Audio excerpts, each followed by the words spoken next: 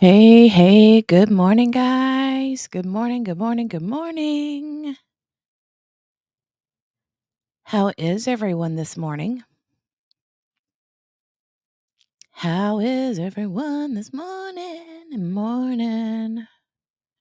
You guys let me know if you can hear me and things like that. Let me know. Let me know. How are you, Steph? Just gonna be listening in so you won't chat much. Hi in advance to everyone coming in, and sorry if you missed comments. Good morning, Tammy. Good morning, QB. Good morning, JB. Good morning, Gail. Oh my goodness, what was that? Something fell over here. Good morning, Gail. Good morning. I hope everybody has good, strong coffee this morning. Okay, good deal. Good morning. Good morning. Good, strong coffee, right? That's always a needed. Hmm. All right, so we're going to start straight out of the gate with an article. We're going to be talking about the Idaho 4, Bryan Kohberger case that's going on that's been rampant forever, right? Hey, Morgana, good morning.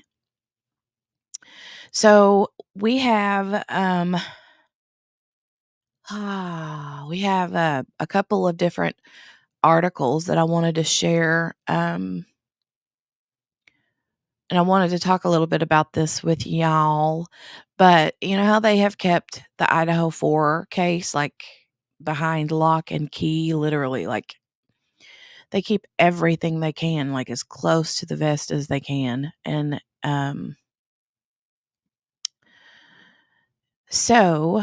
whenever news comes out, people wanna hear about it. So, that's what we're gonna talk about today. Apparently, there's been some news that came out a few days ago, we just haven't had the chance to talk about it, about how Kaylee Gonzalez was found, how her body was found. So, this article here from the Daily Mail, um I'm just gonna share a little bit through this. Um, the headline says, "Idaho murder victim Kaylee Gonzalez's parents say cops didn't go through trash can in room where she was trapped and stabbed to death as they beg for her phone records after more than a year." So, I don't know why it's got oh, okay, that's not nothing to do with it, that's just an ad video pop-up thing there. QB says, "I'm not super familiar with this one." Um, so, just in short, I guess we'll kinda do just, in case there is anybody in here that's not super familiar, we'll do a quick in short version of the news that just came out a few days ago, and then we'll kinda go back and do a quick, synopsis, I guess, is that the right word? Like, quick recap, um, of what's happened. That way, you guys that are like, "Yeah, I already know. I'm already up on what's going on," um, if you hadn't heard yet. So, you know how they were saying over and over that that Kaylee and Maddie, were found in the same bed in their bedroom, in one of the I think it was Maddie's bedroom, that they were found in, but either way, they were both found in the same bed because they were, like sisters, best friends, had been best friends like forever. And she, they said, was found like half that Maddie was like laying partially on top of Kaylee. Hi, baby.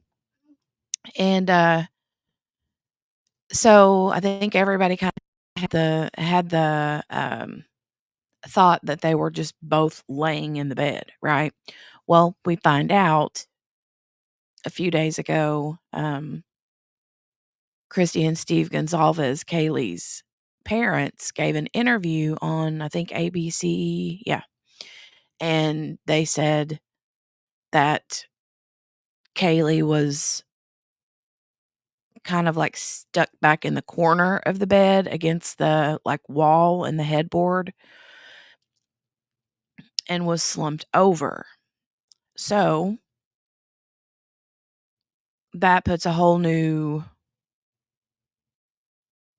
perspective on things because everybody was under the assumption that all these, kids were asleep or sleeping when they were attacked. And yeah. So, um and then the fact that they didn't go through her trash can, that's been something that's been hard on a lot of people's minds lately because there was even talk about like trash cans that were out back on the back deck or the back patio hadn't been gone through. Like it was the same trash can had sit there long after um the the whole thing was over. The whole investigation was over. The trash bag was still sitting there and um had never been gone through. And the knife was never recovered. So I don't know. Hey Sherry, good morning. Good morning. Good morning. I'm not sure.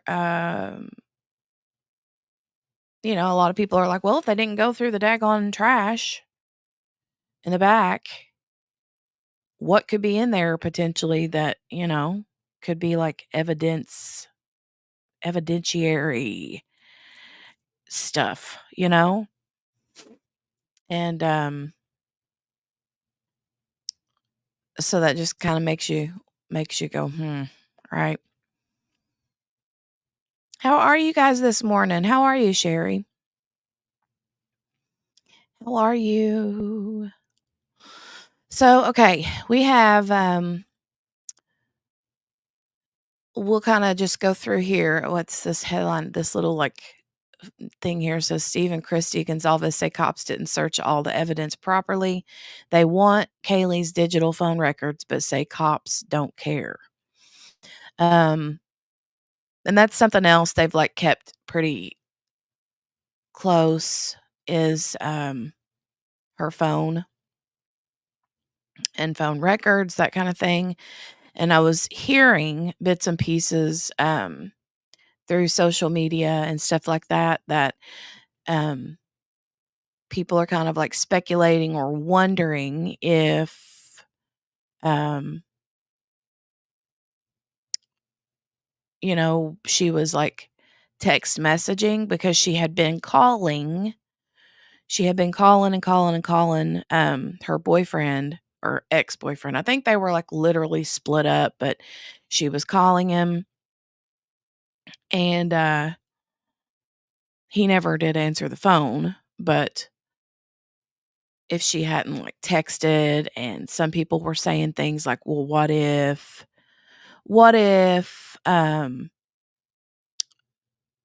you know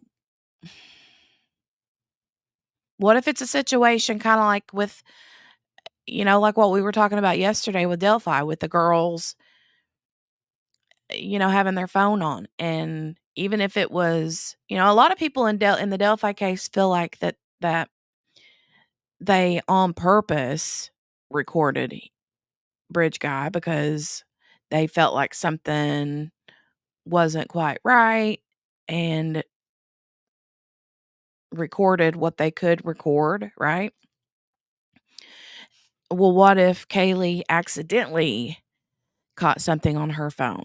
Or even Xana, like they said that they have proof that Xana was literally like on TikTok just a few minutes, just like a couple minutes prior to when they feel like um the murder timeline was, like when they were when he was in the house, right? Kohberger, allegedly.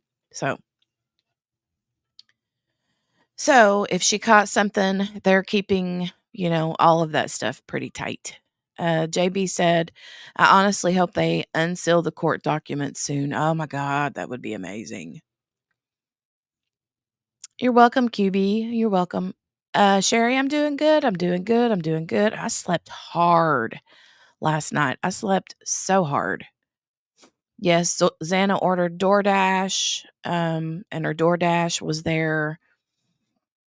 And a lot of people are thinking that, Kohberger saw the DoorDash driver pull in, and that was another reason why he made another roundabout, another lap. Um, so I'm gonna look at the Linda Lane footage, the stuff that I showed you guys talked about with you guys yesterday. I want to share that with you guys today too. Um, that's that's really interesting. Really, really, really cool. Um, so I'm excited about sharing that with you guys. If you guys had remembered, I mentioned that dude on YouTube yesterday that was on the Court TV interview with, I think it was Vinny. Uh, was it Vinny Politan he was on there with? I can't remember. I can't remember now who he was on there with, but yeah. Like they even had pictures, zoomed in pictures of like I can't remember now what the fast food restaurant was that was on the counter. Um, because that house, the Idaho 4 house, some people refer to it as the 1122 King Road um house, right? Um, had windows like everywhere, like through the back. Well, not so much through the front, but through the back of the house. There were like 2 sets of sliding glass doors, and like you could literally see so much through that house. Um, and you could see like up close on the kitchen counter there was like a fast food restaurant bag, and like I said, I don't remember what that was, and people were speculating whether or not that was what Xana had ordered the night before from DoorDash. Um, but Jack in the Box. Okay. Good deal. Good deal. Good deal. All right. So I'm going to run through this pretty quick. This was dated on the 26th of January. So just a few days ago. Says the parents of Idaho murder suspect Kaylee Gonzalez says police did not search the trash can in the room where she was trapped and stabbed. Um, Kaylee was murdered along with friends Maddie Mogan, Xana Kernodle, and her boyfriend Ethan Chapin on November 13th. And Ethan Chapin is Xana's boyfriend. The way they had that worded kind of sounded like it was Kaylee's boyfriend, but it was not. Suspected killer Bryan Kohberger is now in court, is due in court later today. He denies the murders. And so that was the date that we shared the live stream of his hearing that they had.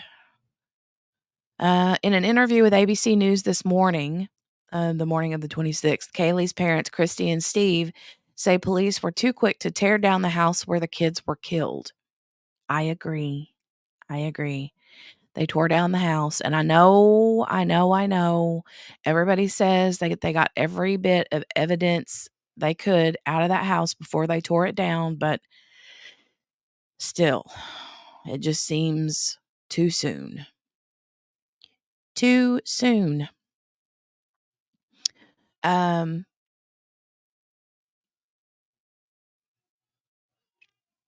let's take a look at this. Hold on just a second, you guys. I'm closing out a couple extra tabs here. Um, These are just some photos. Oh, it says the couple shared previously unseen photos of their daughter, Kaylee, who was among the 4 students murdered. She's such a pretty girl. Oh. And then I heard her mom say that this photo here was taken in front of the um, water tower at Idaho in Moscow. And there's Mr. Kohberger.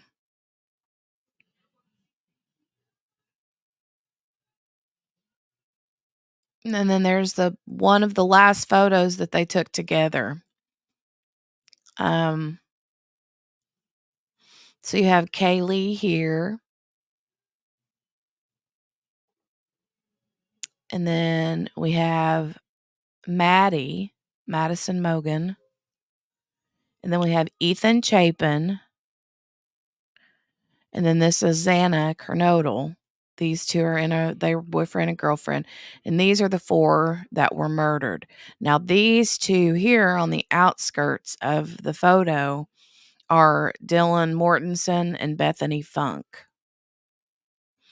And they were in the house the night that the murders happened, but they were not harmed. They were, however, texting each other back and forth saying, "What's that sound? I hear something. Something's not right. I think somebody's here, blah blah blah." Um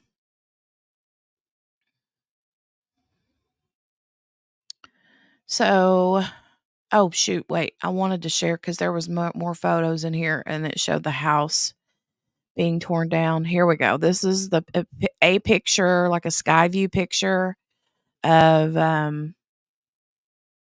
one of the day that they tore the house down.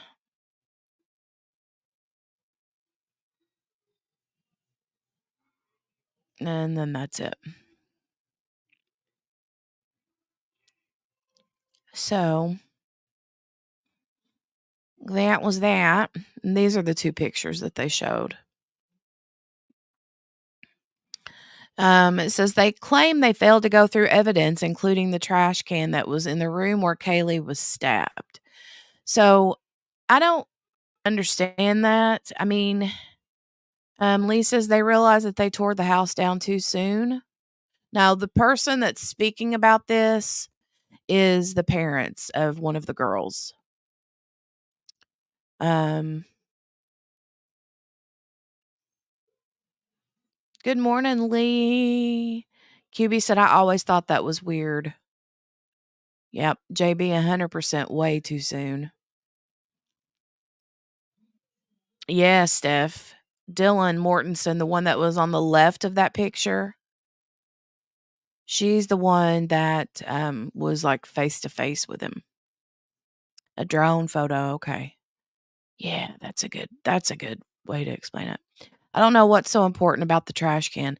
Well, because you have a trash can in their bedroom where they were murdered, okay? If if they didn't go through it, what if there was something in there? A plastic glove, a rubber glove, um, hair potentially, his DNA of some kind, even a murder weapon. I mean, they've never found the murder weapon. Um, not that a murderer would be dumb enough to, like, be drinking a can of Coke or a can of beer or whatever and be like, "Oh, there's a trash can. I'm gonna murder these girls and then dump my beer can in the trash can." I mean, that would be dumb, right? But that room was so small, the only thing that fit in that bedroom was a bed, pretty much, and even if it got rattled around and he, um kicked the trash can on accident, anything, you would think, um, Right, I don't think he'd be dumb enough to do that. I know, right? What if the jury wanted to go to the murder site? Well, they're not gonna be able to, QB. Apparently, they have, 3D scans of the entire house, and they say that's what they're gonna use for trial. 3D scans of the house and the rooms. Um, I don't think there's anything of value, but agree they should still have checked. That were dumb enough to commit the murder in the first place, right?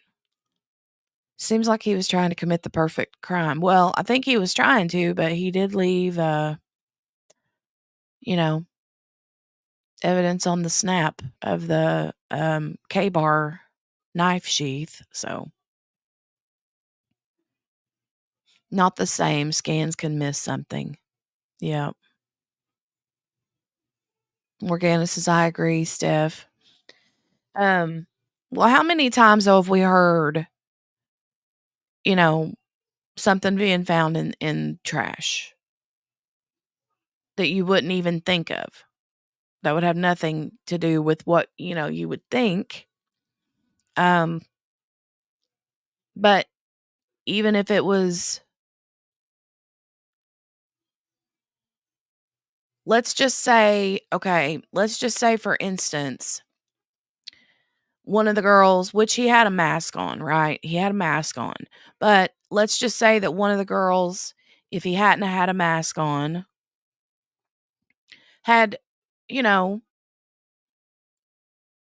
scratched him, and which she would have the DNA under her nails, right? But what if there was like a hair, or you just never know. I just think if you have a big massive bed and a trash can sitting nearby, if the room, I mean, the parent, Kaylee's parents said that that bed pretty much took up the entire bedroom. Like she said in this interview that we're going to watch in a little bit, that you couldn't even shut the door hardly without it hitting the footboard of the bed. And so I just feel like they should have taken that. They also, here's something else.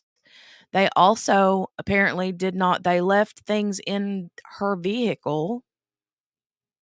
Um, they didn't take some things that were in her vehicle, like I think it was like an overnight bag and her purse she had left in her car.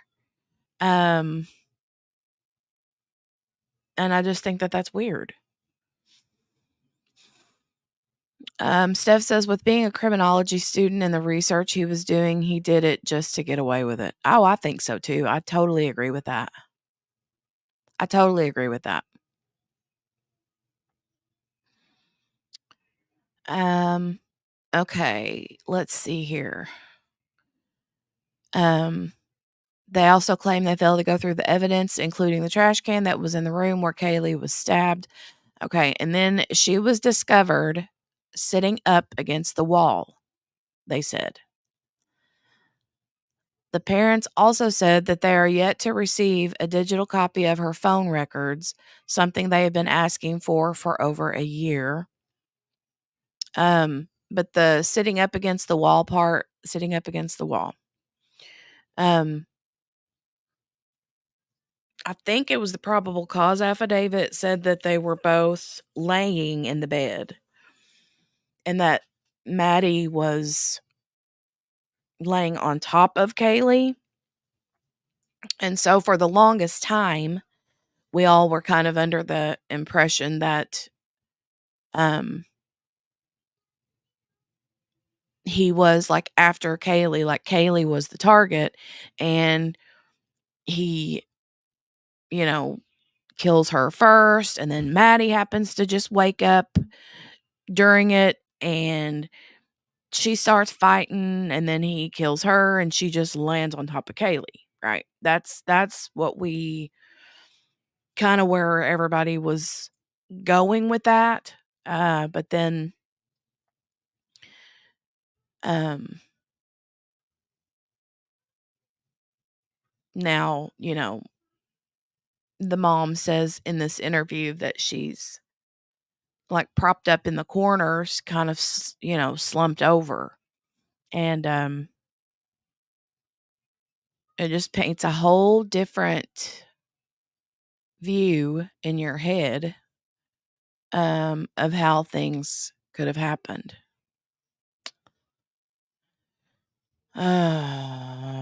Let's see. Let's see.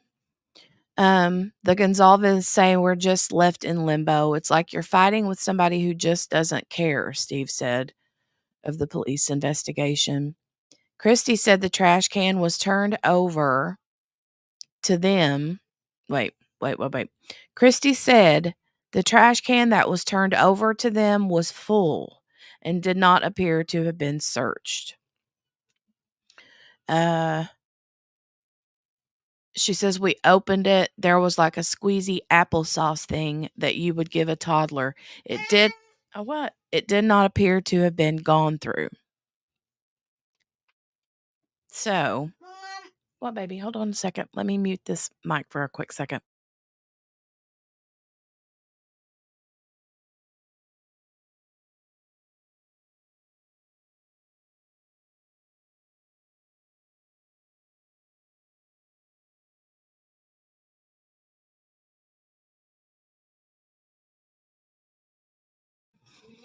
Right. She was trapped in the corner pretty much, Morgana. Agreed. Um, with nowhere to go. I mean, she would have had nowhere to go because unless she probably didn't have, and that's another thing why people were thinking, okay, if she was like slumped up in the bed, she was probably awake and on her phone, right? That's another reason why they really are wanting her phone records.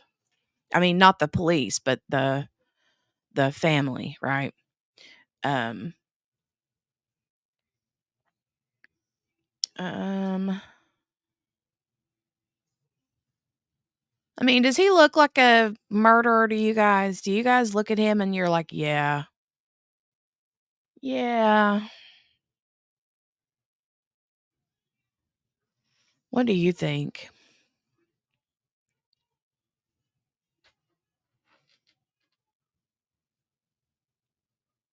What do you think?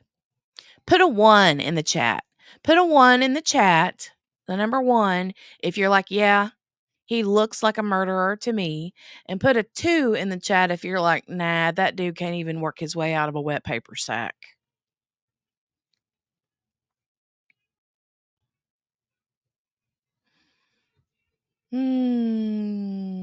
Dead eyes, says QB. I can see it. Oh, Morgana says he creeps me out. Steph sees it. Mm-hmm. Everybody's saying 111111111. I agree. He looks super creep. Super creep. He's super creepy. Ouch.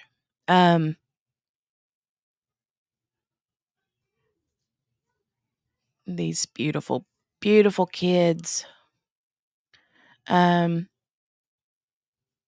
What are you doing with that, Jolie? I don't know what you think you're going to do with mommy's headphone cable.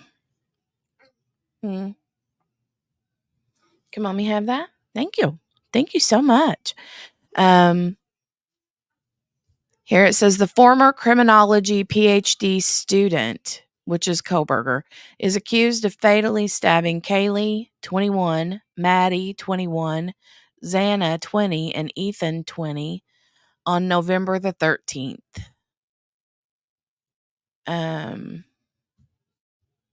Yeah, they were just babies.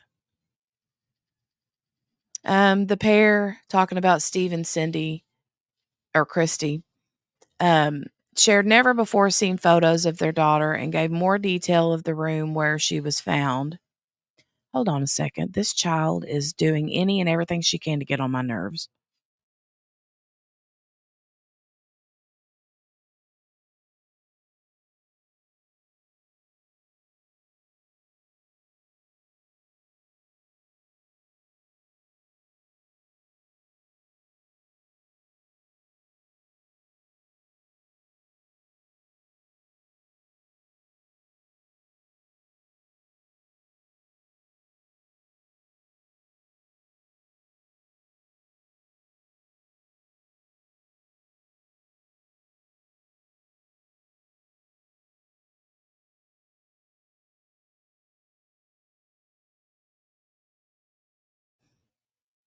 Okay.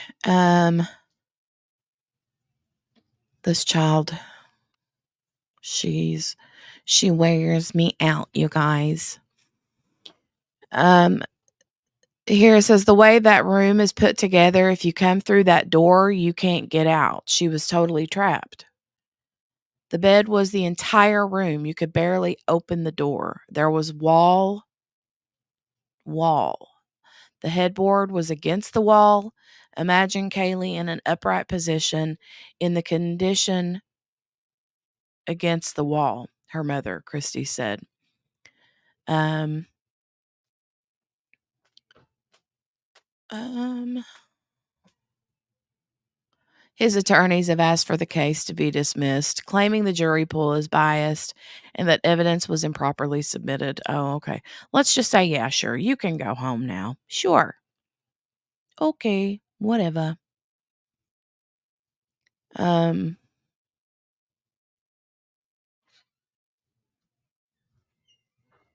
all right. So there was that article from the Daily Mail. Um, Next, I'm going to share this, what do you call it? Um, the interview. Well, part of the interview. I mean, it's on the ABC website, and, they have the actual interview with the parents. But what I'm going to share is just like like a 2-3 minute segment of that. Um, and you guys, I'll share a link or whatever to the article so you can go find like the whole thing, if you want to watch the whole thing. This is why I don't draw early. Morgana, I don't know if you were able to snag a pen before, but you're going to have one soon. Ooh, nice. Uh,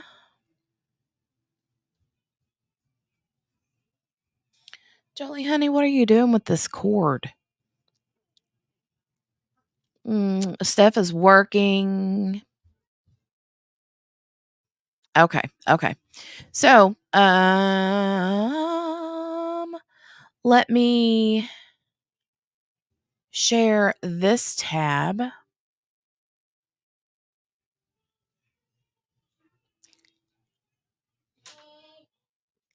And we'll go through part of this. Parents of University of Idaho victim Kaylee Gonzalez desperate for trial date to be set as case returns to court. I cannot imagine. Can you guys imagine? Right? It's been over a year. And I know that the court systems, trials, all that stuff is set. It takes forever, right? I mean, I think it was Tammy or someone in here yesterday was saying that it takes forever for trials to be set and to happen. But a lot of the times the families have the information. They know what evidence is out there. They know what's going on. In a case like this where they have such a tight gag order and they're like keeping everything like hush hush. There's just I can't their heads have got to be just like constantly just like wondering and wondering and wondering what in the world is going on when it's your child. Um and I don't know. I don't know. Hold on just a second. I'm getting ready to fight with this kiddo.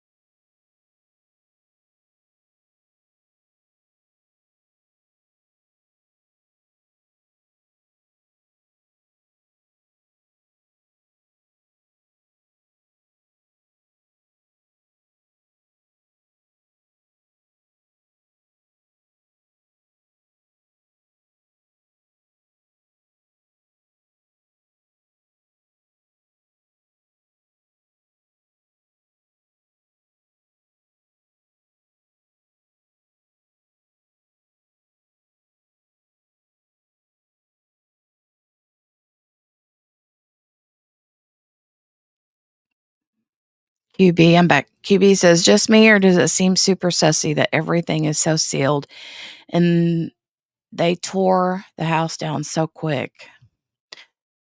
Yeah. They say they tore the house down just to, because it was like too hard for students, too hard for the parents, whatever, for it to remain up. It was like just bringing down the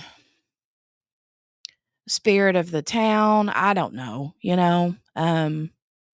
I think there were probably reasons why they wanted it tore down quick enough, but um yeah, I can understand too. Like Lee said, the sealed evidence, not so much, but tearing the house down so quickly is indeed suspicious. QB says that it seems super sus that everything is so sealed. And I understand it. I get it. Um, we were talking about that last night. There's some reasons why I think people have like gag orders on certain cases and not on other cases. I think they probably have really good reason to want to keep these things sealed, but at the same time, um, when you keep things like that tight-lipped, it creates a lot of rumors, a lot of speculation, a lot of, you know, things, not just with family, because they don't even let family know these things.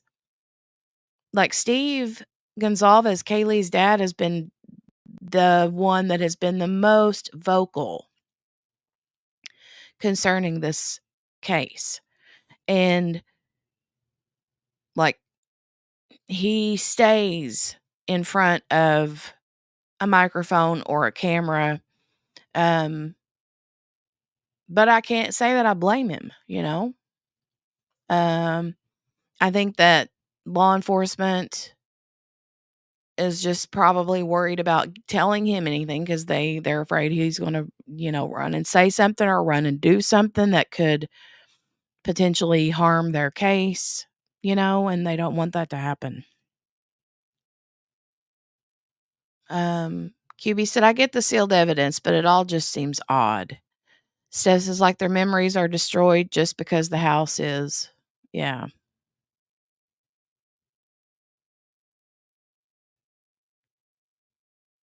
I know it.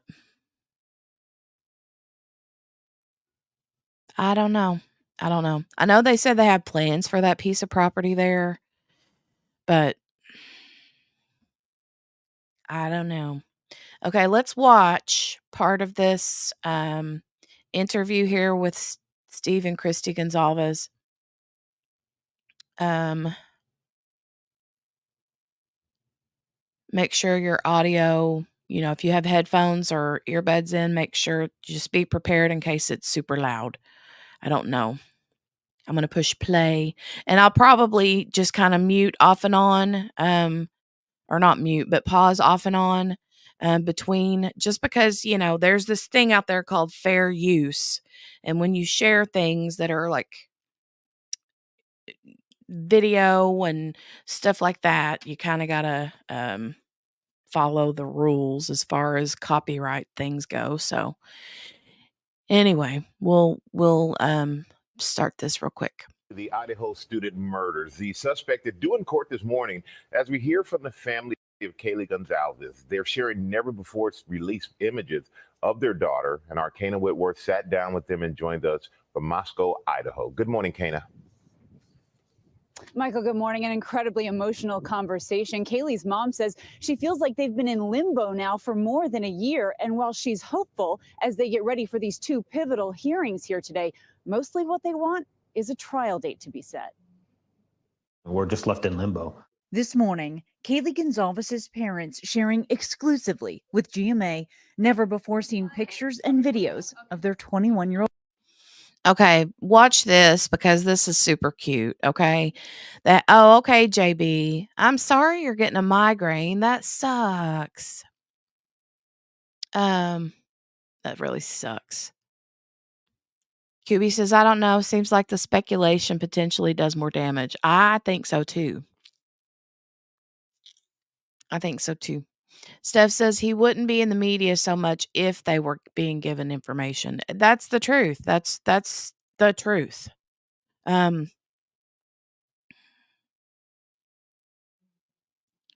Like I remember when it first happened, Steve was upset and he's like, they're wanting me to not say anything about my daughter and how her injuries were, and I'm the one that paid for this and that, and basically saying, I paid for I don't know if it was like autopsy stuff, like to have things done quicker, or I don't remember exactly what it was, but he was like, I she's my daughter. I'm paying for that. I'll say what I want to say. Um okay, so let's start back on this. But she's playing a game here. It looks like that taboo game. We used to have that. It was such a fun game to play. But there's a lot of cute photos and little video clips of her here. Girl daughter. This is a type of, you can like season with these. You can't really season with them, but you can cook with them. Yeah, I know that's in front of the tower. Yeah. This is in front of the University of Idaho Tower. Mm-hmm. The family still waiting on a full digital copy of Kaylee's phone from authorities. These are the last Sunday. moments of your child's life, and you're sitting here fighting with somebody who just doesn't care. They were able to collect some of Kaylee's belongings from the university over the summer, which raised concerns for them about how well possible evidence was processed, including a trash can from Kaylee's room that was full and appeared untouched. We opened it. It was a little squeezy applesauce thing like you would give to like a toddler. It did not appear to have been gone through. Police saying they had gathered more than 100 pieces of physical evidence from the scene, along with some 4,000 photos and 3D scans of the residence. Still, frustration mounting for the family over what they consider a lack of communication and a rush to tear down the home on King Road. And see, they were upset. They were super upset about them tearing down the house. I feel like there was Ethan Chapin's family said that they didn't have any feelings about it one way or the other. And Xana's family didn't really say anything to my knowledge. I just feel like it was Steve who like protested about the house being torn down, like up until they were literally there with the bulldozers. I mean, he hardcore tried and tried and tried to get it stopped. But in the end, it did not work. So Christy describes for the first time how Kaylee was found. It's my understanding Kaylee was kind of sitting up Yes. and had fought. Yeah. And the way that room's put together, if you come through that door, you can't get out of that room. Completely, totally trapped. Yeah. You're in a bed. Tiny room. The bed was the entire room. You could barely open up the door without swiping the foot of the bed. And it was wall. The headboard was up against the wall. The side where Kaylee was on was up against the wall. And if you can imagine Kaylee in an upright sort of position up in the corner, slumped. I mean, she was trapped. The home on King Road. see, that's so much more different than what we thought. It's really a lot more different than what people envisioned. And the way the probable cause affidavit kind of explained everything was, like I said before, that they were just both kind of flat, right? Does anybody else remember reading that or hearing that? That they were both laying in the bed and that Maddie was pretty much on top of Kaylee.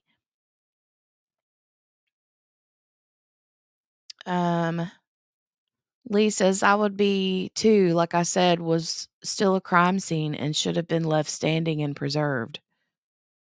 Steph says, I would be doing the same they're doing, try to get them to give me information.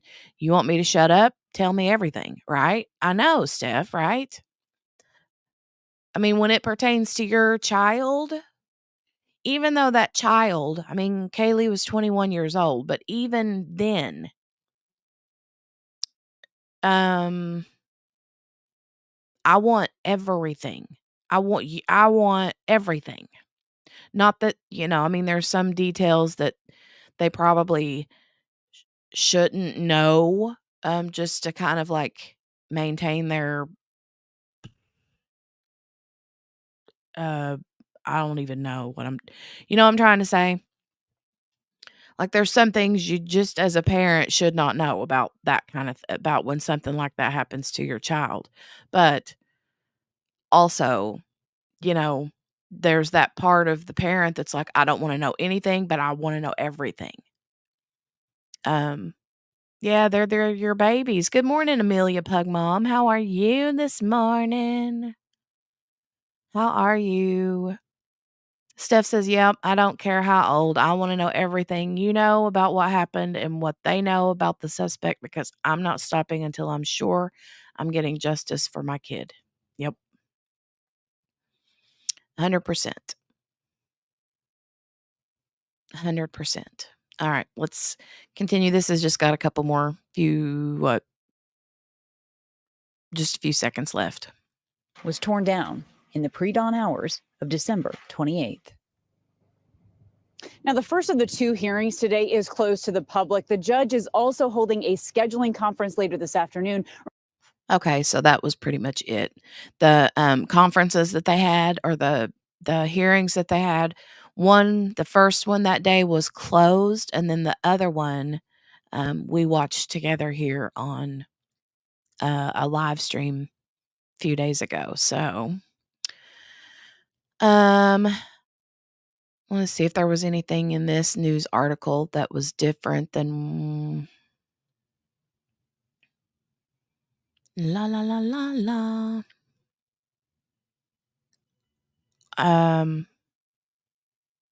Oh wow. It says Gonzalez 21, Kaylee, was one of 5 siblings in a close-knit family.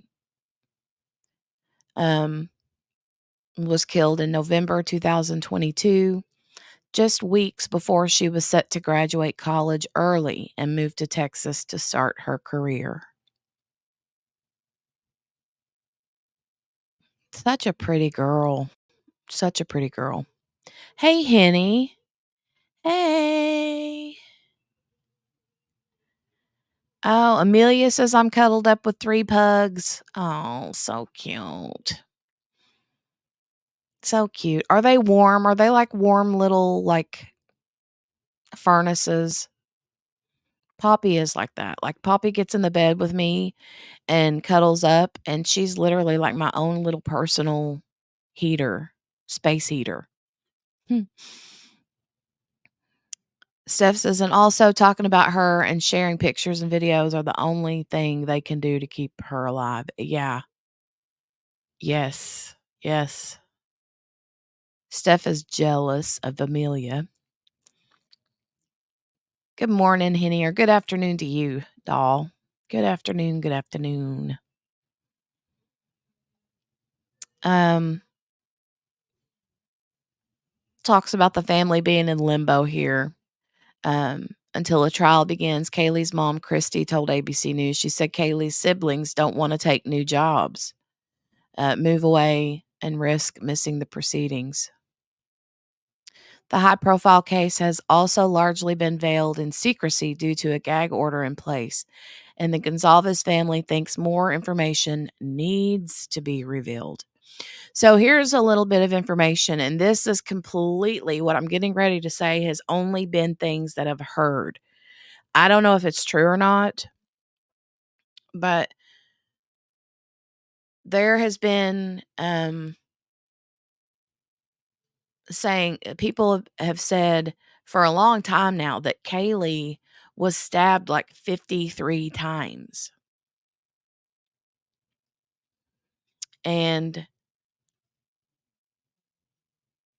early on, when it first happened, her dad, Steve, said from, I think it was the medical examiner, that she got the worst out of all 4 of the kids, that Kaylee did.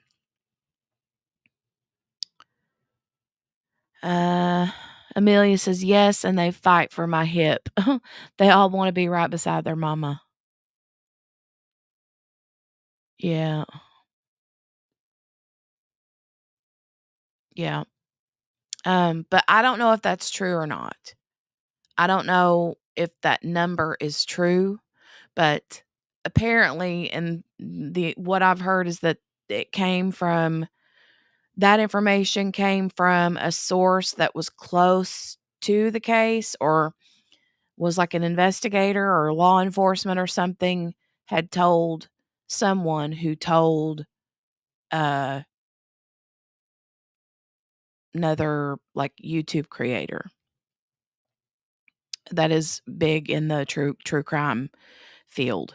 So, not me, not me, not me. Nope. Um, but someone, something like that. Um, but I will say that that person, that true crime person, podcaster, YouTube channel person, um, is very popular and is very doesn't deal much in speculation. She's like hardcore factual based stuff. So, I mean, for her to say it, then I would feel like it would have some um validity to it, you know. But I don't think that we will know that until the trial starts, or any, any more information comes out from law enforcement. Um This is a quote from Kaylee's dad, Steve. It says, "It keeps being locked away from the people, and it pretty much manifests an environment where speculations and rumors and conspiracies thrive." Talking about when you keep the information locked away. Hold on, I gotta get a drink and I'm getting ready to cough.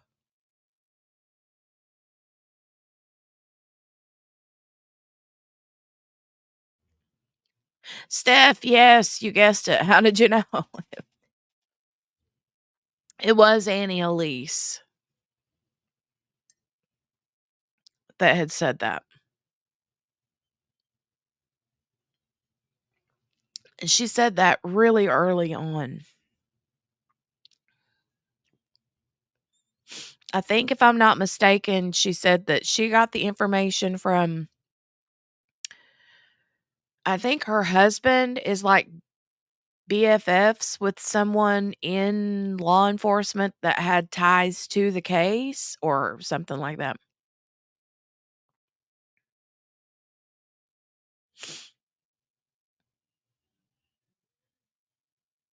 Oh, yeah, she wouldn't have gotten the information from like, Court TV or nothing like that. I don't think so. That apparently her husband or something knows somebody that is in law enforcement that has ties to the case.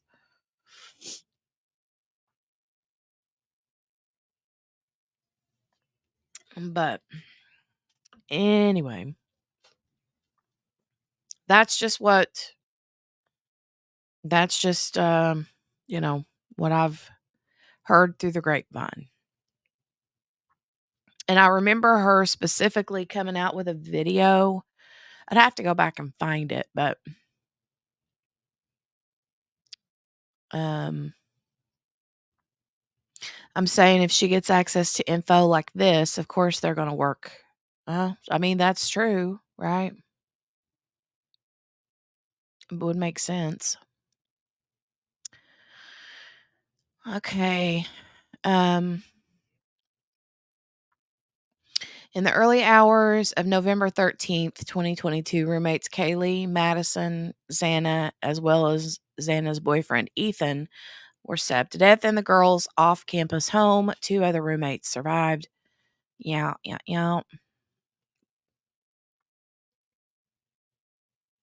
Steve and Christy said there was an indication their daughter fought for her life. Yeah, and I don't know what that, other than the defensive wounds had to have been really bad. You know what I'm saying? What else could you draw from that statement? You know what I mean? What else could you draw from that statement that said there was an indication their daughter fought for her life? The way the bedroom was set up, Steve said, if someone came in, you can't get out of that room. Completely and totally trapped. The bed was the entire room. You could barely open up the door without swiping the foot of the bed. So, with him saying, if you can't get out of the room, you're pretty much trapped, and she fought for her life, it's like, um,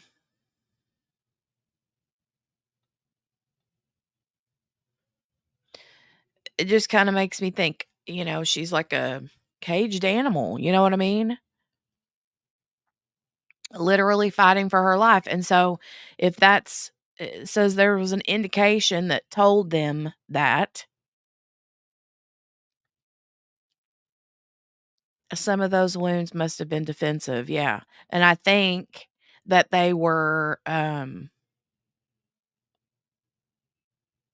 pretty extreme defensive wounds, pretty intense defensive wounds.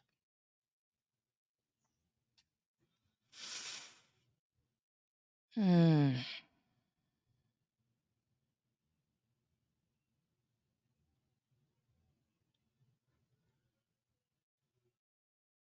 Um, the suspect, Bryan Kohberger, who was criminology PhD student at nearby Washington State University at the time of the gruesome crime, was arrested weeks later. He's pled not guilty to 4 counts of first-degree murder and 1 count of burglary. The house where the 4 students were killed was demolished on December 28th, despite objections from the Gonzalez and Kernodle families. Okay. The Gonzalez said knocking down the house would destroy one of the most critical pieces of evidence in the case before a trial date has even been set.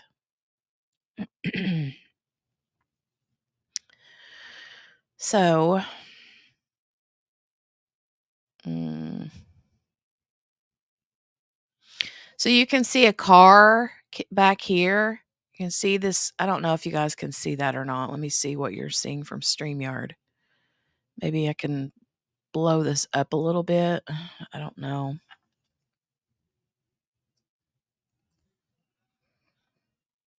It's not really blowing the picture up. It's just blowing the text up. So, but right here, back here, you can see a vehicle. There's a car parked back here, right? On the left side of the house where my cursor is.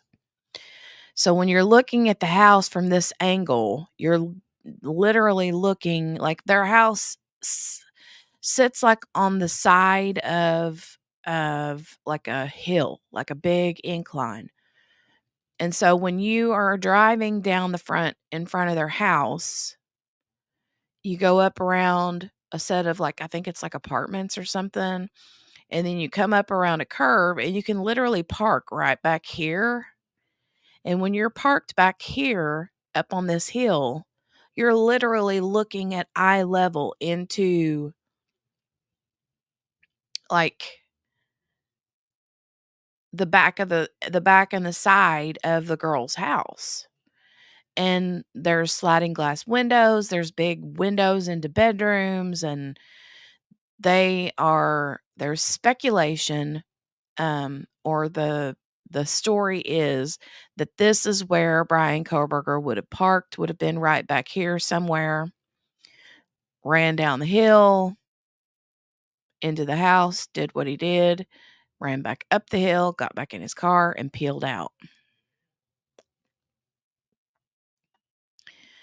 Hey, Tammy. Hey, Tammy. Tammy says, why were people putting number in chat? We need to ban all hills. I know, right, Steph? Let me let Tammy know that she might be behind.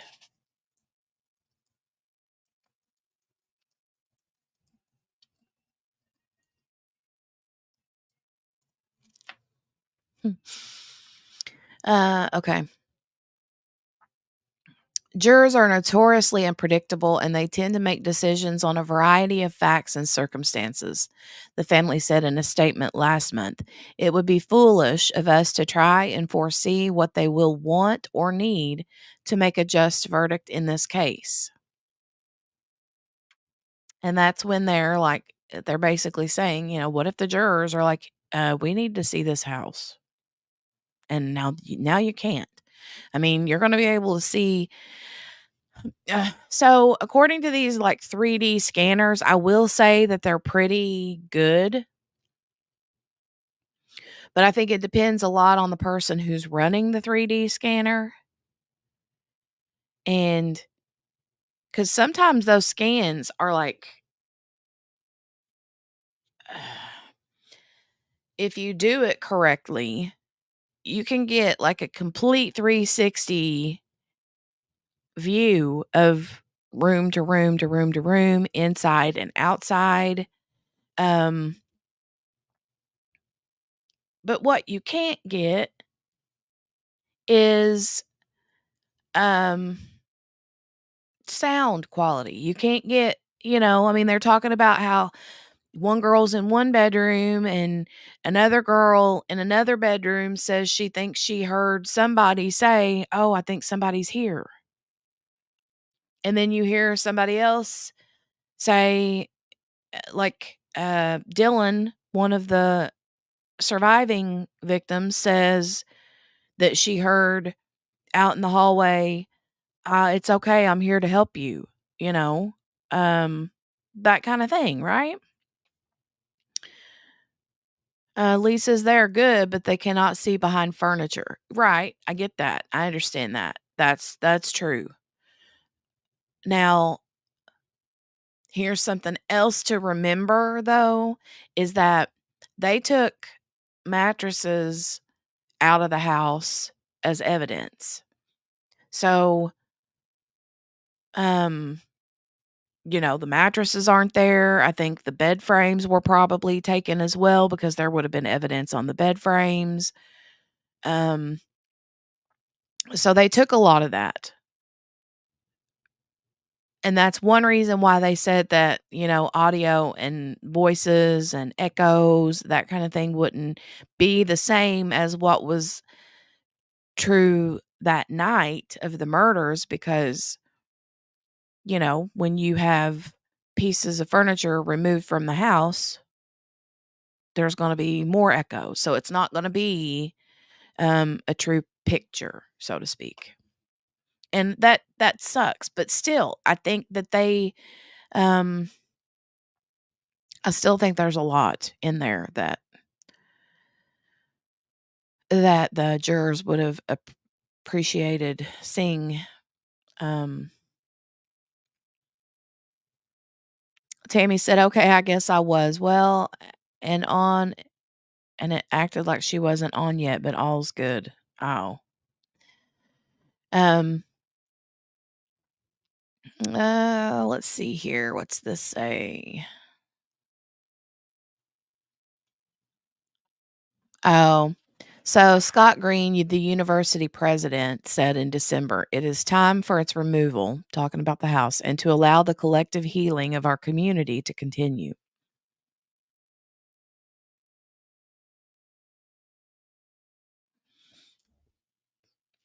Um, After the trial was delayed earlier this fall, both the prosecution and defense asked for access to the house and have both gone into the house in the last 2 months. Neither has asked for the house to be retained. So, Chapin's family also supported the demolition of the house.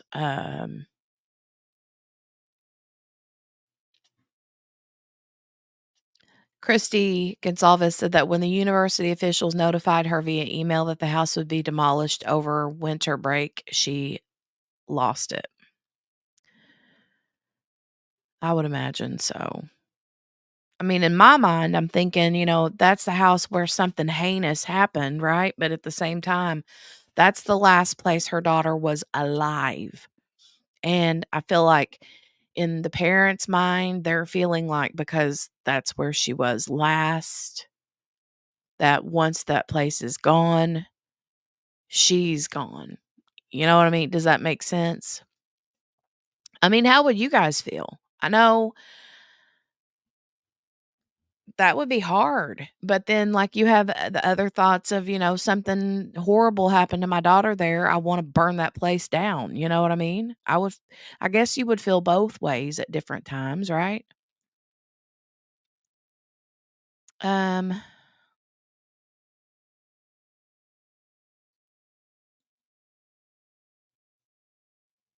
Lee says, "Yeah, you are here now, Tammy." Uh, Gail said she would have lost it too. Mm. Then on the morning of the December 28th, Christy Gonsalves, Kaylee's mom, says, "Then on the morning of December 28th, I was waiting for a Hail Mary," she said. "I was in denial and I turned on the TV and the house was being torn down."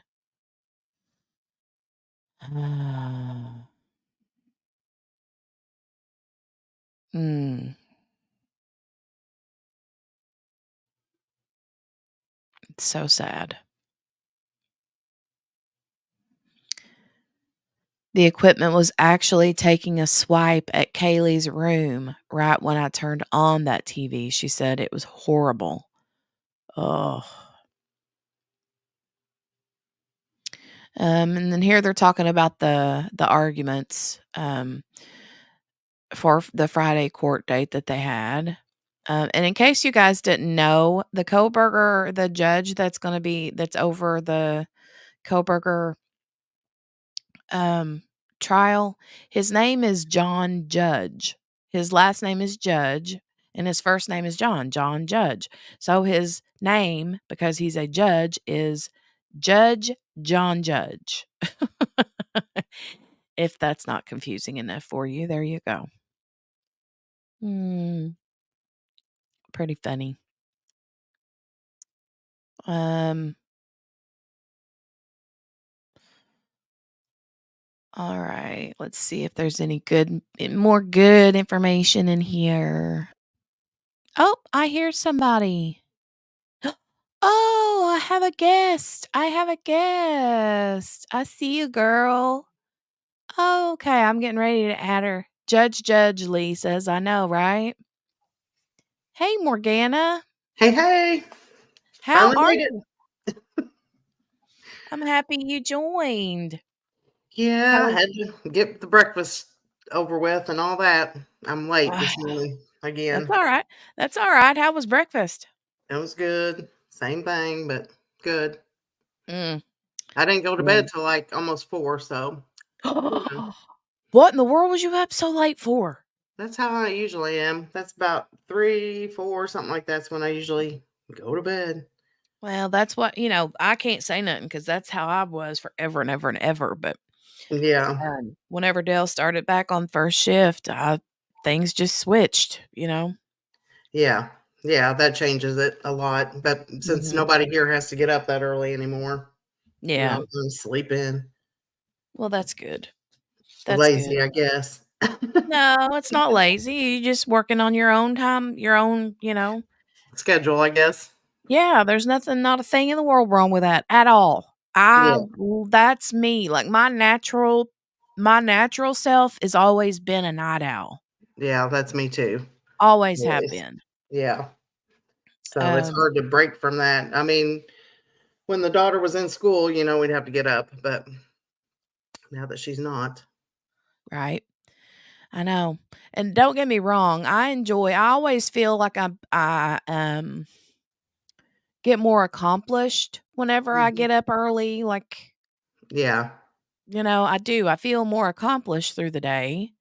Because whenever, you stay up late and then you get up late, you feel like when you do get up, you're like, God, half the day's already gone, you Yeah. know? Yeah, that's But true too. I find myself I'm like, "Oh my gosh, it's already, you know, time for supper?" right, I know, right? Hmm. Well, shoot, if you just make a little bit more, you just need a little bit more breakfast. Make twice as much breakfast, and then that way you can have breakfast for dinner every once in a while. Well, that's true. We did last night, as a matter of fact. Well, there you go. Had some monkey bread and some scrambled eggs and smoky links. Yum. So, it was pretty good. Steph says, Morgana, we need a freestyle rap. Oh gosh, you don't wanna hear that, Steph. It's not good. You get Everybody some be peace. clicking off, clicking off. Oh, no. Nah, she says you get some peace and quiet time at night when they're all sleeping. Yes, that's what I Exactly. love. Yes. Mhm. And nobody's bothering you, and nobody needs anything, and yeah. Yep. That's what I like. Mm, But I, transferred the nighttime peace and quiet to morning. Like, my morning time is when I get my peace and quiet before the day starts. yeah. Now. Man. Mhm. Me 3, yep, half the night, says Lee. I sleep better when I do. Well, Yeah. that's good. So what do you think about this Kohberger? I mean, I saw you said earlier that you remembered hearing about Maddie and Kaylee laying in bed and Maddie pretty much being on top of Kaylee. But what do you think about this, her sitting upright and stuff? Well, you can see how that can happen. I mean, um, she's basically, like they said, trapped in that corner, and if he's attacked the other girl first, she's sitting there like, "How am I gonna get out of here?" Panicked up in Right. the corner. Mhm. So, yeah, that's just horrible. I can't even imagine. Yeah. But I found, Yeah. something I found strange because, just watching stuff and hearing all this, but I found strange that they have no evidence of this in his vehicle, Mm-mm. in his apartment, anywhere. Like, no blood evidence. And you would know, I mean, if you've stabbed 4 people to death, you would have blood on you. Now, what Mhm. did he do? Did he change clothes? And then, to even get in your car to leave, Right. that's weird to me. Yep. So I I wanna know know it. what happened there. I don't either. And that's oh my lord, so many conversations. Um, he Now, might Steph, have in the wooded area. yeah, I mean, he could have, because I know that one of the parents said they thought he had, what they call it, a kill bag, or, Mhm. with him. They Yeah. thought that he could have done that. But Mhm. still, you know that there had to be a large amount of blood, Oh, yeah. He you had know. to have been covered head to toe. So just any of that, even like at his house when he went home, Mhm. Well, I know that they had, there was a document that came out with, search warrant Mhm. stuff from his apartment, Yes. and it listed all the things that they were pulling out of his house, including the computer. They got like a fire stick. Mm-hmm. And that, you remember how when they were saying on Friday how that his lawyer, Ann Taylor, was saying, we have 51 terabytes of Right. data, blah, blah, blah, blah, blah. Well, apparently the vast majority of the terabyte stuff is from his apartment. Right. I heard that too. Yeah. And so, and have you heard the theory that, because see, there was this chick that had said that that Kohberger had told her she was having trouble with something on her computer or something. Mm-hmm. And he was like, oh, I can help you with that. And he goes over and does, like, installs some kind of like surveillance, something for her, or maybe the trouble she was having was with, I can't remember exactly if it was some sort of technical issue or if she was having trouble with somebody like stealing stuff from her like house or what. But Right. and then so we got that information from her that he was, good at that. Right. And there was a lot of people saying that what if he, because the 1122 King Road house was a massive party house. Yeah.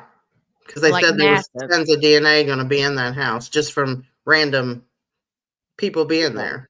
Right. So, but they were saying, what if he had been there at that party house at some point? Nobody would even known anything. I mean, prior to the murders. Right. And put in some kind of like surveillance video camera inside like the HVAC system inside one of the vents, because the vents, there was like a vent on the wall Mm-hmm. in that middle living room area part, Right.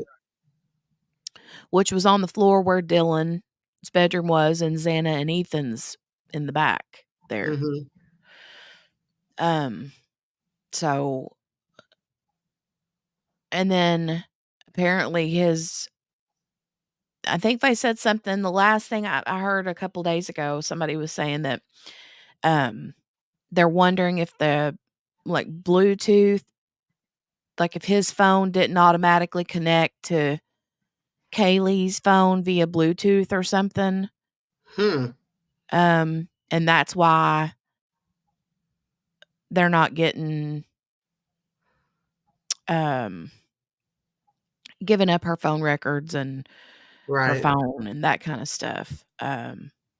But they have, I think that there's going to be a poop ton of like forensic evidence in the technology department. So, Yeah. Probably more so than what, the, the other kind of evidence is.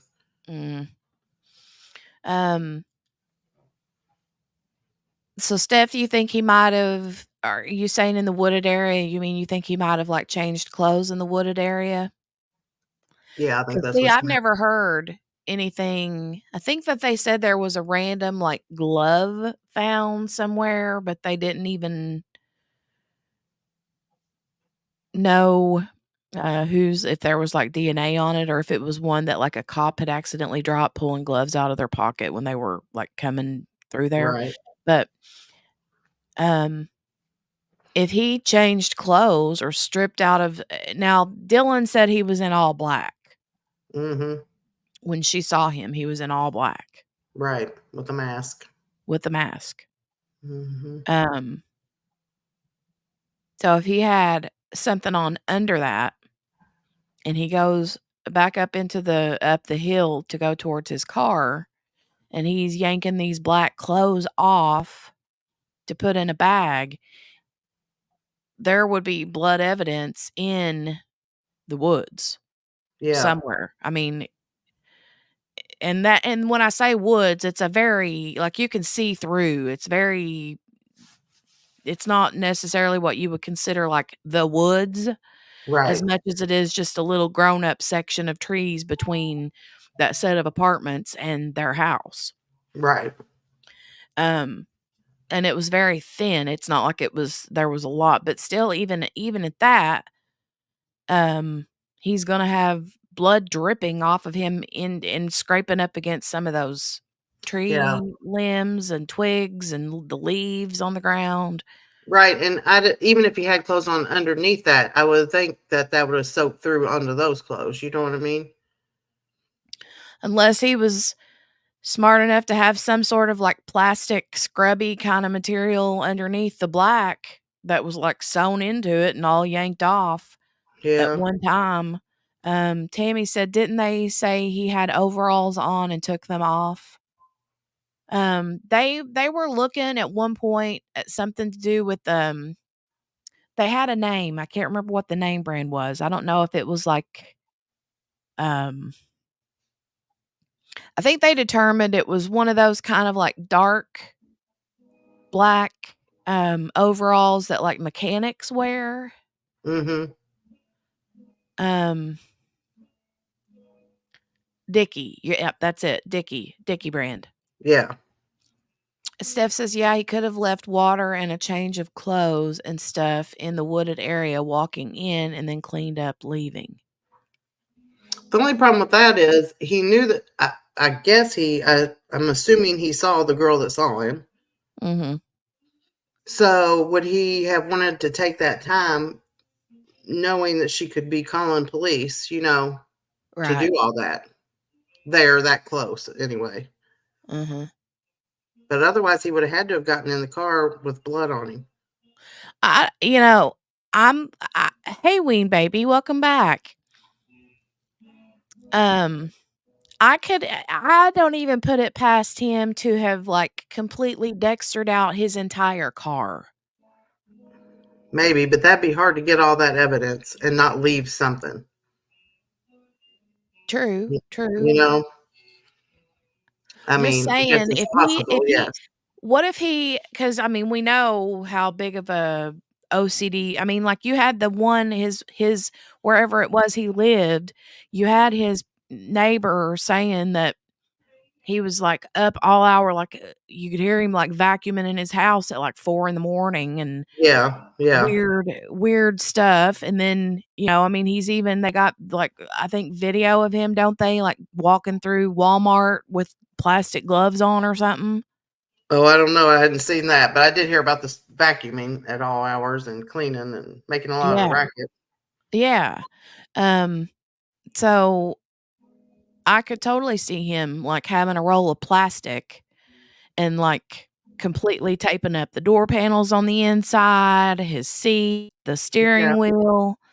I could totally see him doing that and then just like jumping in and taking off. And because they said that he was cleaning his car out and stuff. Yeah. They've got video of him cleaning his car and dumping trash and going through the trash and putting it in somebody else's neighbor down the road's trash can. And Okay. Well, then that makes sense. He could have done that. yeah, Tammy said they got video of him dumping trash in people's trash cans. Yeah. It was a Mm, neighbor down the road, I think. I hadn't heard that. Yeah. So that's a possibility. Steph said covered his car in plastic like a grandma. I'm not kidding. I mean, Yeah, you never know. Tammy said it's hard to believe there was no blood leaving the house unless they're not saying. I did think about that. I did think, well, what if there is a lot of blood evidence in the woods? Even just looking out, you would think there'd be, footprints or, Mhm. shoe prints, whatever. Mhm. And maybe there is, and they're just not saying. Right.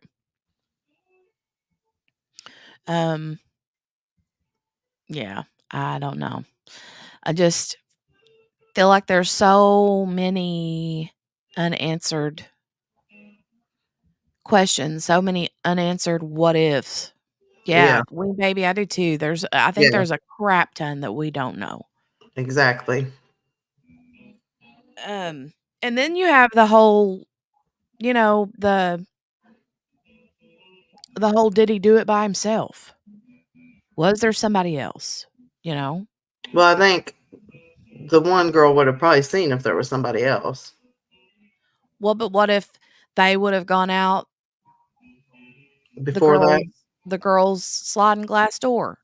Yeah. What if they would have been just the getaway driver? What if, I think if he did it, which, I think he probably did it alone. Because I don't think he would have. I think he would have wanted all the glory himself. You know what I mean? Mm-hmm. The sick glory. But I kind of wonder if there is another person that if it wouldn't have been, because remember he did that whole he put out some kind of a survey or something a few years ago mhm. where he was asking like people that had been charged with that had been like guilty of murder. He had I think didn't he do something like that, a survey for Yes. people that had committed murder, and was like, People in prison, yeah. yeah. Hold on a second. Jolie's in here Okay. rapping. I think you're right. They're not going to show everything, of course. And yeah, Tammy, that's the main thing that they have that they've talked about anyway, is the DNA on the knife case.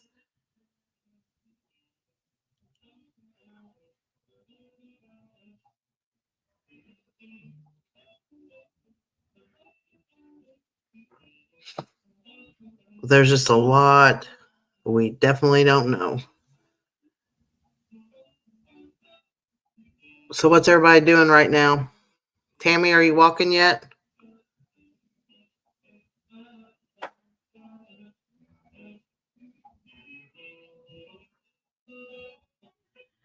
Oh, don't you love it when kids fight? I don't have to deal with that too much. I've only got one, but ugh. But I remember it when I had with me and my brothers. Yeah, we fought all the time. Oh, Wing Baby's at work. Are you crocheting? But I was thinking though, if he did the like survey, right, and he, was a teacher, I kind of feel like I wouldn't even put it past him to be like, let me take one of my students out here with me, and let me show them how it's done, and let them be like my Apprentice. shadow, Yeah. But now he wasn't teaching. He was just an teacher's aide or something, wasn't he? I don't know. Some of his students said that he would he was grading them and stuff, like grading Yeah, I their think work. he was helping like a professor or teacher or something. Yeah. But he also took that. I thought that was interesting that he took that class. Did you see from talking about serial killers, and it was some kind of class that was all about that? I think so. I think it was, wouldn't it, like by some lady that's real famous or like a professor. Yeah, I think so. I think it was some woman that had like interviewed some pretty popular, or had worked with, or had talked with some pretty high profile serial killers or something. Mm-hmm. I mean, it was all about that, I guess, like the class that he had. Mm-hmm. Probably kind of like a how to get away with murder kind of class. Lord have mercy. Oh gosh. Could you imagine? Yeah. Hey, Chaloon. Hello. Hey, Chaloon. Gail's kidding up. Love is in the air. Tammy's on her way downstairs now to walk. Good job. She's on All a right. walking kick. Yeah, I asked her if she had walked yet. Tammy said they stated a long time ago it was only one person, and they don't think he didn't see the girl when he was leaving, but he was in a hurry. They just keep talking about the DNA on the knife sheath. Lee says prosecution is not going to show all their cards, so I'm sure there's evidence we know nothing about and will not until the trial. I believe that. I believe that's why they've got such a hardcore gag order on all of this. Right. But like Steph said, if they would just put out some of the information, I think it would make a lot of the speculation stop, you know? Right. Right. Um, And now they're talking. So they're not talking starting this trial until not this summer, but the next, right? well, Or and that's what they even want. then, the law that his lawyer was like, I don't even know if I'll be ready by next summer. But the judge, is like, well, I mean, he's like, I don't want to wait a whole, like, that's too much. And so I think he's wanting to shoot for like March of 2025, Yeah. but he's not made up his mind yet. He hasn't said for sure yet. Well, like somebody said, if the prosecution's ready to go, they're the ones that, have to prove. They said they've had to go through the same amount of stuff. So they didn't understand how the defense couldn't be ready. Yeah. So Yeah. I I don't think they're know. just trying to drag it out too. Oh, I think so. I think They're so. hoping that people will kind of forget, Yeah. some of it. That's not going to happen. No. I don't care how long you Now, wait. Steph says, I don't think so. Too much of an opportunity for him to get caught if there was someone else involved. Yeah. That's kind of So what I thought. yeah, Morgana is on the single person, the one person train too. I'm just not sure. And then there was that talk about, was it Brent Kopaka? I don't know. Brent Kopaka was supposedly someone that lived in the area close to where Bryan Kohberger was from, and I can't remember. There was some talk about him, but see, he died. Apparently, he killed himself, and What do you do?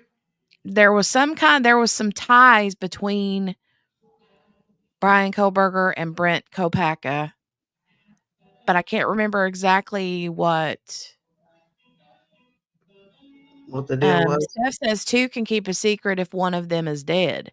See? And Well, that's what I'm saying. yeah. The Brent Kopaka is dead. Yeah. Well, what happened to him? How'd he die? Let's go look. Well, I think he killed himself, but I don't know how. And he's like ex-military or something. Huh. Yes, Chaloon, that house is the one that got knocked over. That's the story. Steph said lots of suicide surrounding these big cases. Mhm. Mhm. Yeah, I can see that. Just shocked it was over destroyed before the trial is over. I know.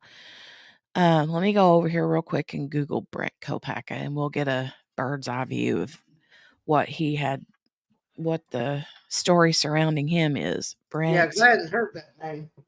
Kopaka. Mhm. Oh, it was a SWAT shooting. I think.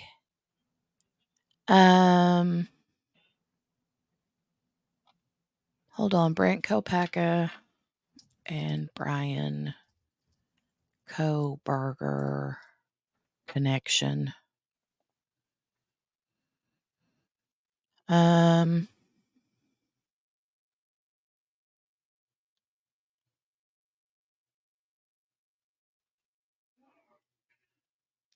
Mm,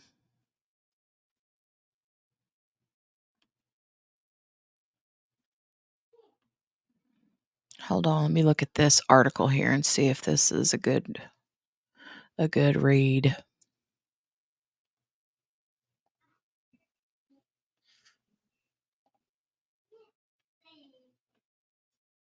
Let me check this real quick. Mm-hmm. Right stuff. Their names are dang similar. I know, right? BK. And another funny thing about that is, they say something about Bryan Kohberger was into the BK killer Oh yeah. or BTK or whatever. Right. Okay, can you guys? Yeah, you guys can see this. Yeah. When they tear down the house, when they tore down the house, I got suspicious. I get sus. This is Ween, baby. Yeah. Yeah, I think that's crazy. This is from the Medium website, and it says, "Is the SWAT shooting of Brent Kopacka related to the Idaho 4 murders?" So this is Brent Kopacka. Man killed during a standoff in Pullman, which is in Idaho. Right. It says That's where he was from, wasn't it, Bryan? Yeah. Yeah. Or not, it wasn't in Idaho, it was in Washington. Pullman in Washington. It says approximately 31 days after the November 13th, 2022 murders of 4 University of Idaho students, 36-year-old Brent Kopacka was fatally shot by WSU Police Sergeant Brett Boyd in Pullman, Washington. The close proximity between the neighboring towns of Pullman and Moscow, Idaho, led many to speculate whether the two events were related, despite WSP law enforcement denying a connection. Adding more credence to a possible connection, the investigation into the fatal SWAT shooting on 12/15 of Army veteran Brent Kopacka is still ongoing to this day. Updates on the investigation can be found here. Update 1019. As of October 6th, the investigation into the fatal shooting is now completed and has been delivered to the Whitman County Prosecutor's Office for review.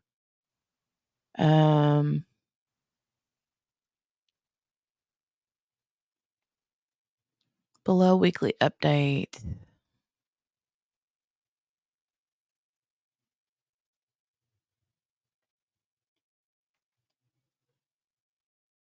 Here's a press release. It won't let me click on it. That's an image. Never mind. Dang it, I was going to click on it and Kopacka served in the U.S. Army, 2nd Battalion, 4th Brigade, awarded the Purple Heart for his service in Operation Enduring Freedom in Afghanistan, where he sustained a traumatic brain injury during combat. Kopacka's family said in his obituary that over the last 16 years, he fought a courageous battle against PTSD, but in the end, he couldn't break free. So what I think I remember was that Brent Kopacka had like taken someone into his apartment, a roommate or something, and was like holding them hostage. Oh, yeah. On the evening of December the 14th, Pullman police officers responded to a third-party report of a weapon offense around Latah Street. Officers descended upon the coffee house apartments because Kopacka was allegedly threatening to kill his roommates, according to PPD.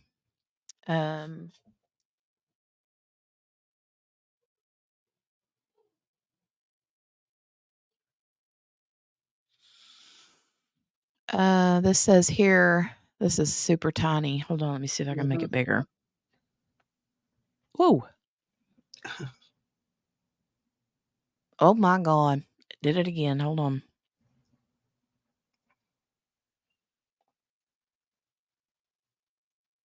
Hi, Billy. Hi, Billy. Hey, Billy. Morning. Or Steph afternoon. says, please tell me this is another cultish. Oh, isn't another cultish thing. Let's hope not. I don't think so. Yeah. They do say, though, that a lot of people feel like Bryan Kohberger is an incel. Is a what? An incel. What's that? Basically, a man who hates women, and because they. Steph, can you tell the chat what an incel is? I'm pretty sure Steph might know what that means. Involuntary celibate. Yeah. Okay. But they are usually there are like extremists, so to speak. Here it says officers learned a male in his 30s was threatening to kill his roommates. The roommates were evacuated from the apartment. Pullman officers attempted to speak with the male, but he barricaded himself into the apartment. And this is the Kopaka guy. Right. Pullman PD crisis negotiators and the Whitman County Regional SWAT team responded. The suspect began firing from his apartment. The area was evacuated after unsuccessful negotiations, escalating behavior, and continued danger to the public and officers. The male was shot by a member of the Whitman SWAT team. Suspect was found deceased when they cleared the apartment. On behalf of the regional SWAT team, Pullman PD has requested assistance of WSU, or not U, but P, to investigate the officer involved shooting. Further information should be released by Washington State Patrol. So they're basically, there's not really a connection to him and Kohberger, but it's just because it was close to that time. There's supposed to be information that shows that there is. Oh, okay.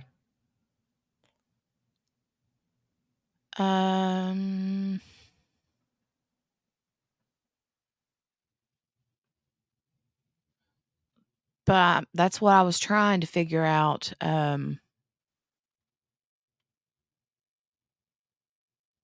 So this is just about the day that it happened.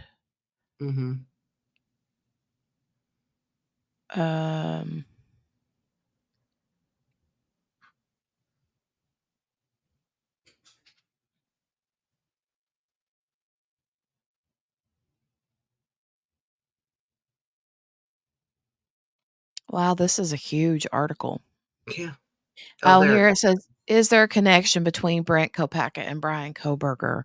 Roughly 1.5 mile proximity between the coffee house apartments and Bryan Kohberger's apartment is definitely compelling, but on its own lends no evidence to a connection. However, Pullman's SWAT incident of Brent Kopaka was mentioned during the traffic stop of Bryan Kohberger and his father by Indiana State Police. Because remember, Indiana State Police stopped Bryan Kohberger, was it 2 or 3 times? 2 times, I think, in Indiana. Yeah, back to back. Right. And they can't nobody tell me that that wasn't intentional. They say it wasn't. Indiana State Police say that wasn't intentional, but I don't know.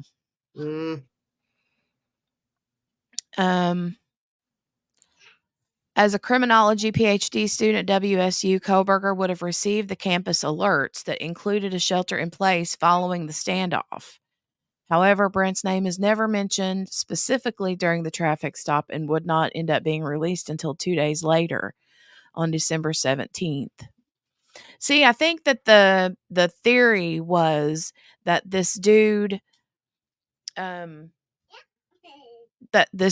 Brent Kopaka's roommates learned information that he had something to do with the Idaho 4 thing. Yeah. And he was threatening to kill them to keep them shut up.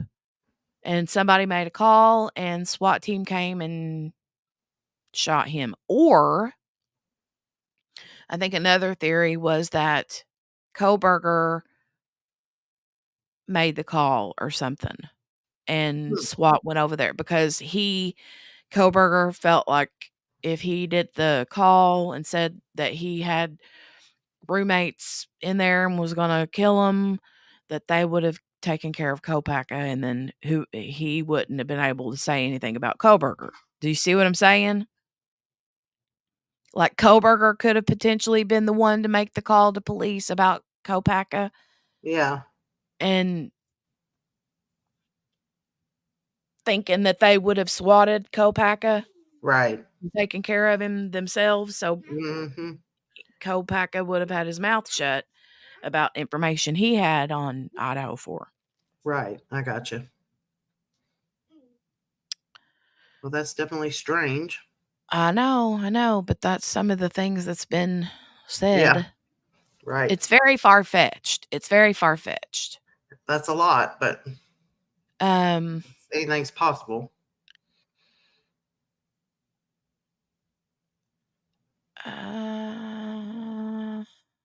says with a complete lack of official information and pending open investigations into the fatal SWAT shooting of Kopaka, it's impossible to say if there was any connection between Kopaka and Kohberger or Kopaka and the Idaho 4. But with that said, it's imperative that we, the public, continue to seek answers to these very valid questions and that have arisen from the deafening silence from law enforcement. What'd you do, youngin'? Did you knock your head off or what, Jolie? Yeah. You want mommy to kiss it? Okay. Here you go. Aw. She says. She's so cute. Steph's like, I hear incel and I get PTSD to the kid in California and his YouTube videos. Yes, Steph. Exactly. And that dude is apparently Bryan Kohberger like obsessed over. Are you talking about Papa oh shoot. Something Papa something. Involuntary celibate. Chaloon says they want women but can't get any because their personality is awful, then they hate women. Exactly, Chaloon. Yes. Yeah. Narcissists who think they are God's gift to women and think something is wrong with the women for not wanting them and then grow to despise all women. Yes. Mm-hmm. A lot of cases involve incels, said Steph. Mm. Guys who think they're supreme gentlemen, but they're really just idiots that no woman would ever want. Right, Ween baby? Yeah. Swatting is a thing. Yep. Yeah. Roger, Papa Roger. That's it. Yep. No, not Papa.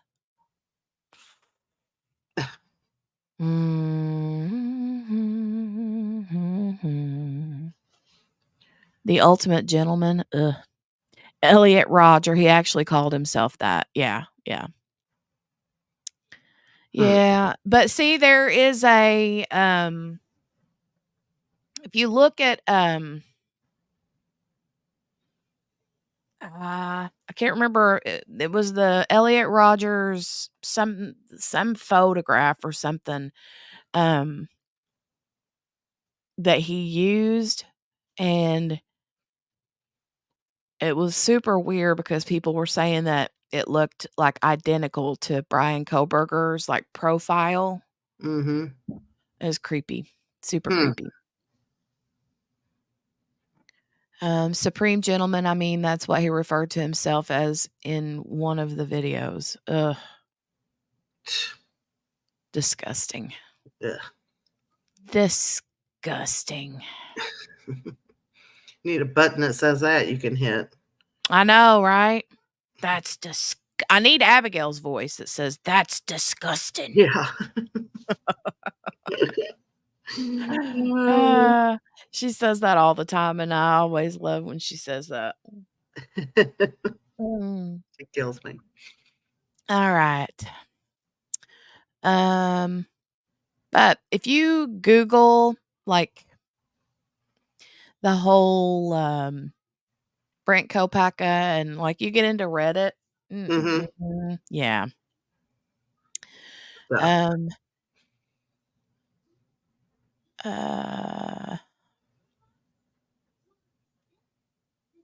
There's all kinds of stuff apparently on TikTok too, but yeah.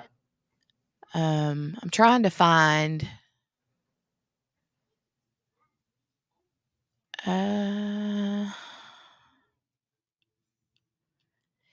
Is there's so I saw it on here a minute ago. Let me see if I can open this back up. They had the audio dispatch audio. I don't know if they were trying to say, hold on, let me play this real quick. Watch me get in trouble. Dispatch audio from SWAT shooting of Bryan Kohberger.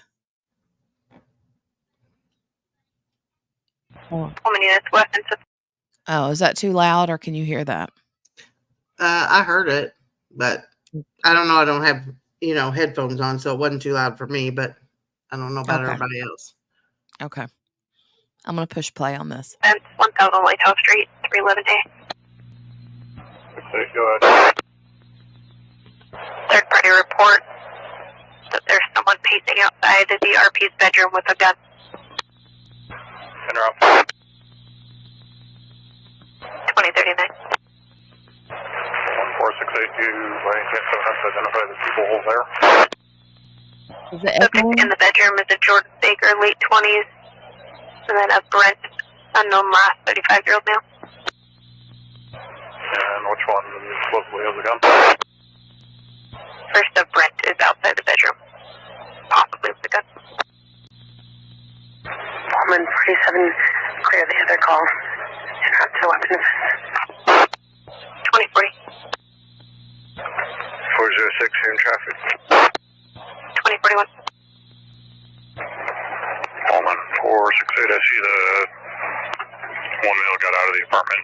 Do you have a way to contact anyone so you can get him to move a ways away from the building? We'll call back.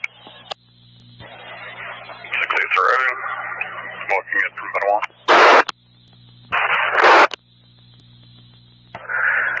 406 arriving on Layton. 2043. Responding units. I found a subject with a similar name. Suicidal calls in the past. Copy.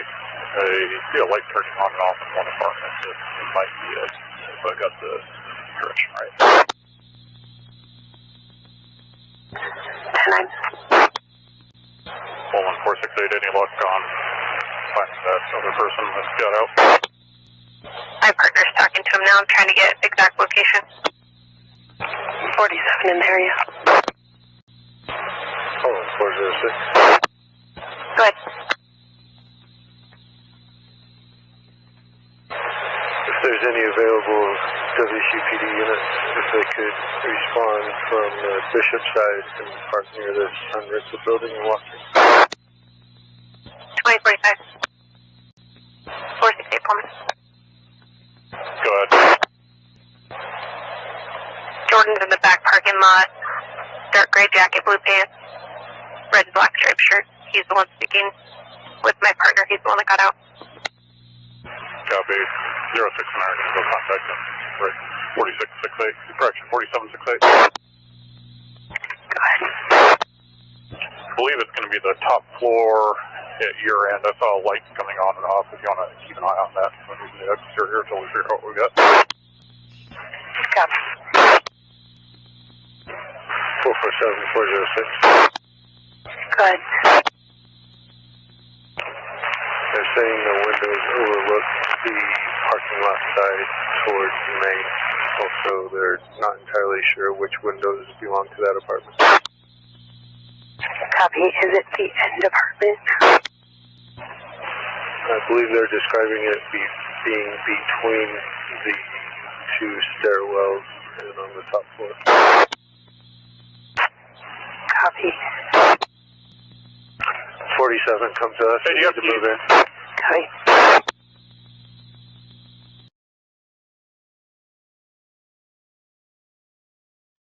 Okay. So, I don't know if that kind of stuff, I love that kind of stuff, like dispatch calls, all that kind of stuff. I love to hear when you can hear them good, but Not always can you hear them good, but anyway, that was the dispatch audio for the Kopaka SWAT situation. Here it says the report begins with the dispatcher stating there's someone pacing outside the reporting party's bedroom with a gun.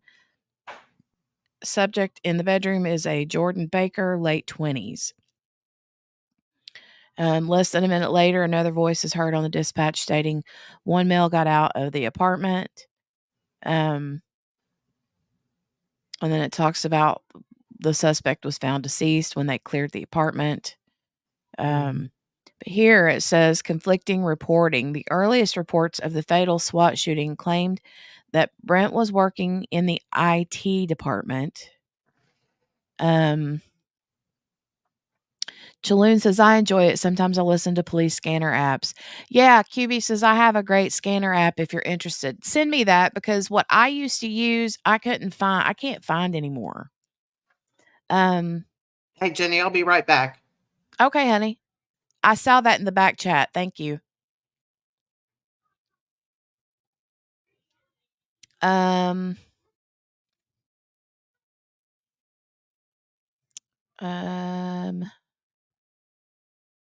earliest reports of the fatal SWAT shooting claim that Brent was working in the IT department. Okay, this is more of potentially how the two were connected, right?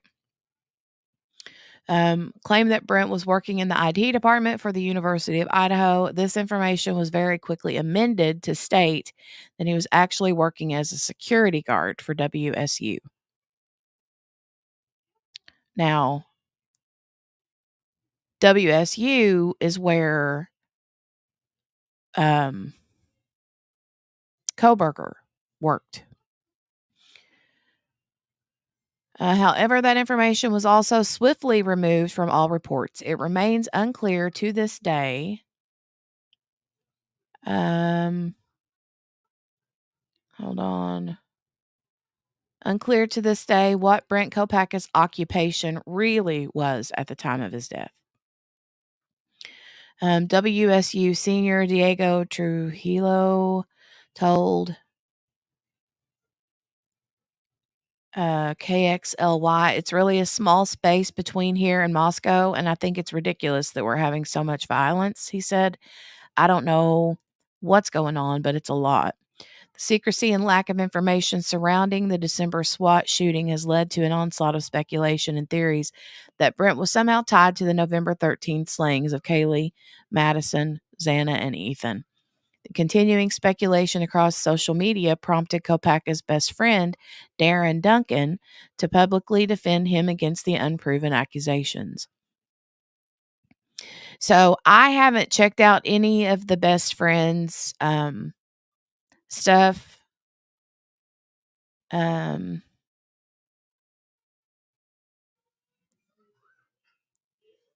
It says here, this is apparently from Duncan, a quote from Duncan. Hold on, let me check back with you guys real quick. Patricia says, when I was growing up, my mom always used to listen to police stations on her scanner from Radio Shack. LOL. I love it too, but they make it harder to listen to these days. I know, Patricia. My mom and dad didn't really listen a whole lot unless stuff was going on. But Dale's mom, my husband's mom, she kept a police scanner literally right there beside her telephone, and in her living room. Like it was on the end table right there by the couch, and she kept it on all the time. And yeah. QB says there's currently a large scale event in Texas. Oof. Lee says, I would not mind having it, Jenny, when you get it. My cousin does does search and rescue. His scanner picks up cell phone conversations sometimes. Well, yeah, that kind of thing happens. QB, you're welcome to put in the chat. Thank you for sending that to me.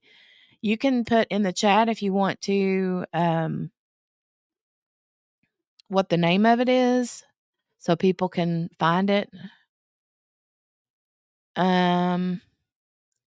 Police Scanner Radio and Fire is an app. Okay, this is the one I use most.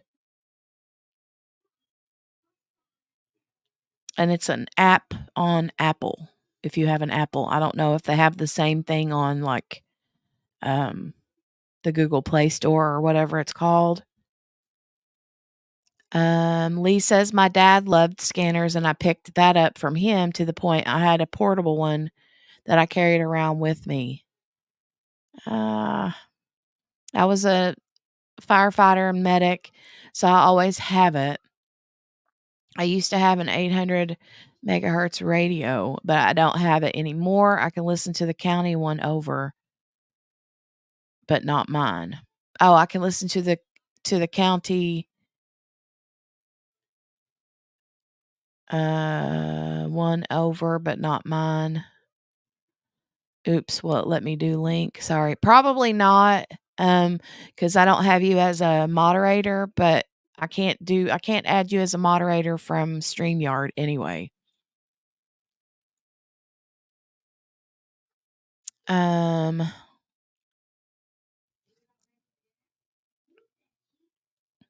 I don't know how to put the link in here. Let me see if I can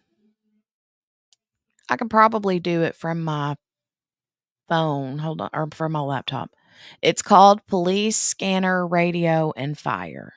Yeah. And if you're looking it up, anybody right now, if you're looking it up, it's like an orange. The icon is orange with like a black radio that says police right inside the radio. Put it in. I will copy and paste. Okay, hold on. Let me go to my Instagram on my computer.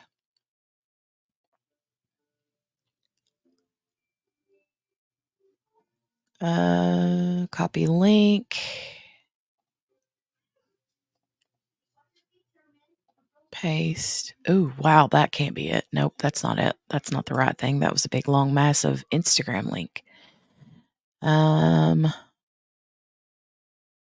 Copy. Will this work? Oh, this should work.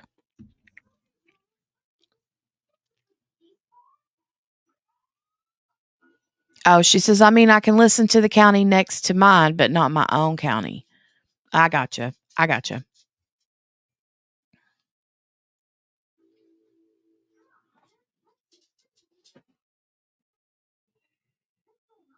Okay. There's the link, Lee. But it's from the Apple App Store.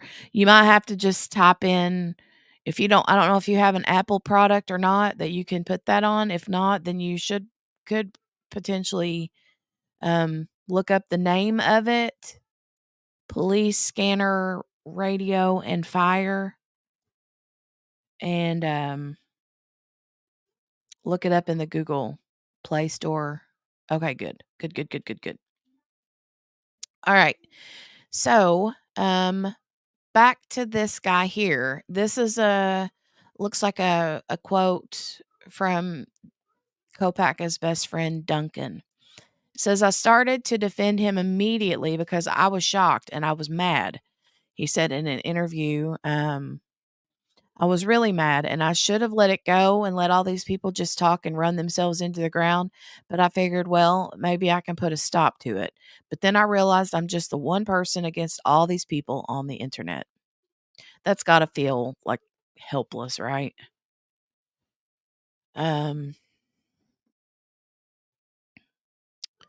He has continued to advocate for Brent's innocence to several media outlets, but his interview on July 26th of 2023 with YouTube creator T-Rev is by far the most illuminating. During the interview, Duncan revealed that following the shootout, Kopaka's cell phone was on the kitchen counter and it was factory reset. Duncan revealed that following the shootout, Kopaka's cell phone was on the kitchen counter and it was factory. What's that supposed to mean? I don't know what that's supposed to insinuate.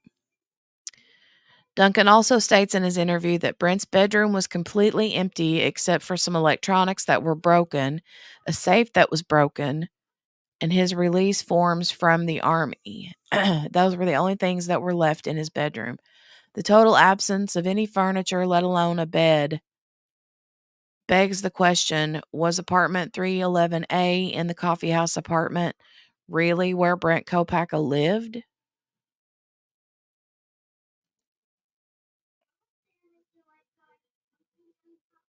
Okay, that just confuses the snot out of me. I don't understand what the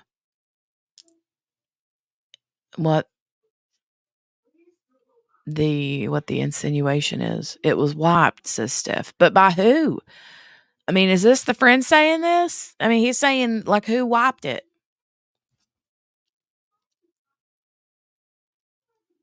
QB says that's the most reliable one I've found. You can set it to notify you if there's a large scale event when a lot of people are listening. Okay. Very cool. Thank you, QB. Thank you. Thank you. Barbecue. So we read this part about the connection, but yeah, I don't know. I don't know.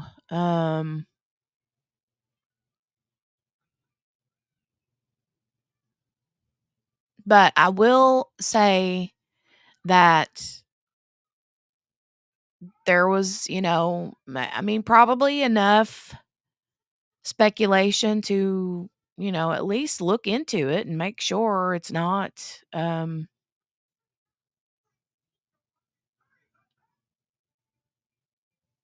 but why would he wipe it, Steph?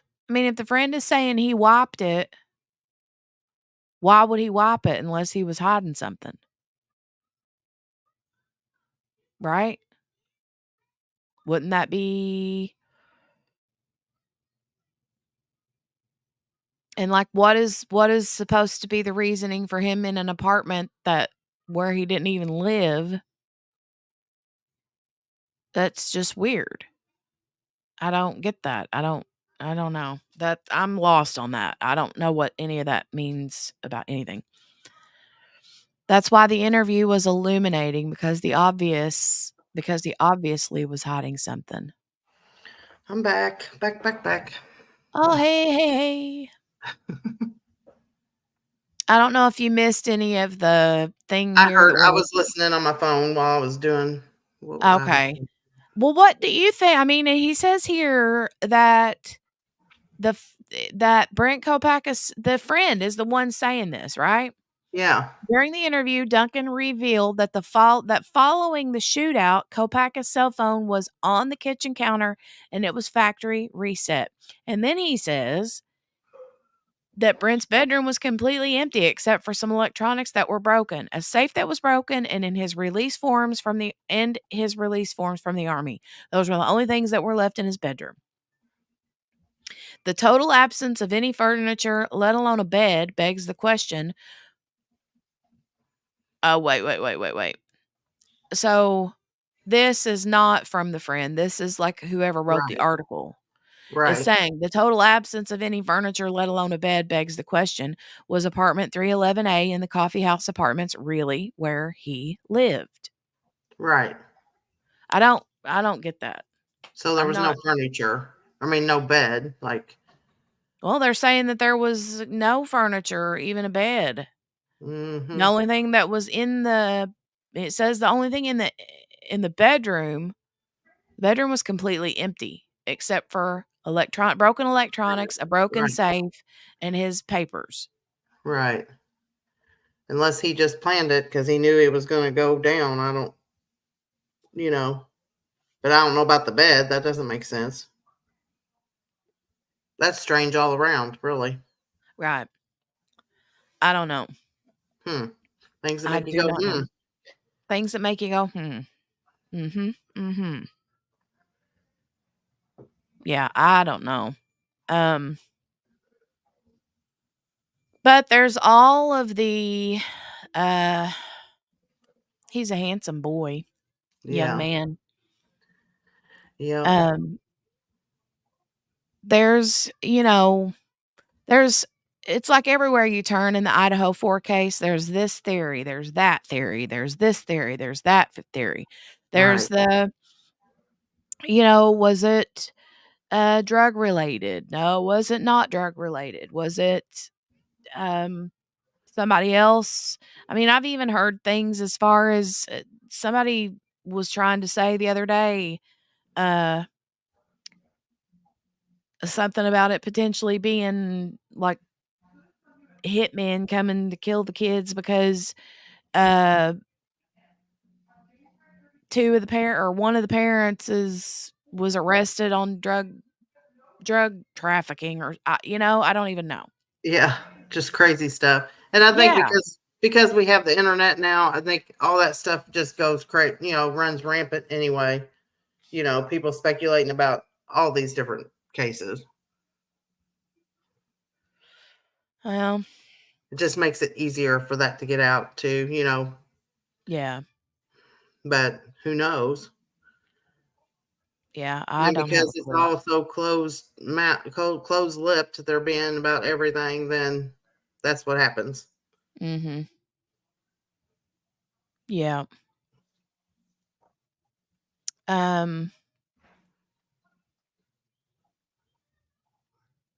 mm, let's see. I was looking for I've got some different let me go to my email real quick cuz that's where that one video that I wanted to share about the Linda Lane footage Hmm. is in my email, and I got to go find that.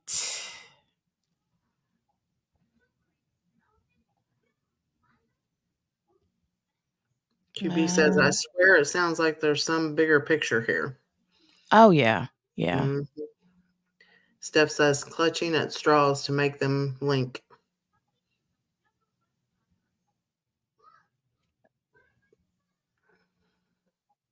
Mhm. Definitely something very Okay. odd. Video timeline. Hold on a minute. I got to um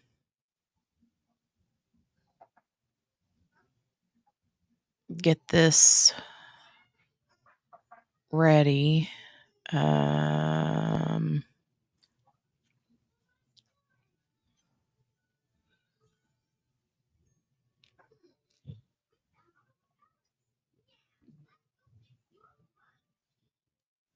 hold on a second. Hmm. This video loads, but I got to make sure that it don't start playing automatically, and Right.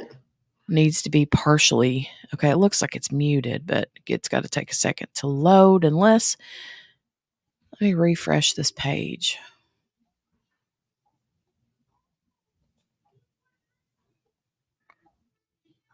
Um,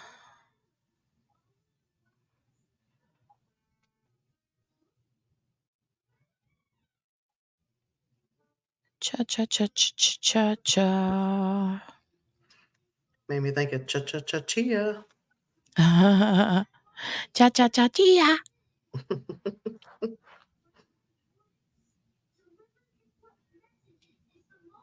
I don't know why this isn't wanting to play. It's like the video isn't even showing up on here.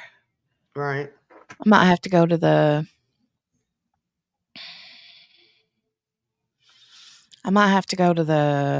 Let me go look at the Court TV because it was on Court TV. I might go to their YouTube channel, see if I can find it there because that just took me to their website, and then the video wouldn't load at all on that web page. Yeah. Court TV. QB said, I just sang that. And she is laughing. Hmm.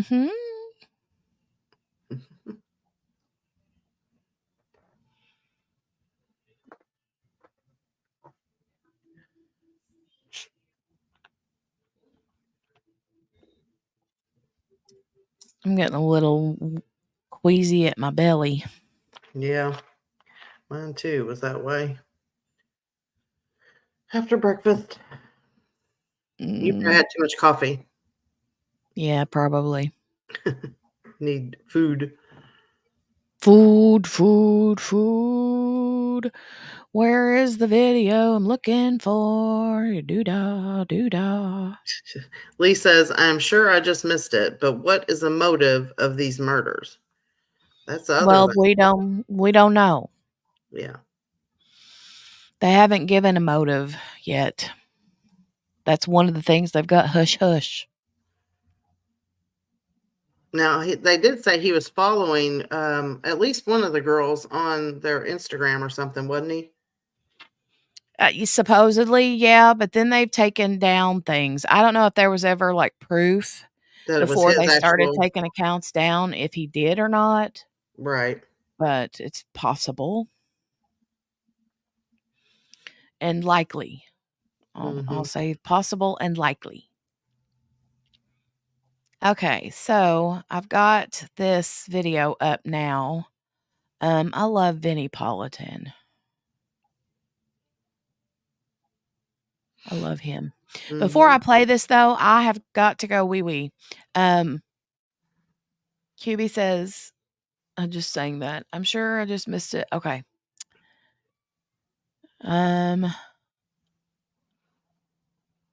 Okay. Get your Crime Cafe Chia Pet featuring Lady Liberty holding coffee cup scales. Just water the cups and witness the growth. Oh my God, Lee. Now Lee's selling merch. Oh Lord, my God. I always thought he was dreamy, that Vinny. Right, Patricia? He's pretty to look at. He's a handsome man. I like him. And I always like his I don't know, you can tell that he really has a heart for these stories that involve kids, you know? Right, QB? That's what I'm having a little heart palpitations from. You see what she said? Oh, you're in charge, Morgana. Well, hold on a minute and I will let me see if I can do something to potentially ease your burden. Hold on, let's see if I can find here. Let's find a trial to peep in on for 2 seconds while I go wee, okay? You want to do that? Okay. Sounds good. Okay. Let me find a trial to peep in on. Let's find something to just peep in on. We have the Michelle Traconis trial still going on. Let's see what's going on over here. We have the Oxford mom shooter trial. We can go peep in on that one real quick. Let's do that since you guys have been, you know, hanging out onto that for a little. Oh well, they're on break, so Everybody's taking a break on me. Here I'll rewind it some, and I'll rewind it a little bit, and then we'll start there, I guess. Okay, let me share this screen, and yeah, all because I gotta pee. I've already peed on myself 10 times by now. Gosh, that don't sound good. Not literally, not really. I just really gotta go. Just figuratively. Figuratively wet myself. I've wet my plants. Oh gosh. My chia plant, right? Right. Okay. Shared it, made it bigger. My daughter's in there just talking super.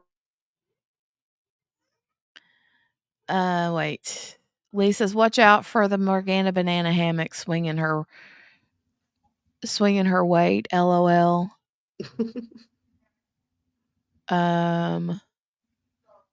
voyeur. I know we're voyeuristic people here.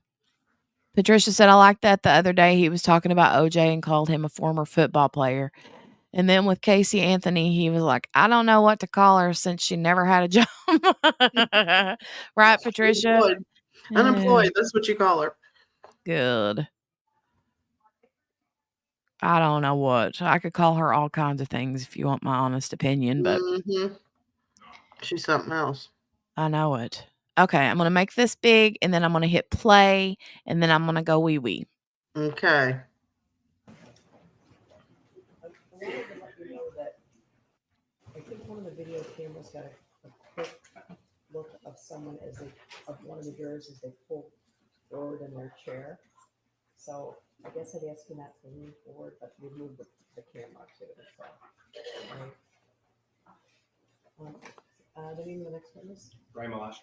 Oh, Bryan Kohberger. Okay. Could you step forward? This guy's getting ready to go on the stand. I don't know who he is or what this testimony is going to be about, but when I go pee wee, I'm also going to grab the kids a sandwich. So just give me a couple minutes. Your full name and spell your first and last name, please. Bryan Joseph Kohberger, BRIANMELOCHE. Okay, so just keep your voice up. Okay. Sir, you're a little soft spoken, so I want you loud as you can. Pretend like I'm in the back room. Okay. All right. And sir, how are you employed? I'm full-time, my job. Yes. What do you do? I'm a full-time firefighter captain. Okay. Now, sir, do you know James and Jennifer Crumley? Yes. Not through your profession as a firefighter, but personally. Yes. Okay. Is Jennifer Crumley in court today? Yes. Can you point to and describe something she's wearing today? Yes, the gray blazer. Okay. Will the record reflect identification of defendant? The record will still reflect. And again, please, nice and loud. I'm even having trouble hearing you. Sorry. Okay. When did you first meet Jennifer Crumley? High school. High school? Okay, Yes. so you went to high school together? Yes, sir. When did you first meet James Crumley? When they moved back to Michigan. Okay. So in between the time you knew Jennifer Crumley in high school, from the time that they left the state and came back to Michigan, did you stay in touch with her? No, not until maybe Facebook years, a long time later. Okay. And you said you were connected with her on social media? Yes. Okay, so is it fair to say you followed her on Facebook? Yes. Okay. What about Instagram? No, I don't think so. Just Facebook? Yes. Okay. Did you know if Jennifer had a son? Yes. Okay. Had you ever met him? No. Did Jennifer ever talk to you about issues she was having with her son? No. Did she ever tell you about a friend of her son's? Yes. Okay. And tell me what she told you about that friend. That it was his friend, and then he went away, he died. Okay. Went away or died. What did she tell you? Yeah, I believe he killed himself. Okay. That's what Jennifer told you? Yes. Did you come to learn later on that wasn't true? Yes. Now, I want to direct your attention specifically to the days around November the 30th of 2021. That's the day of the Oxford High School shooting. Okay, do you recall that event? Yes. Okay. Is it fair to say that from the time period that Jennifer moved back to Michigan up until November the 30th, 2021, you two would communicate on a regular basis with each other? Yes. Okay. In what method would you communicate? Would that be in person, text message, messaging app, or all three? All three. Okay. Did you save any of those messages between Jennifer Crumley and yourself? No. Now, the morning of November the 30th, 2021, do you recall receiving a message from Jennifer Crumley? Yes. Tell me about that, please. It was, I don't know how it started in the beginning of the messages, but it ended up that she had to go to a meeting at the school. Jennifer, she had to go to a meeting at school? Okay. And what happened? Tell me what happened next in the conversation. It was that something with Ethan. And, Her son? Yes. Okay. And was worried he was going to do something dumb. Who was worried? Jennifer. Jennifer's worried. Okay. And she sent you that message before she had gone to the school? Yes. Okay. Now, prior to that, prior to November the 30th of 2021, were you aware that the Crumbleys had gotten a handgun for their son? Yes. Okay. And do you own firearms yourself? Yes. Okay. So you're familiar with how to store firearms and how to use them? Yes, sir. How did you learn that the Crumbleys had obtained a handgun for their son? I saw it on a Facebook post. Okay. And what was your initial reaction to that? It was, I was just surprised kind of they got it, but why were you surprised? Oh, just that it was the handgun they had purchased. Okay. So you knew that they had got him the handgun by the time that Jennifer messaged you on November the 30th that she was afraid her son was going to do something? Yes. Okay. Now, when she sent you that message, November 30th, what was your response? I asked where the firearm was. And why did the firearm click in your head at that point? That's with my background and everything. It's like I know that would just be if something was going to occur, that would be produce just immediate irreparable damage compared to any other possible thing that. Okay. That being the firearm? Yes. All right. Did Jennifer respond to you? Let's back up. I want to make sure we have the chronology correct. So November the 30th, 2021, that's a Tuesday. She indicated that she had to go to her son's school. Is that right? Yes. Okay. And she told you what she was afraid of? Yes. And what was that again? That he was going to do something dumb. He isn't her son? Yes. Okay. And then your next message or response to that was asking about the firearm? Yes. Okay. And what was Jennifer's response to that? That it was in her vehicle. Okay. And what did she think about that? I said that wasn't a good place. It's not. It should not be there. Okay. And do you recall what she said? No. Okay. Now, do you recall if this conversation was over the phone or was that a messaging app? Messaging.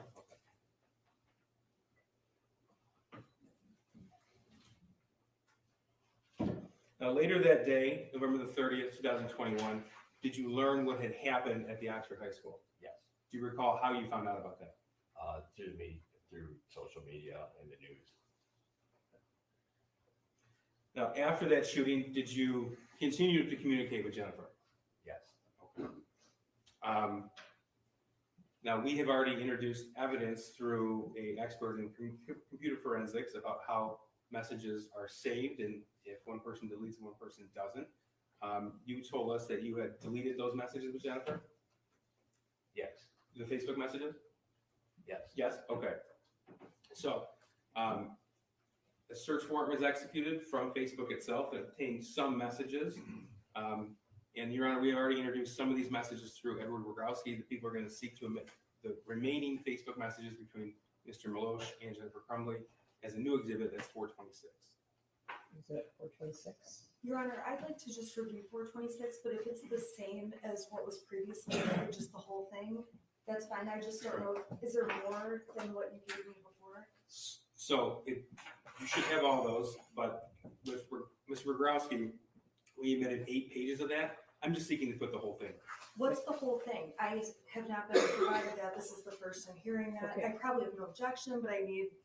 Okay, when you say it's the whole thing, it's the whole communication between Mr. Milosh and The remaining communications that begins December the 1st, 2021.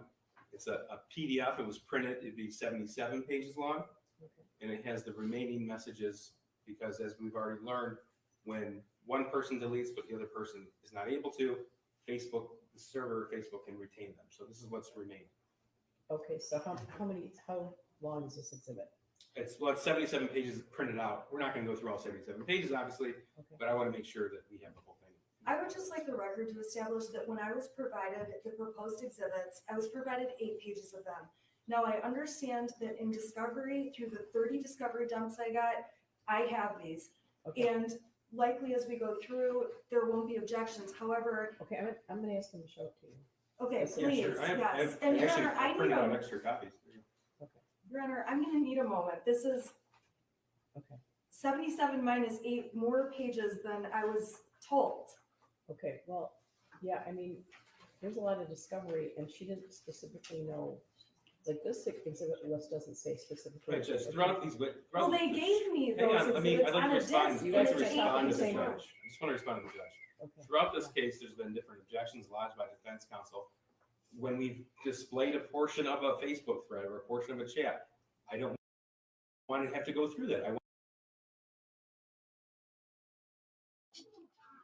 Hey guys, I'm back. Sorry. So, yeah. Wayne Baby says, I must have missed this guy. So this guy was, baby, your milk is in the kitchen. Go get your milk. You're welcome. I had to take a potty break, get coffee, grab the kids a quick bite, snacky snack, and snacky snack, and then I grabbed myself a snack, and yeah, this was just a little peep into a trial that was going on, just to take up space, and so that Morgana wouldn't have to talk. Thank you. I said all those manners. I know she always says thank you. She's like, thank you.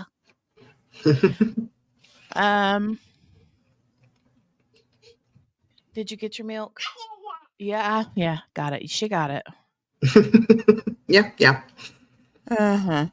All right. So let's go back over here where we originally planned to go. I was just using the Oxford shooting trial as a time. It was a filler. As a filler. Yeah, there we go. Exactly. Okay. Now,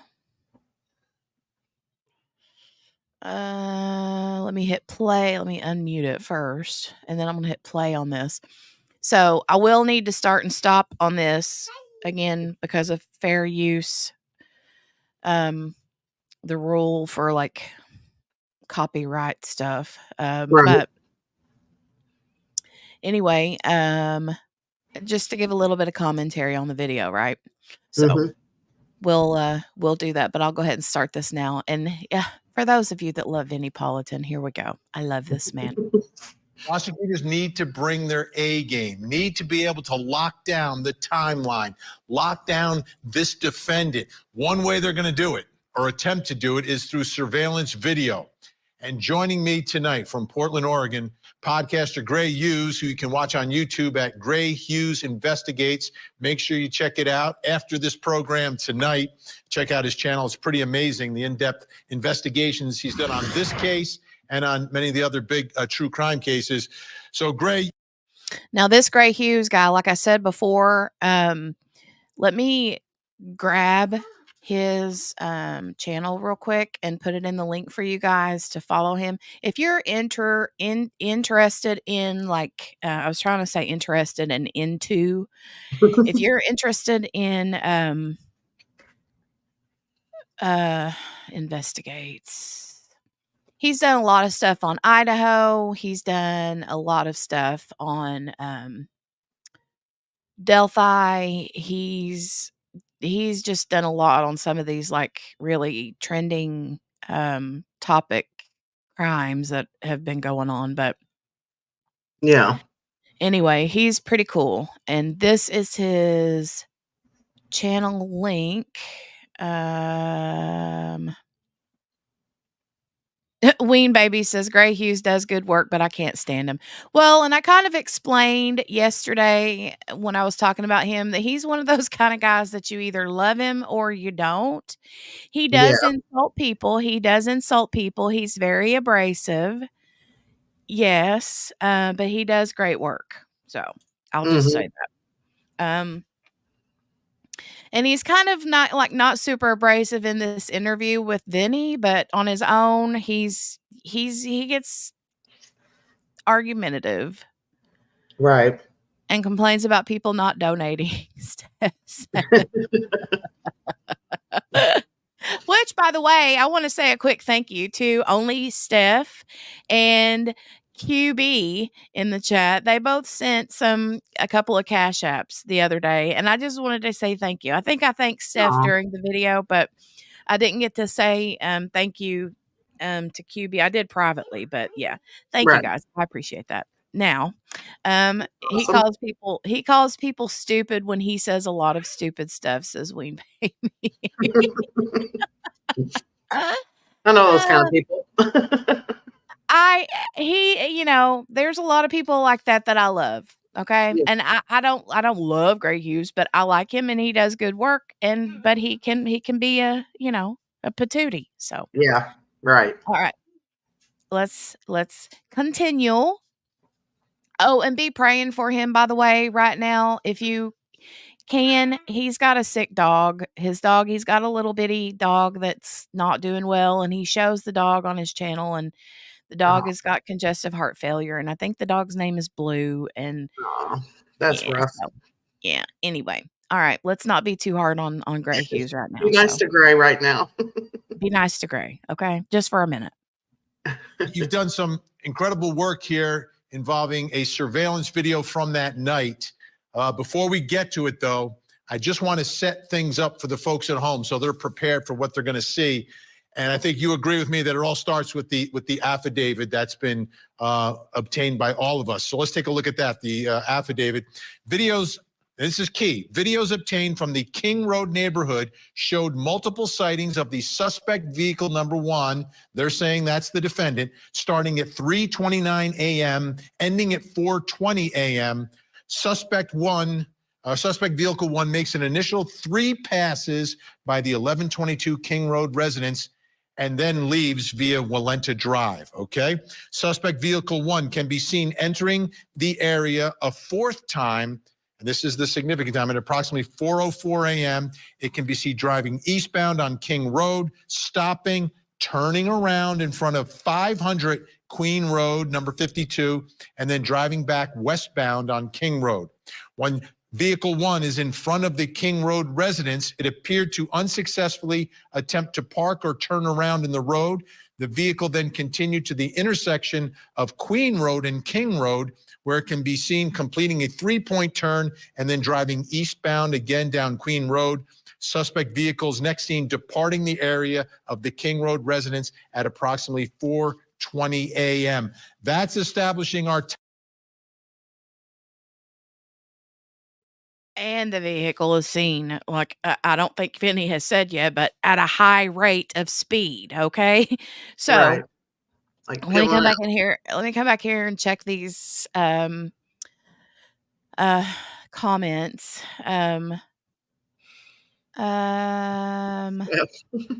Steph says it's a secret. Patricia says, "I did appreciate his videos taking the alleged roots of BK." Oh, yeah, yeah, yeah. Yeah, me too. Steph says, "I'll pray for the dog, but not for him." Oh my God. Steph, you're so awful. Steph, I just choked on my Mountain Dew, says Amelia Pug Mom. Oh my No, God. Steph says, "But Jenny's made a lot of upgrades to keep providing us hours and hours of entertainment through the week. So if you're in a position to help her continue to upgrade her equipment, please consider." Well, thank you. Thank you. I appreciate that. Chia Pets will be sent out as a thank you. Who's sending the Chia Pets out? Wait a minute, Steph.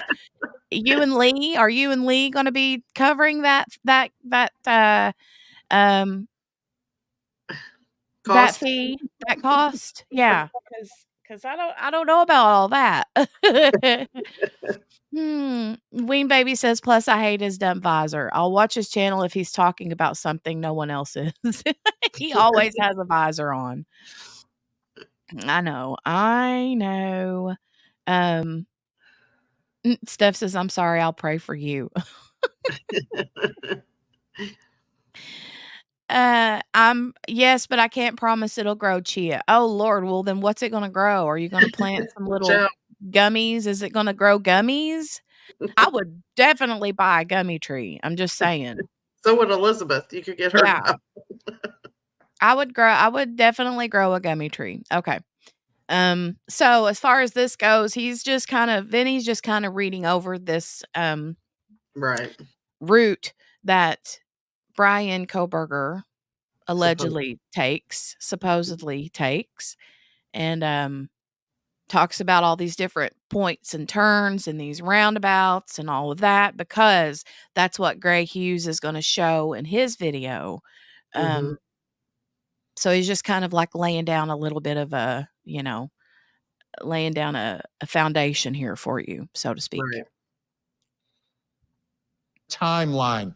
Let me show you on the screen what the video is going to look like from this surveillance. And you see the timestamp on there. That's significant. 11:13. This piece of the video from 3:31, 3 seconds a.m. Now, let me show you the map of the route that the suspect here may have taken. Take a look at the loop. You can see where the crime scene is. That's the house. The red is this looping way you can get around the neighborhood, and then you've got to go in the neighborhood. Okay? That's significant. Now let me show you where the security camera footage you're going to see is from. So, points of interest. Crime scene is the house. 500 Queen, number 52 is like an apartment where there's a turnaround. And then you've got 1330 Linda Lane security camera. That is the significant positioning of the camera, and the red is the route that we believe the suspect vehicle takes. All right, great. Did I get all of that correct? You nailed it. Okay, That was good. absolutely perfect. Well, folks should know that we were talking earlier today, and that's the only reason I'm getting all of this right. Okay, great. Let's do this. Let's put up the first video, and I'll let you take over. I think this is the first one where you're in your car driving part of the path. So tell us what we're watching. Yeah, this is 500 Queen Road. The main building is right here on the right. And this is what it looked like from the driver of the white Elantra's point of view, driving back here. And this is what it looks like. And then you take a right, and now I switch it over to daylight here so you can just get a better view of it. And then right back there to the left is where the camera is on that building over there. And this is that little space. And right here's some surveillance footage at 3:31. That's a little short clip there, but it shows that vehicle making this exact route right here. And then it comes around, and look where this ends up at. Each time it made this loop. At 3:31, you take a right here, and you could just park right here on this corner, and you could see right into Madison Mogan's bedroom right there. Oh, wow. On the top right part of the screen there. That was the house. Yeah. Wow. On the left side of the screen, it's right there. Yeah. I want to rewind it and so you can see that again. It's kind of like, you remember how a while ago I was saying, when I was saying a while ago when we were looking at that photo of the front of the house, and I said that there was the hill to the left side of the house where a car was parked at. Right. That's kind of where Gray is going in this video, is where he's parking at, would be on that back side of the house on a hill. Right. And you can actually see up into the girl's bedroom, Maddie's bedroom. So the bedroom where Maddie and Kaylee were killed was actually Maddie's bedroom. Kaylee had already moved out at this time, but she was just back visiting, and she wanted to show off her new car because she had just bought a new car. So right. She was visiting and was just spending the night. But I'll play this again just so you can hear what he's saying. Okay. You take a right here, and you could just park right here on this corner, and you could see right into Madison Mogan's bedroom right there. Oh, wow. On the top right part of the screen there. That was the house. Yeah. Wow. On the left side of the screen, it's right there. Yeah, exactly. Okay. Now let's take a look at the next piece of video. This is pass number 2, I believe, at 3:38. Second. Exactly. This is the second of the. And just another FYI, this that you're getting this view right here with the hold on, let me go back over here. With this here, this is where you're going to see the headlights. So this footage is from a camera that is on the apartment building on Linda Lane. Right. But this footage from here is what's getting all these bouncing headlights from his car with the timestamps. Right. So that's why, and you can actually hear voices on this as well, but I think that's in a different video. This specifically is just the car footage. So Mm-hmm.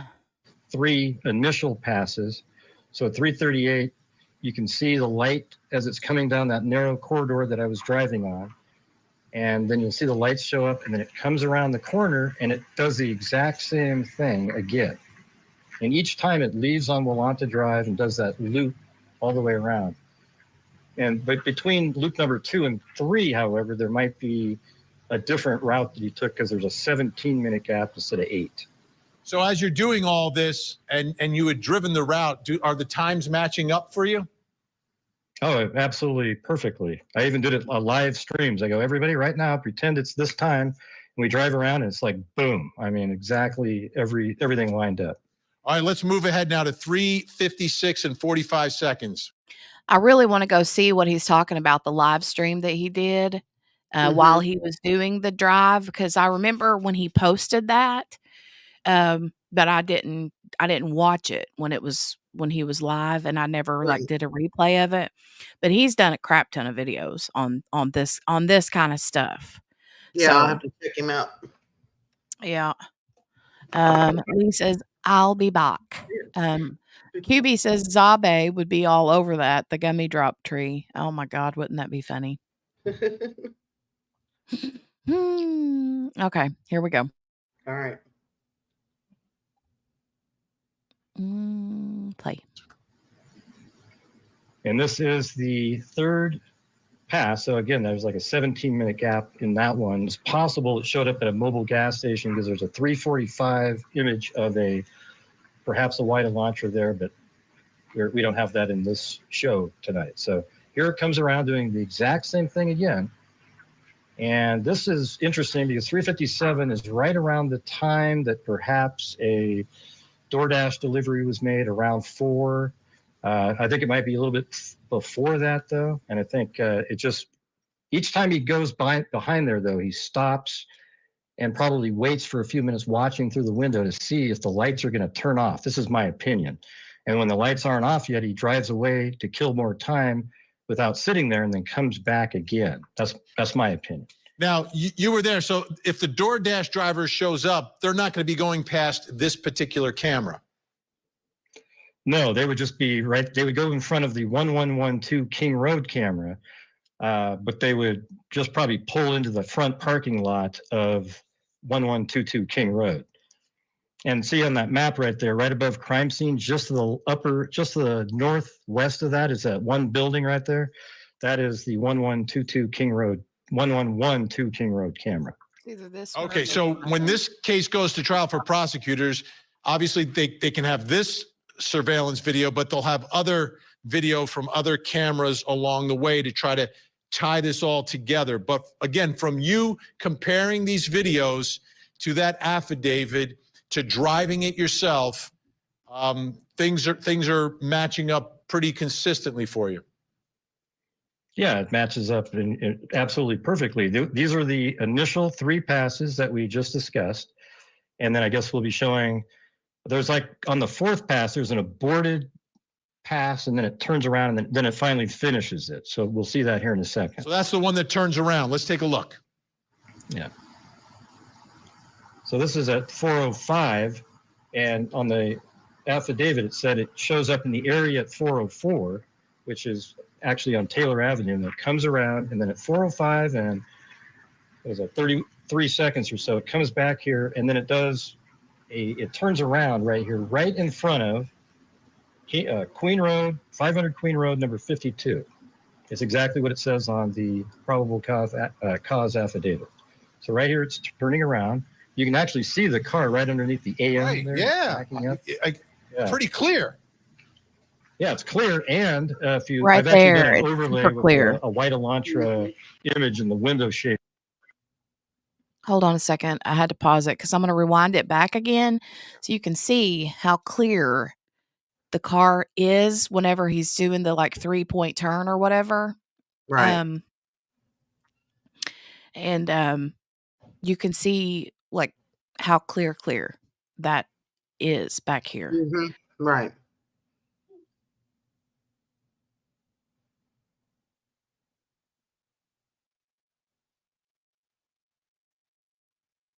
The car right underneath the AM. Right. There, Yeah. backing up. Yeah. Pretty clear.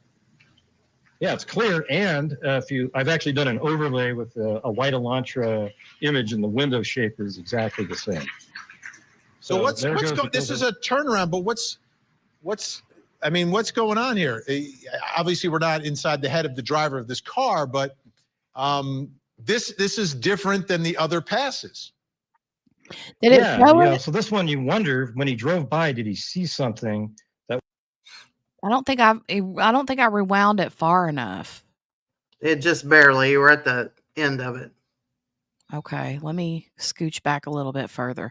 But it's right under that where it says AM in small letters and then Sunday. It's right under this part right here. Right. Seconds or so, it comes back here, and then it turns around right here, right in front of Queen Road, 500 Queen Road, number 52. It's exactly what it says on the probable cause affidavit. So right here, it's turning around. You can actually see the car right underneath the AM. Right. There, Yeah. backing up. Pretty clear. Yeah, it's clear. And I've actually done an overlay with a white Elantra image, and the window shape is exactly the same. So what's going? This is a turnaround, but what's going on here? Obviously, we're not inside the head of the driver of this car, but this is different than the other passes. Yeah. So this one, you wonder when he drove by, did he see something that was concerning, and he wanted to go back and check it, and he was about to turn around or park right in front of 1122 King Road. That's the house where the murders happened. But he didn't do that, and then he continued on to Queen and King, and now look he's coming back. Oh, I guess we're repeating that part. Yeah, this is the repeat of, just so folks can see it again, because this is different than the other passes, and here you get the best look at the vehicle. Again, as you said, right under where it says AM, that is potentially the killer's car here. Yeah, and amazingly, Bryan Kohberger owned a 2015 white Elantra. White Elantra. All right, now let's get to the final pass. Again, the timing here is very significant as well as we move to the next.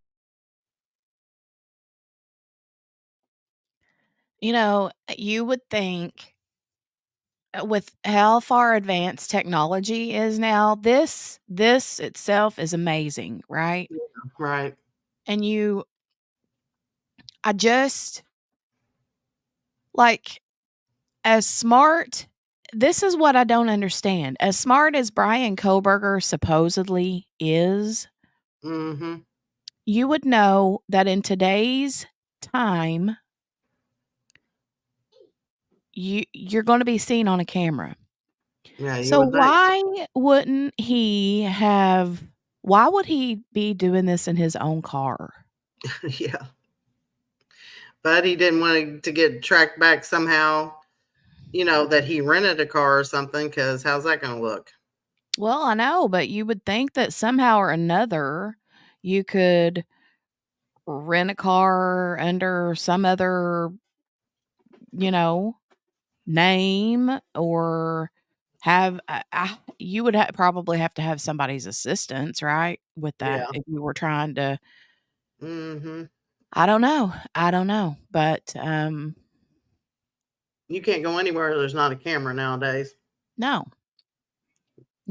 Maybe the middle of the woods, and there might be a camera back there too.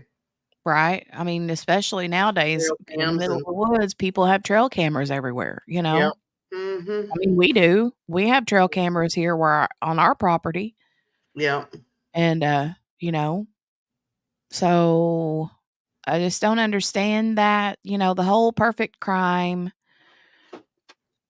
There's nowhere you can go. Smart as he thinks he is, though. No, but I can't help but think that he thought about that. Can't help but think that he would know that he would get, and especially at 4:00 in the morning. Yeah. When there's not a ton of other vehicles out on the road. Right. I don't know. Hey, Gail, welcome back. She says I was on the phone with my stepdaughter forever. Now I'm back. Hi, Well, Gail. welcome back. Welcome back. I don't know, Morgana. How would we? Let's see. How could we rent a car without being caught? Eh, Anybody in the chat know? Like, how could you potentially rent a vehicle? How could you potentially rent a vehicle without it coming back to you? I don't know, because don't they take your license and all that, right? Yeah, I know. Insurance and But like, he'd have been better off stealing a car and going and doing this and coming back and dropping the car off, and at 4 a.m, nobody'd ever know their car was missing out their driveway, you know? yeah. I I don't don't know. know. It's crazy. It's pretty dumb. It's pretty dumb. And he goes back around 3-4 times and makes these loops. Right. Well, It's he's just been there how many times before? Like 12 or 13 times? Like, yeah. not Yeah. that day, but you know. Yeah, over the course of Right. however long his phone had pinged in that location a bajillion and 2 times. Right, Yeah. Tammy says getting a fake ID. You could get a fake ID.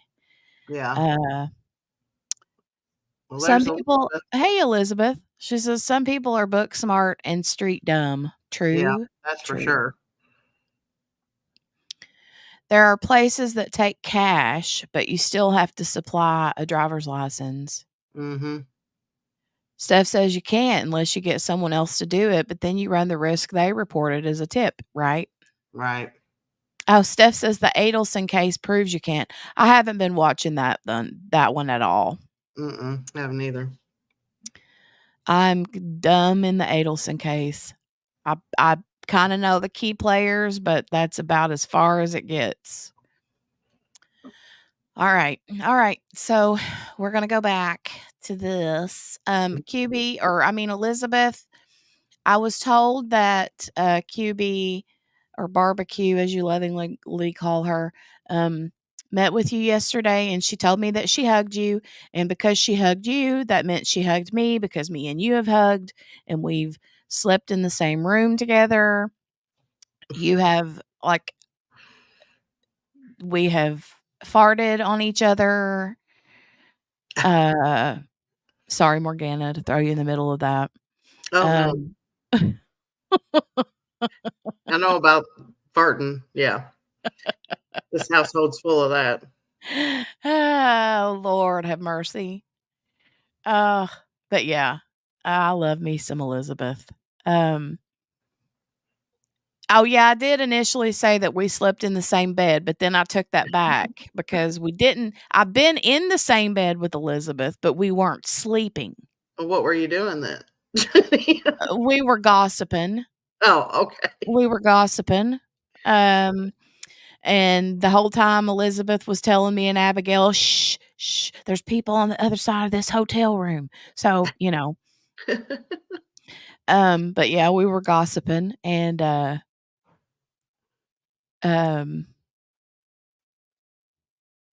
let's see. Crime Weekly is doing a deep dive in it right now. Part 5 is about to come out, I think. Oh, for the Adelson,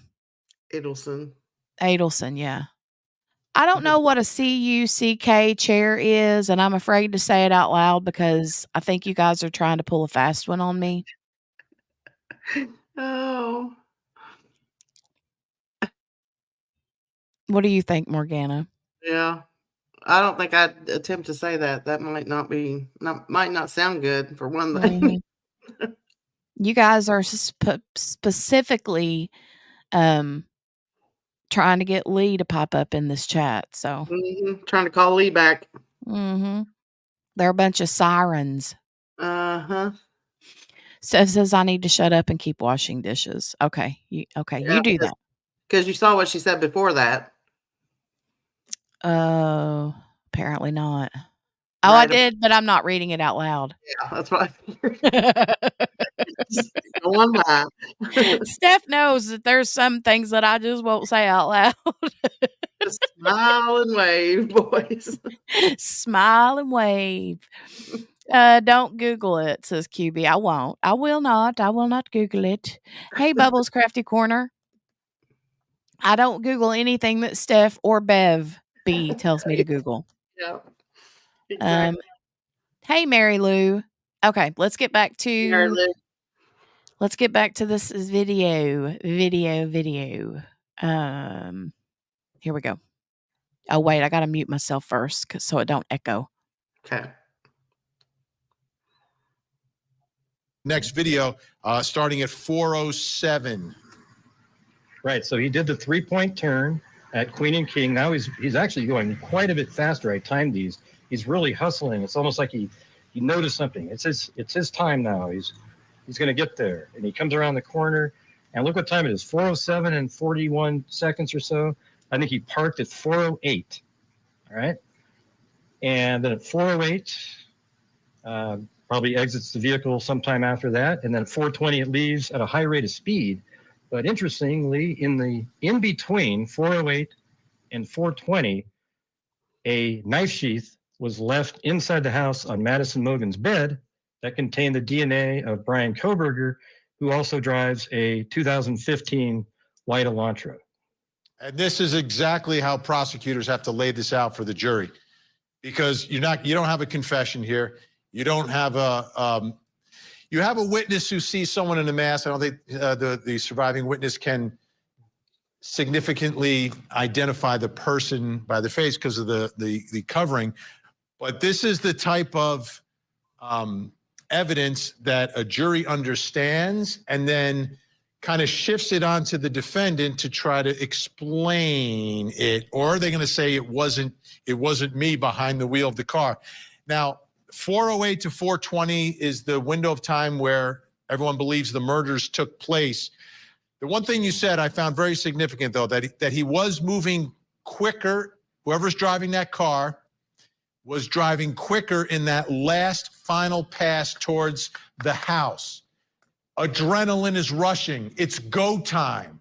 To me, that would resonate with the jury as well. Yeah, I totally agree. I think that's exactly what was happening. It's like 60% faster. I mean, it's really hustling. If you watch the other ones, he kind of trickles around and watches, but that one is just boom. He's going to park. He saw that maybe the lights were off. He wasn't waiting anymore, and then bolted down the bank through the sliding glass door. And I think, likely probably went to Madison Milligan's room first. Right. That's my opinion, but. Okay, so my thought is he made that second or third pass, whichever it was, when he saw that DoorDash driver pull into their driveway. Right. And then he's like, oh, well, crap. Now they got visitors. He probably don't, unless I'm not against the theory that he may have been the one to call that DoorDash order in for her. Like, as in, because I've heard and kind of like fallen down that rabbit hole where what if he like hacked her, because he's a smart dude, right? Yeah. What if he hacked her, made the DoorDash order, and you hear somebody say, oh, there's somebody here. Well, what if one of the girls heard that? What there's somebody, I think there's somebody here. Were they talking about the DoorDash person? Because apparently, according to the timeline, Bryan goes in right as soon as the DoorDash driver leaves. Mm-hmm. I think that's what he sees. He sees that DoorDash driver leave, and then that's when he sees whatever light go off or whatever, and then he's like, okay, this is it, and bolts. Right. He wouldn't have bolted if, I just think, what if I don't think he was the DoorDash driver, Tammy, because they've talked to the actual DoorDash driver and stuff. So, but then she would be suspicious of like, where'd this food come from, right? I mean, potentially. Well, wouldn't she have said to the DoorDash driver, like, I didn't order this? Or, you know what I mean? Yeah. I mean, but when you have a house full of, you got 4 people, I wonder if it's uncommon for somebody to hear something, go down there, and I don't know. I would still be like, well, who's this for? And if they said right. my name and I didn't order it, I'd be like, I didn't order that. Yeah. Or at least, but I don't know. I mean, maybe I wouldn't say it to them. Maybe I would just think, well, no, I would probably say it to them. Steph says, what if his plan was to get there before the DoorDash guy and claim to be DoorDash? Potentially. That's another potential. Patricia says, I don't think so, Tammy. I believe the police said they talked to the DD driver and cleared them. Yeah. And DoorDash shows up and finds them dead, and people automatically look at the DoorDash driver as a suspect. That's a good point. Elizabeth, The 2 girls did. the 2 girls, Kaylee and Maddie, did, but the DoorDash was supposedly for Xana. Or yeah, it was for Xana. Or her and what's his name? Ethan? Yeah. I mean, it could have been Ethan's DoorDash, and Xana just went to the door to get it if he was, like, laid out in the They'd bed, have to figure out who paid for it too. Like Billy said, they'd have record of where the payment came from, right? Right, yeah. Because do you have to pay? I don't know. I don't do DoorDash because we're out in the country, but do you have to pay like online for that? Yeah, I mean, it's with the DoorDash app, you would pay with whatever credit card is on file on the account. Right. Tammy said supposedly he was only after one of the girls, but he was surprised to see both. Well, see, Kaylee wasn't supposed to be there. Right. But her vehicle was in the driveway. Like, would he have known that that was her vehicle if it would have been a new one and he's used to seeing her drive something different? If he was stalking either one or both of them? Right. He wouldn't have known. And then the other 2 came out and saw him, so sadly the other 3 were collateral damage per se. Yeah.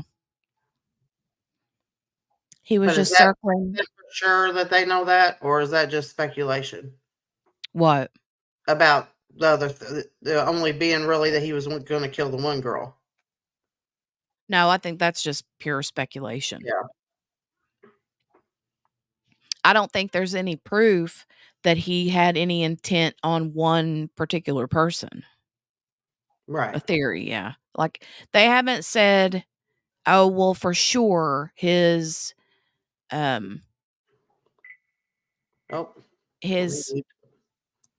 he was after specifically Maddie, or he was specifically after Kaylee, or, Right. Steph says, but if he's in the area and I'd registered on DoorDash, it could pop up for him to take the order. He let someone else take it, but he was going to use that as his in. It could have been because I've heard that mentioned too. If he's registered on as a DoorDasher, but was he? I don't know. Couldn't they check that? I'm sure that they've checked it. That's probably something that they've got under wraps if he is registered as a DoorDasher. Right. But I know that they do say that they have ruled out the actual DoorDash person. But like Steph said, if he could have been like called in the DoorDash, if he would have like hacked her phone, if he had access to it, and set up an order, and then made himself like instantly take the order, because what it is, it's kind of like with Ubers, right? You pick an Uber, but whenever you pick an Uber, when you first say that you need the ride at whatever time and address, you're given a list of who's closest and who's farthest away and the size of the vehicle and all that. So you can click, and then you can choose which one you want. But with DoorDash, I think it's kind of the opposite, where the DoorDash drivers get a notification, "Oh, there's a delivery to be dropped off. Right. Who wants it?" And then whoever, chooses it. And like Steph said, if it was something like that situation, it'd pop up for him to take the order, but he let someone else take it, but he was going to use that as his in. Right. But now, did Um, they ever say, because I can't remember, did they say like the doors, did they lock their doors or were their doors left unlocked? I think their doors were unlocked. Yeah. So really, he didn't. I mean, unless he's just gonna try to put it on the DoorDash guy as far as getting in. Yeah. You know what I mean? Unless he just needed somebody else to maybe take the fall for it. But I don't know. I don't know. That's a lot. It seems like Yeah. to me, anyway. Yeah, it is. I agree. I agree. I mean, it seems like a lot of stuff that I mean he wouldn't have to do. Mhm. Um, I understand the blaming it on the DoorDash, like you said, like using the DoorDash as the fall for it. Mhm. Like doing it before the DoorDash got there could have been the plan, so that whenever the DoorDash driver did come in, they would be like the one to find it, the one Right. to, but and be the prime suspect. Um, But he but really wouldn't then have found it either, because if he'd came to the door and nobody answered, he wouldn't have just walked in, I don't think. Right? potentially, but he would have been the last. Oh, that would have been there? Yeah, and there would have been um paper trail saying he was there, Yeah. Yeah. True. whether he found him or not. He would have been the last one to have been like, oh, they would have said, oh, well, you were the last one at this known address. Right. you know Yeah. Steph says, I think it's more likely he was on there as a driver. Didn't he go there multiple times prior to that night? Yes. He could have just known it was a house full of females, since Ethan was just spending the night and didn't live there, right? Um, just speculation. He seems like a planner and like he wanted to prove to himself he could pull it off. If the order was legit, they would have opened the door. Yeah. Well, Mhm. and um there was what am I trying to say? What I'm saying is there was the Jack in the Box on the counter. I don't Mhm. know that they ever proved that the Jack in the Box, if that was like something left over from the night or two before or earlier in the day, if that Might was have. what was the Yeah. DoorDash delivery, Right. I don't know. But um and I don't know if it would have been like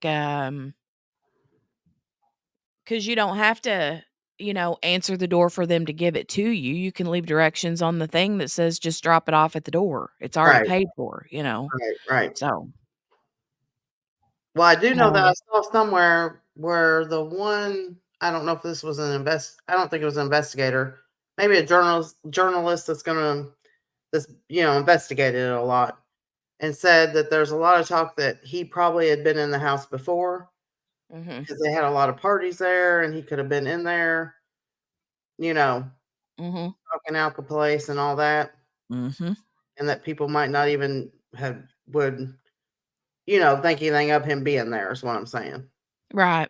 Well, and that's one thing a lot of people said is that, the girls, Dylan and Bethany, that were the roommates, Mhm. even if Dylan had seen him, um, she said she was in a frozen shock phase, Right. right? Mhm. But it could have even been a situation where she could have opened the door and saw him and been like, oh, well, I mean, Xana and Ethan's being kooky and funny. And, she could have just assumed it was him and Ethan and shut the door and Right. not thought anything about it. Mhm. And then one thing I remember thinking, playing the like whenever they were talking about why in the world would the girls have waited, especially Dylan, waiting forever to call 911. Right. How could she not have heard what was happening, you know? Yeah. One thing I remember saying was, if I had AirPods in, Right. I don't hear nothing, especially if I have the Noise the canceling the on. noise canceling thing on. Yeah. Mhm.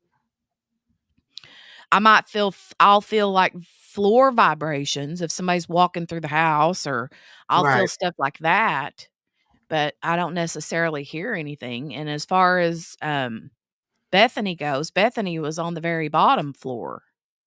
Yeah. And so she probably wouldn't have Heard. felt or heard much. Mhm. I think it was Bethany that said that she thought that it sounded like Kaylee was playing with the dog. Yeah, I know one of them did say that. Yeah. Um, but I think that was really all she said, but I think it was Dylan that said that she thought she heard somebody, and she thought it was from upstairs. She thought she heard Kaylee or Maddie one say, I think somebody's here or something like that. Mhm. But But now the dog, where was it? Was the dog with Kaylee and Maddie? no, Okay. no, the dog was, I think, in Kaylee's room, where Kaylee's room was. I don't know that Kaylee had gotten everything moved out of her room at that point yet, Right. but apparently the dog was locked in Kaylee's room. And here's another thing that I'm not sure about is that, so I think Kaylee's family said that Murphy slept with Kaylee, like he if Murphy was with her, because there was a lot of times that Murphy would be with Jack, Right. Kaylee's boyfriend, because Mhm. that was like they co-parented this dog, right? Right. So apparently Kaylee, when Murphy was with Kaylee, Murphy would sleep in the bed with them. Right. And so, well, I mean, if she was gonna spend the night, then I guess she probably did still have the bed in her bedroom. Unless she was just gonna stay in the room, you know, in the other room. They shared, they've been shared a bed before, they said, you know, Right. sisters Right. would. But then the thing is why would Murphy have been in there instead of in with Kaylee and Maddie? Right. Well, that's a question too. But that's not what happened. Apparently the dog was in the room by itself. Unless he put him in the room, but I don't see that happening. You know, if that dog was in the room when they were attacked, you would think that dog would I mean, not necessarily, I guess some wouldn't, you know, Mhm. like attack him because some dogs would just get scared and be like, "Oh, what's going on?" You know. Well, there were neighbors that say that they heard a dog barking and thuds and that kind of stuff, but Wasn't there a I bark don't. on this video here that we've been watching? Because I saw it on a different, where they put the sound with it. Yeah, And there might be dog barking on this one, but this video, supposedly there's another like doorbell or doorbell camera or yeah. whatever that's Mhm. from a house across the road or across the way from their Right. house. But this isn't that one. This isn't that footage. This footage is from Yeah, farther um away. The farther other. away. Yeah, And I thought it was this one though that I was like one like this because they showed. I remember this exact video. You know what I mhm. mean? But I Well, thought and in this one, there's not in this particular time, but in an earlier one or something, right, like a couple hours maybe before this, you Mhm. actually see kids pull up in this area and get out and walk into a door. But it's around that time that you hear things going on You can hear Yeah. kids screaming and yelling, and you can't really make things out, but different creators have, like, kinda came up with some transcript kind of things, Right. captionings for what they think is being said, but I don't know. I don't know how valid any of that is or what, but you can hear dogs barking, but I don't think that they've ever said specifically that it was Murphy. Right. They probably don't know that. Yeah. Tammy says, didn't they say the dog had to know the person? Supposedly, he put the dog in the room. Patricia says the door might not have been shut and he might have gone out in the hallway when he went upstairs.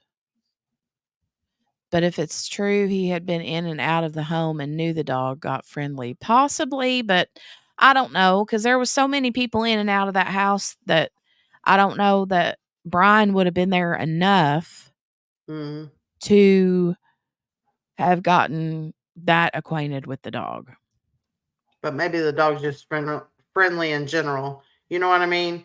Could Like be. Could be. it's around a lot of people, with people coming in and out of there all the time. Maybe, it's But not there was never anything to my knowledge that was mentioned about the dog, like, being bloody or having blood on him from any of the Yeah, kids. I don't know that I heard that either. So, Yeah. I just feel like the dog was put up. I don't feel like that the dog was like he put the dog up. You don't think he put the dog up? he could have, but I don't think that the dog was running around loose while he was committing the crime. Right. I think that the dog was put up into a room, or if he didn't do it, then potentially if Kaylee's bed was still in her bedroom, she may Mhm. have been planning on sleeping in the bed with the dog, needed Right. something from Maddie, or potentially went to Maddie's room with the intention of going back to her bedroom and left Right. Murphy in her bedroom with the door shut so he wouldn't get out. That's probably And the then more when likely. she got to Maddie's bedroom, because at that time, she was, like, they say drunk calling and calling and calling Jack, and he wouldn't Right. answer the phone, and then she's, like, trying to tell Maddie to call him, and I think there was a phone call from Maddie to Jack. Mhm. Um, now could part of those phone calls been them calling him to be like, "Oh my god, somebody's here, something bad's getting ready to happen?" I don't know, potentially, but I think that if that's the way it happened, then she never made it back to her bedroom Right. because he showed up. Yeah. I mean, that would make more sense than him putting the dog. Because I mean, especially if it was after the fact, because he would have had blood on him. Mhm. And so I don't know. It sounds more like that last scenario you just said. That's kinda what I, like, feel. I mean, it could be way off. It could be way off. I don't Yeah. know. I mean, we I don't don't know know. for sure. No, and you would think that they would have said there would have been something brought up about the dog, Mhm. Yeah. tracking blood through the house, or the only, like, print that they say that they got was, that Van's shoe print, and they didn't even say that it was, what'd they call it? Mm. Latent print, Oh, yeah. and I don't even know. I think a latent print, isn't that, like, how do you explain a latent print? I should know. I feel like a latent print is a print that is picked up from, like, um, what do you call it? The blue stuff that they spray, the, like, luminol kinda stuff. Yeah.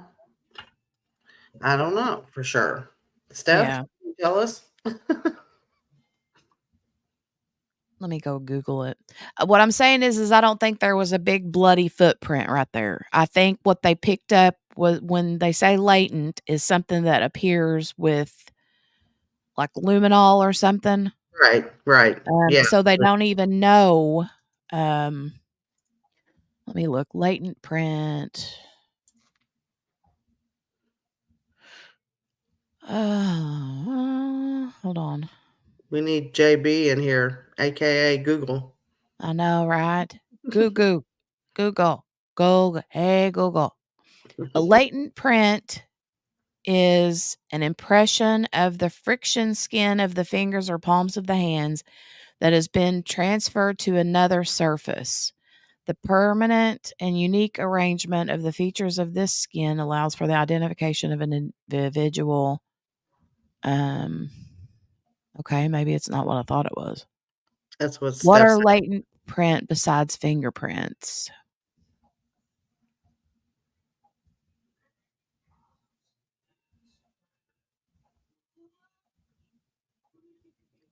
Let me see. QB said Latent. they're not visible by the naked eye, and Steph said it's just a print that's on a surface that they usually use tape to lift off. Okay. Okay. Could be So finger or palm, Steph said. here it says shoe wear also could be. Have one or leave one. Shoe print extraction from latent evidence impressions. Yeah. So anyway, just a print that's on a surface. They're not visible by the naked eye. Okay, good deal. Thank you guys. Patricia says, I don't think the dog would have died because I don't think BK wanted to deal with the potential of DNA or fur from the dog. Well, the dog didn't. I know the dog didn't die. I think Jack has the dog now, if I'm not mistaken, or maybe not. But I know that the dog was fine. No, Tammy, the print that I'm talking about was a shoe print outside, I think, of Dylan's bedroom or maybe the bathroom. I can't remember which.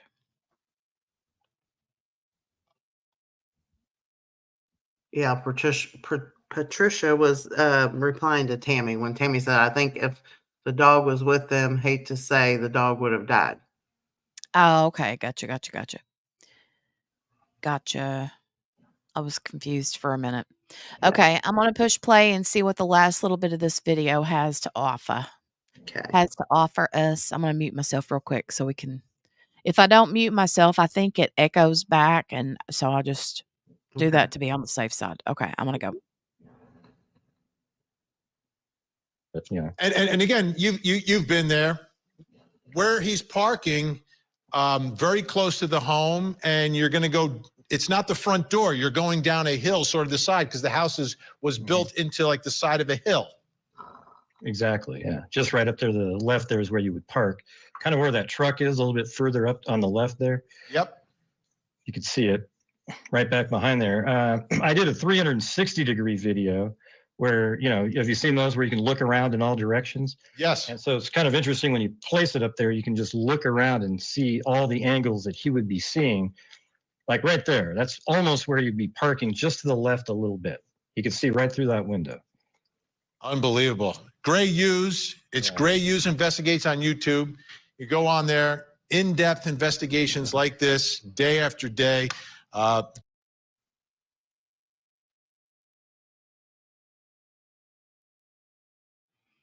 All right, that was that. That was Mr. Gray Hughes with Vinnie Politan. Let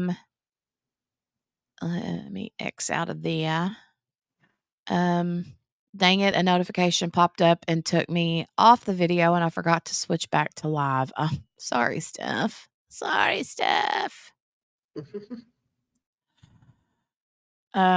me see if I can find anything new. I'm gonna run over here to Twitter real quick and see what we can drum up Kohberger wise. Um, hold on just a second.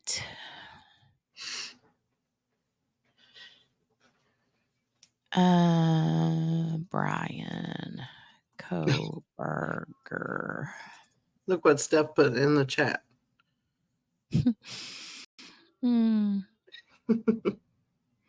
Mr. Gray, bad attitudes. Oh, that's funny. She cracks me up. Steph is like super quick witted. She cracks me up. Yes. The whole Very. thing she was doing yesterday with the or whatever day it was. One day runs into the next for me Yeah. sometimes. But that day she was doing was it yesterday when we were talking about, or the day before? When she was doing the plagiarism, I'm gonna write a book, I'm gonna steal your yeah. words, and then she said something about eating paper. What was that about? I can't remember. Oh, she said pica. Something about Yeah. pica. Yeah. And she meant something else. Right. I just Oh, laugh Lord. most of the time in chat. Mm, Yeah, yesterday she fell asleep, remember? She said. yeah, yeah. Mhm.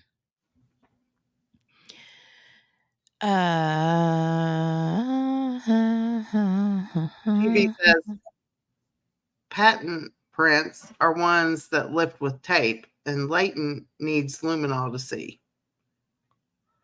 Who said that? QB. Oh, okay. Patent prints are ones that lift with tape. Latent needs luminol. Okay. When she came on as the court reporter yesterday, I almost died. The clerk of court. I know, right? She kills me.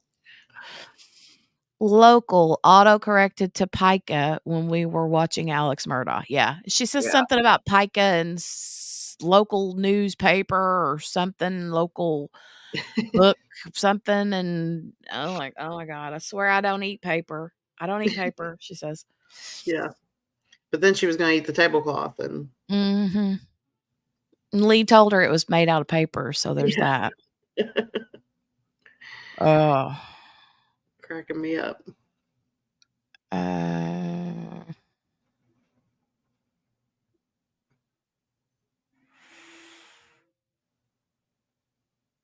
Father of slain victims.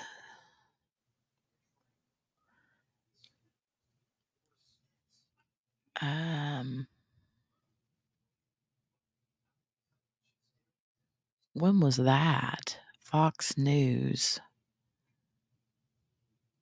I don't know when this was. Hold on, I'm just eyeballing through Twitter here, looking for. Mm-hmm.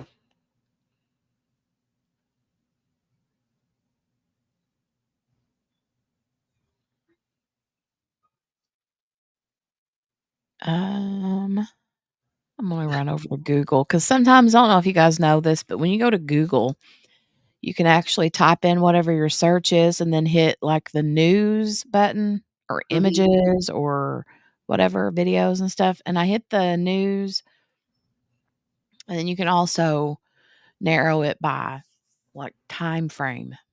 Right.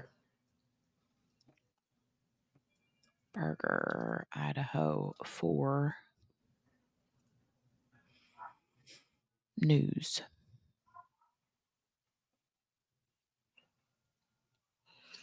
I'm going to hop off just a second. I got to see what's going on in here. Okie dokie. No worries.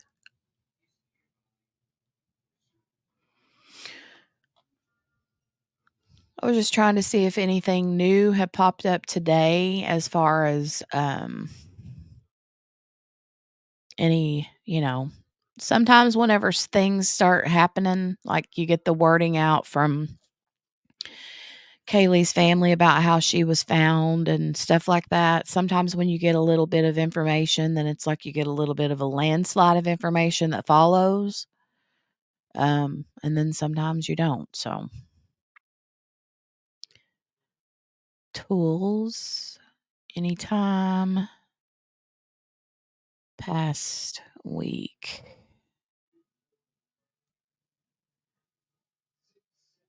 And most of these articles that I'm seeing are 5 days ago, and it's all about, whenever his hearing was held the other day, they had, all these articles basically just saying the same thing about, um them holding it back till, like, the summer of next year. Ugh.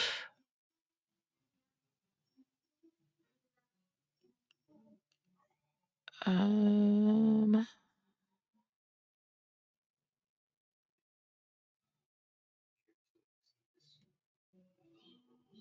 Here's one from the Daily Beast.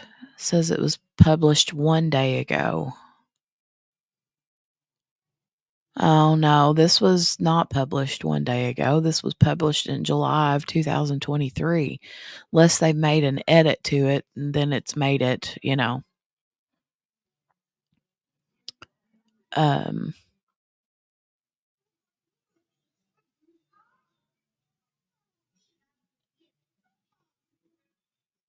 sometimes they, like, refresh the date in the Google feed when things are updated,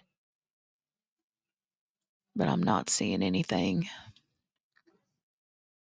Not seeing anything. I saw Mary Lou had said something a while ago about,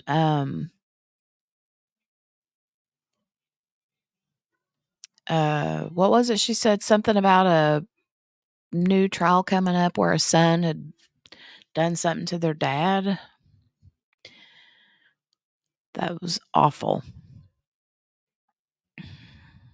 Steph said I was going to eat Becky's books. Not anymore, though, because I already have enough poop coming out of me. Yeah. Tammy says, "Hey, Jenny, I saw where yesterday you had almost 150 views on your video." Oh, wow. Nice. Nice. That's cool. Decapitated his dad, apparently, if I remember correctly. Ugh. Gross. Did y'all watch that Taylor Schabusiness trial where she, like, decapitated the dude that she was with in the basement and left his head in a bucket? And then she had,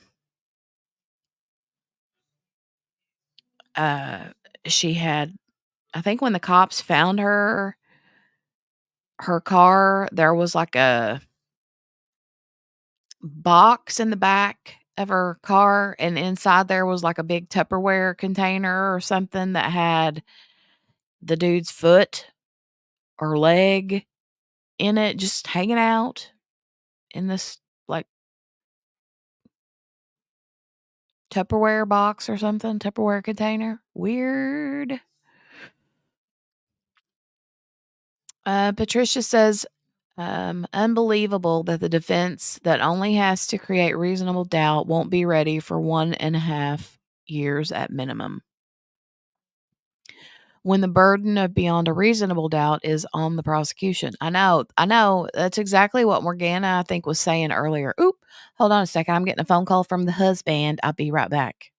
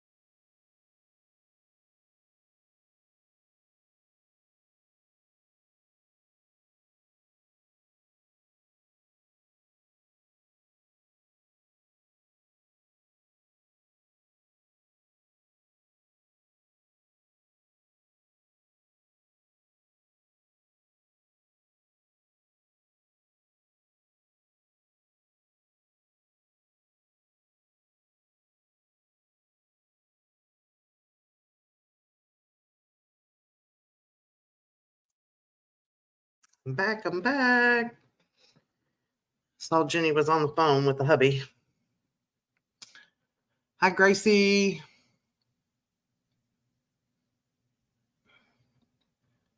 Yeah, that girl was crazy. Woo.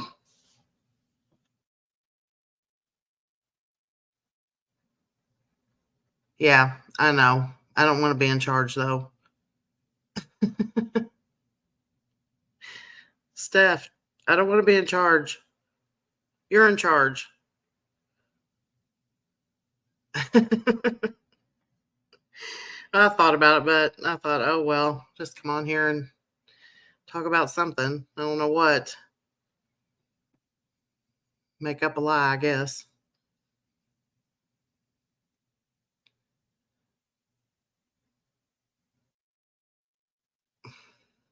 Okay, Grace.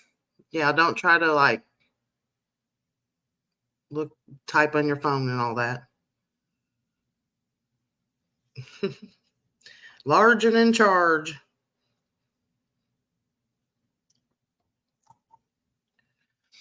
I need JB on here so that I'm not alone. I'm back. Sorry. He just got off work and was calling to see if I needed anything from town before he come home. Yeah. That's kidding. I heard you come back and I was like, oh, Adele's like, who is that talking?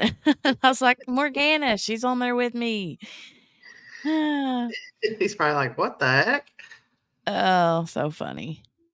But I agree, Patricia. And Morgana said pretty much the same thing. I think it was Morgana that said that about the defense only has to create reasonable doubt. Why in the world do they need that much time whenever the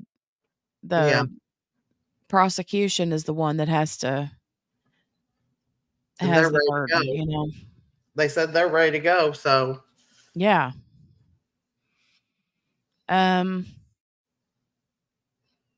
Anxiously awaiting the suitcase, Sarah. Me too. Which one's that? The Sarah Boone, the chick that stuffed her boyfriend in a suitcase and he died. Trying to remember. That's not the one that you were talking about, though, with the bucket, is it? No. Okay. That was wacko. She's crazy. Ooh. I know. Grace says Tupperware is airtight, right? Good choice, LOL. I don't know if I'd trust it, though. Lord have mercy. Tammy said, yeah, I did. She claimed guilty by reason of insanity, but did go that way. She was guilty, period. Yeah, she was guilty. Now, do I think she's crazy? Yeah. But, oh, I did, Patricia. I saw the update about Courtney Clenny. Her parents were arrested. I don't know what for, unless they're like trying to hide things on her behalf. I don't know, but Courtney Clenny is the OnlyFans chick. I don't know. Apparently, she was a OnlyFans model or something like that, and is accused of murdering her boyfriend. Oh, haven't seen it. Grace says, everyone as usual. I'm driving to work at this time. I text to talk when I'm at the lot. So if I don't say hi to individuals, that is why listening in and enjoying the show. Welcome back, Gracie. Steph says, I would have stayed gone until she came back. Yeah, that's what she told me. Charles in charge. Oh. It was an accident. It was an accident, Sarah Boone. Puke. I did see that. I did see the Sarah Boone. I think I got a notification earlier from somewhere on my phone that said more Sarah Boone shenanigans. Apparently, she's wrote another letter and something else with lawyers. So. Sarah Boone has written umpteen letters to the judge, and she has fired every lawyer or every lawyer has quit. I think Yeah. she's like on lawyer number 8, 9, 10, 15. I don't know. Oh gosh. Hmm. Who would be on OnlyFans with her, says Steph. Who, Courtney Clenny?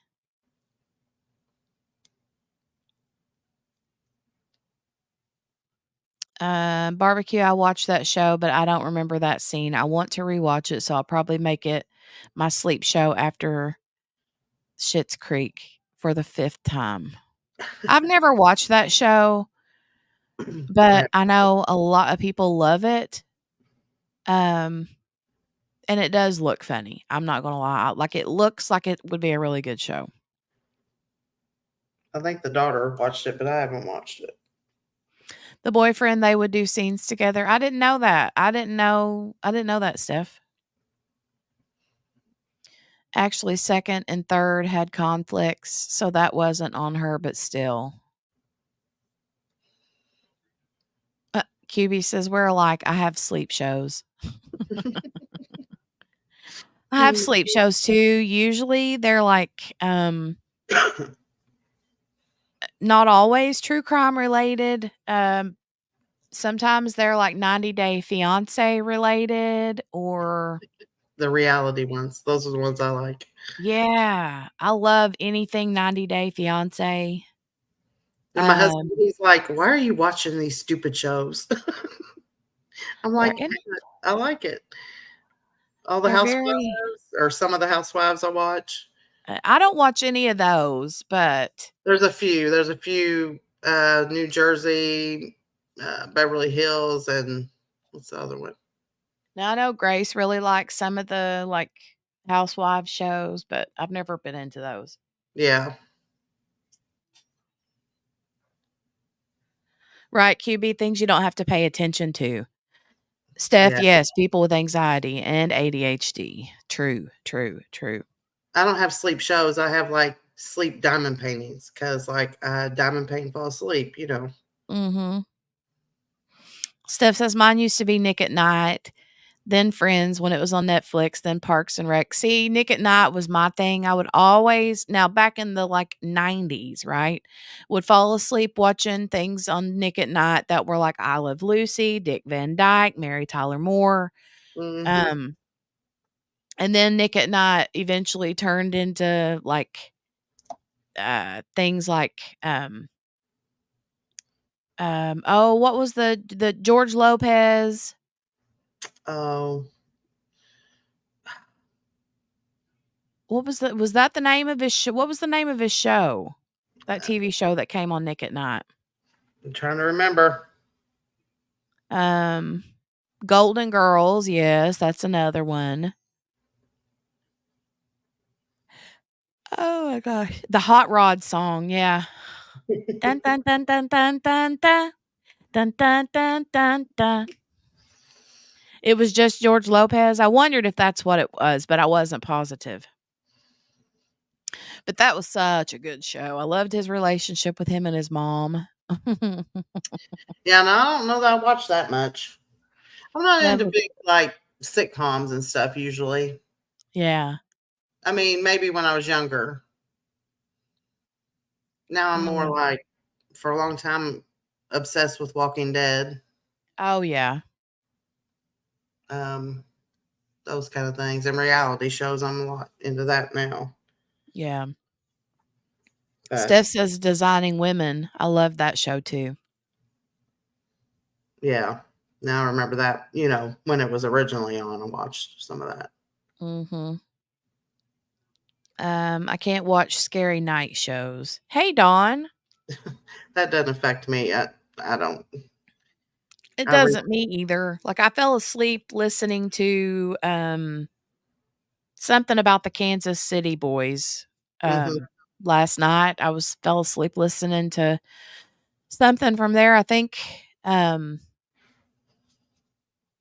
there was a video brought out from a neighbor that showed the Jordan dude that owned or that rented the house coming out in like handcuffs or something. But they're Uh-huh. saying that he wasn't arrested; he was just detained. Yeah, Um, for like questioning or something. yeah, I guess, but still kind of weird, right? Yeah. There's just Um, whole thing strange. Bubbles Crafty Corner said, I'm so jumping for joy right now. Our bed broke in October and we ordered the part that same week it broke. We ordered that part and it's finally getting fixed tonight. That's The bed good. is an adjustable one. Ooh, is it like one of those Craftmatic? What are those beds called? Something like that. Yeah. That's what I need. One of those. Yeah. I know, right? Oh, I got yawnies. Yeah, I watched it when it was an original, but I was too young, so I was paying too much attention on replay. Okay, I gotta reread that, Steph. Wait, okay. Yeah, I watched it when it was on originally, but I was too young, so I was paying too much attention on replay. True Crime Sleep 2 is the best, but I end up staying up watching it. I can watch it up until I go to sleep, but then I need something comforting and lighthearted. Yeah. I get that. usually read. I read before I go to bed, so instead of watching something usually. Does reading not put you to sleep, or does it? Like, do you fall asleep reading like you do fall asleep diamond painting? Sometimes, yeah. And I'll be like on my, have my head propped up on my arm, like reading side, you're laying on your side in the bed. I'll be Yeah. reading like that. And then I'll wake up and my whole wrist is like frozen. You know what I mean? From having my head on it for so long. I'm in pain. Like, okay, time to put the book down. Okay, Steph says, when I watched Designing Women again, I didn't remember most of it, so I paid too much attention to it. I know what you mean. Oh, okay. Gotcha. I see what you mean. That was what you paid attention to on the replay. Yeah. Gotcha. I'm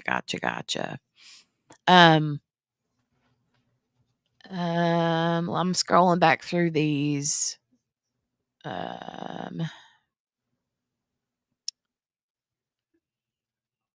Through these articles again on here.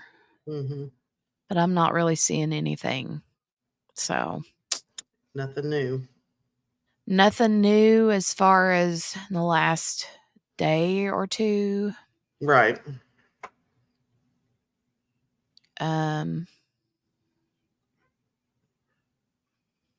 No, not really. Not really. Okay. I'm done scrolling through there. I'm going to X out of here and go back up here. And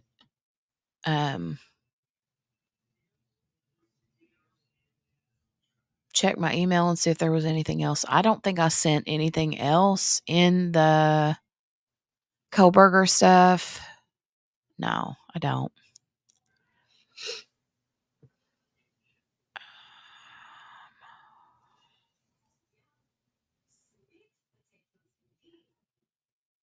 Okay. All right. So, I guess that's all we have to share today. It is 3:00. What else? I mean, what are you, as far as Kohberger stuff goes, what sort of theories, like, what are you thinking happened? I mean, what are your, like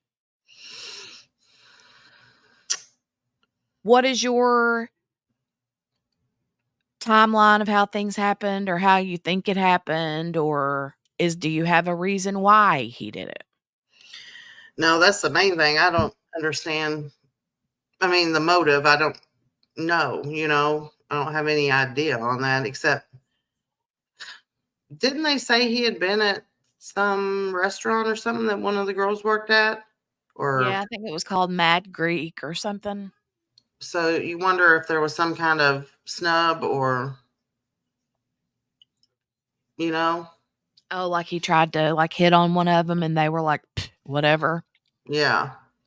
I mean, I don't know that, of course, but what would a motive be unless he just crazy and just, but he had to have known or seen them somewhere, or unless it was like online. You know what I mean? Yeah. Why Yeah. them? There had to have been Okay. something, unless I don't think you just randomly pick somebody out, but I guess you could. Well, see, that was one of the things at the very, very beginning when it first happened. Like, I remember them saying, what was the target? Was it one of the people that was the target, or was the house the target? Like, Yeah. was it that he didn't know the girls or Ethan, but that just the house was so wide open and such an easy spot to come in and out without being seen? But how would he know that unless he'd been there or knew of the place, as Mhm. being a party house? Or, I mean, because he didn't even go to school there. So, I mean, I know it wasn't Mhm. far away where he did go, but uh, there has to be some kind of way that he knew them. Run in with one of them in person or online, or don't you think? Something. I mean, there's obviously something. And, I don't know, um if if it's a thing. Like, I remember too here in Scott, or not Scott. God, I got too many Scott Peterson on my brain right now, but the um Steven Gonzalez, Kaylee's dad, had said that he kind of felt like Bryan Kohberger may have had a thing again, like knew them kind of on a very surface level, Mm-hmm. and everybody loved, Kaylee and Maddie, and um they were popular and pretty, and they were super duper close, like brother and sister, or not brother and sister, but like sisters, and that he, envied them and was jealous of them, and Right. did it But for how did that he know reason. them originally to know that? Do you know I what I don't mean? know. I don't know unless he just followed them on social media and Picked them out from there. Yeah. come out from there, and I'm not even gonna say that he didn't party at that house and maybe just kinda seen them, but you would think if he partied at that house, he wouldn't have gone alone. He probably would have went with someone, Mm-hmm. and, um,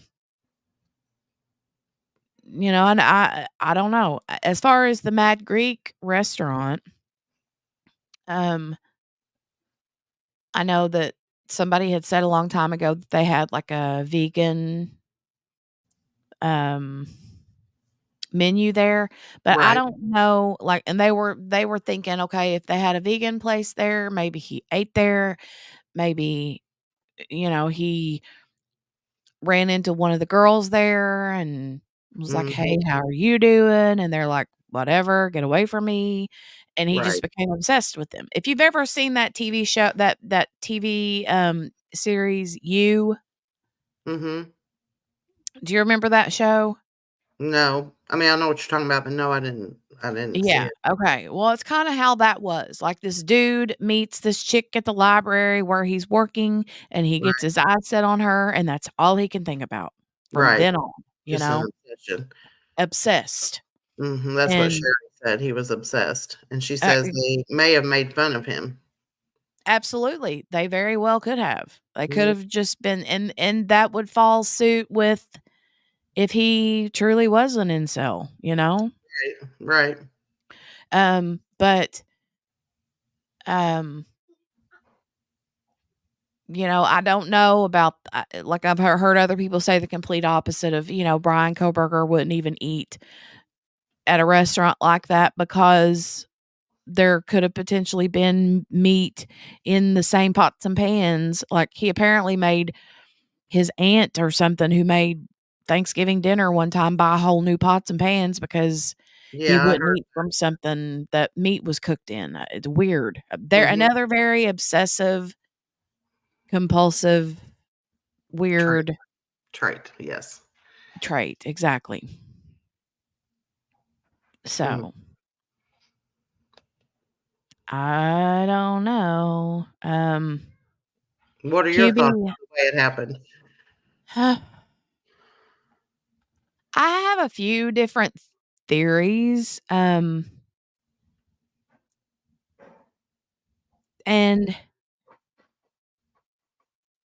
I'm not so sure that he did it alone. Mm-hmm. And the only reason that I say that or think that is because the timeline was very small. He only had a very small window. Okay. Right. And if indeed Kaylee was, I'm just going to say if she was, because we don't know. If Kaylee really was stabbed 50 sometimes, Right. that's not gonna, that's a lot of people to kill in that, like, what they say, like less than 10 minutes, or I can't remember exactly. I think they said they gave a time. They gave an amount Yeah. of time from the time that he supposedly parked his car until the time that he would have been seen speeding out of there. It was just a few minutes. Right. And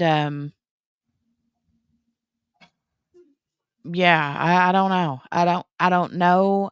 But then again, I can't really believe that there was a second person in there. Mm-hmm. Um I don't unless know. that I think there's a second. unless unless that person is no longer living, like somebody said Right. earlier. Well, I mean, now he could have if she was stabbed that many times, the others may not have been. Do you know what I mean? Yeah. They may have been quicker, I guess. Yeah. I mean, that's a possibility. But we don't really know. I don't think anything's been said about any of the others, have they? About wounds? I think that probable cause affidavit gave a little bit more information, Yeah. and I think there was word someone said that the medical examiner had said that Ethan's legs had been sliced, like Yeah. like I don't know why. Well, Um, probably trying to hit the femoral artery. maybe. So you could bleed out like quickly with that. Well, and another thing that makes me think that the injuries were pretty severe is because they said that when the law enforcement got there, that the smell was overpowering. Yeah. And then it wouldn't have been like decomposition smell. It was just the No. smell of iron. Mm-hmm. You know what I Well, mean? I Was mean, they overwhelming. had pictures there of the blood even coming out the side of the house. Yeah. So that Yeah. just really tells you Yeah, how bad. It was dripping down the foundation, and that would have been in Ethan and Xana's bedroom Mm-hmm. where that came out, where that blood came down the wall Yeah. on the outside of on the outside of you could see the blood coming down the block. Yeah. That's just horrific. Yeah. Um so there was a lot. There was a lot. It had to have been a lot for it to have soaked through the wall or the down, not just the wall, but down the floor and past the, you know, floorboards and out the literal vinyl siding. Right. Now, Patricia says, how was there not very distinctive screaming? That part doesn't make sense with all those injuries. Yeah, I mean, I've thought about that too. I don't Mhm. understand that. Yeah, I don't know, Patricia. I mean, according to neighbors, I mean, in like video footage, like I want to say CCTV, but more like Ring doorbell footage, right? Mm-hmm. From different neighbors say that they heard screaming and thuds and yelling and even like male voices, dog barking. But then they kind of turned around and said that that one particular video was supposedly fake. I don't know if that's true or not. Maybe they're saying it's fake because they don't want it spread around, but it really is real. I don't know. I have no idea. Right. He might have muffled their mouths. Or he may Well, have threatened to kill the other one if she screamed, if they and the screamed. one may have just been in so much, fear. When you get super afraid, you kind of are like frozen. You know what I mean? Yeah. To even be able to scream. Well, and if there would have been, if their, I don't know if their throats were cut, but if their throats were cut, that could have been one reason why they didn't scream. Right. They wouldn't have been able to, Right. And I remember too hearing a doctor say something about depending on where you're stabbed, like in the abdomen area or the chest area, Mm-hmm. if that hits lungs, then you won't hear screaming because Right. They're not able to. they're not able to, apparently. In certain places, if you're cut, like your carotid arteries, your femoral arteries, you can bleed out in like seconds. Yeah, that's crazy, right? Mm-hmm. Scary. I can't imagine. And they say that knife is no joke. That type of knife. Yeah. Well, I mean, it's a military knife, Yeah. Yeah. They said bone, tendons, everything is no match. Yeah. So. I don't know. I don't, and the sad thing is we don't know. What, Jolie? What you got? I don't know what you got. Patricia says, but with two people in each room, the other would be able to, when they saw all that. But with two people in each room, the other would be able to scream when they saw all that. You would think so. You would think so. Exactly. Unless they were just frozen from fear. I mean, or he threatened, like Steph said, you don't know how you're going to react to something like that because most people don't have to. You know what I mean? Have never been in that situation. Mm-hmm. Yeah. Because that's what they were even talking about, the girl that saw him, one of the witnesses. And that she went back in her room and locked her door. That you Yeah. can be in shock. It's like a shock and, freeze, basically. Right. Right. I don't know.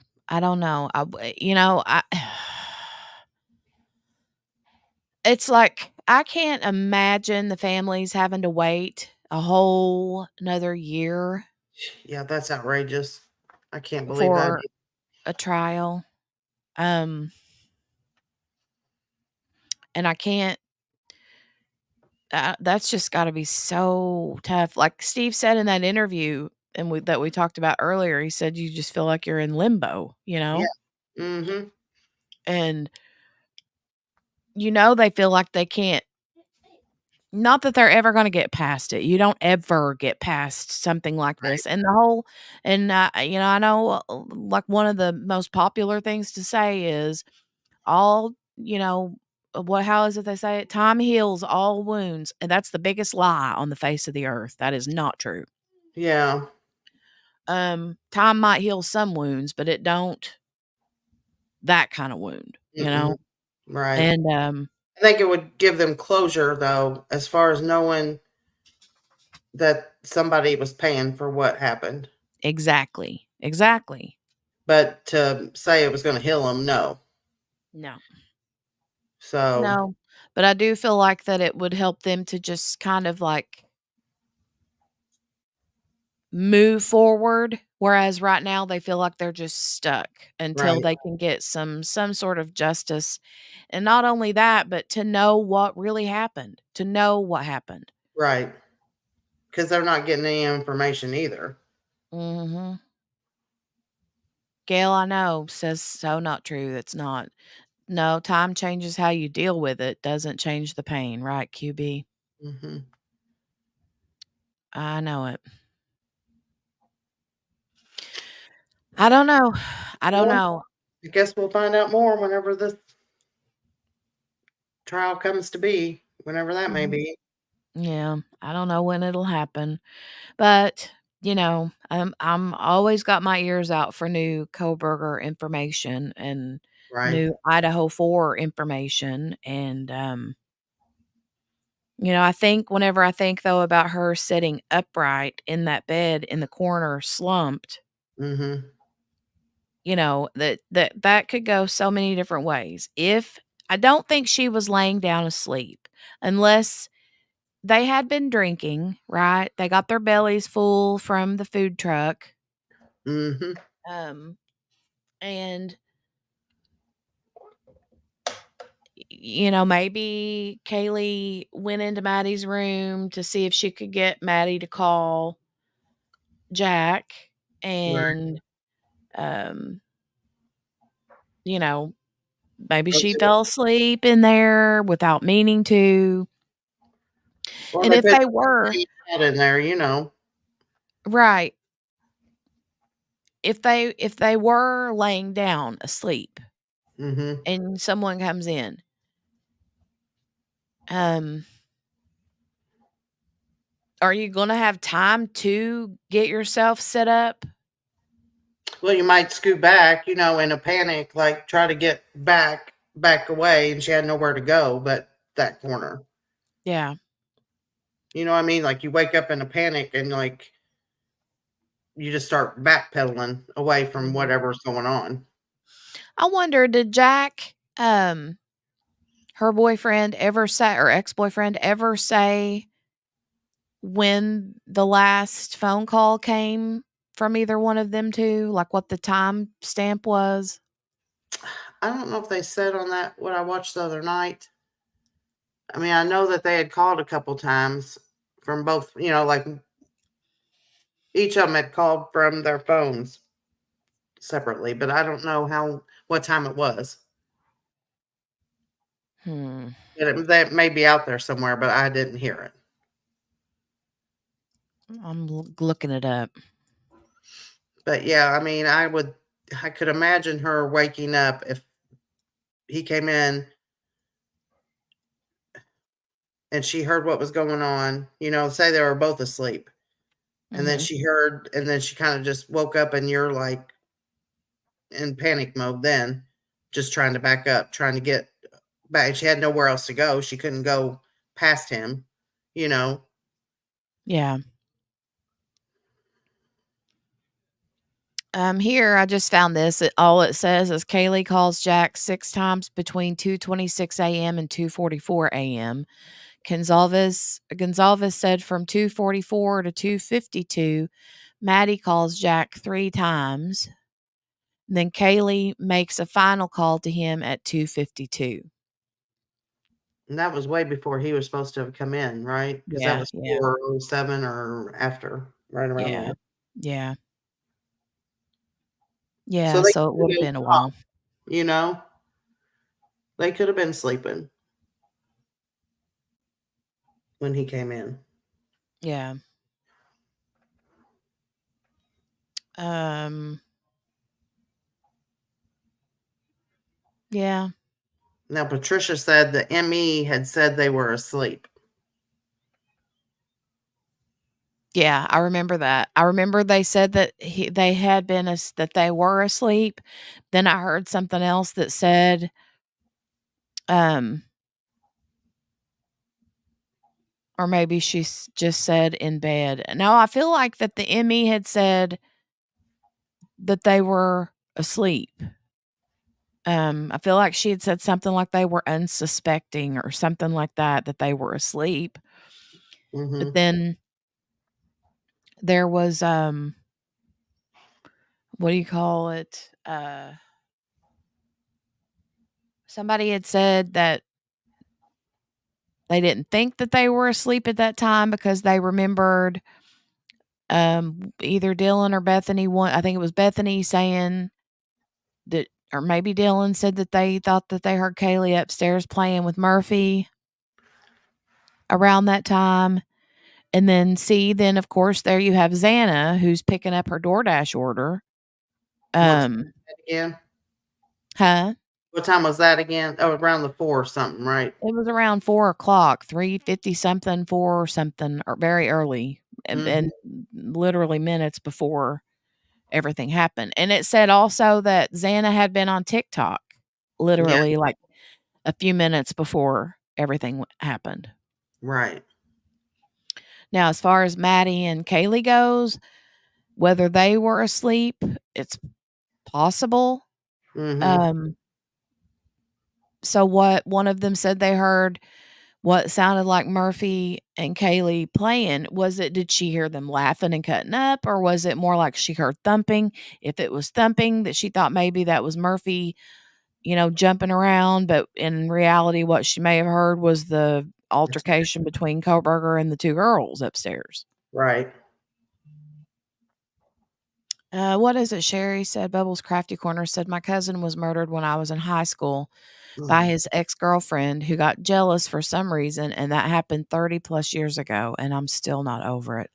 Oh my goodness, Sherry. I can't imagine. No, that's awful. Yeah.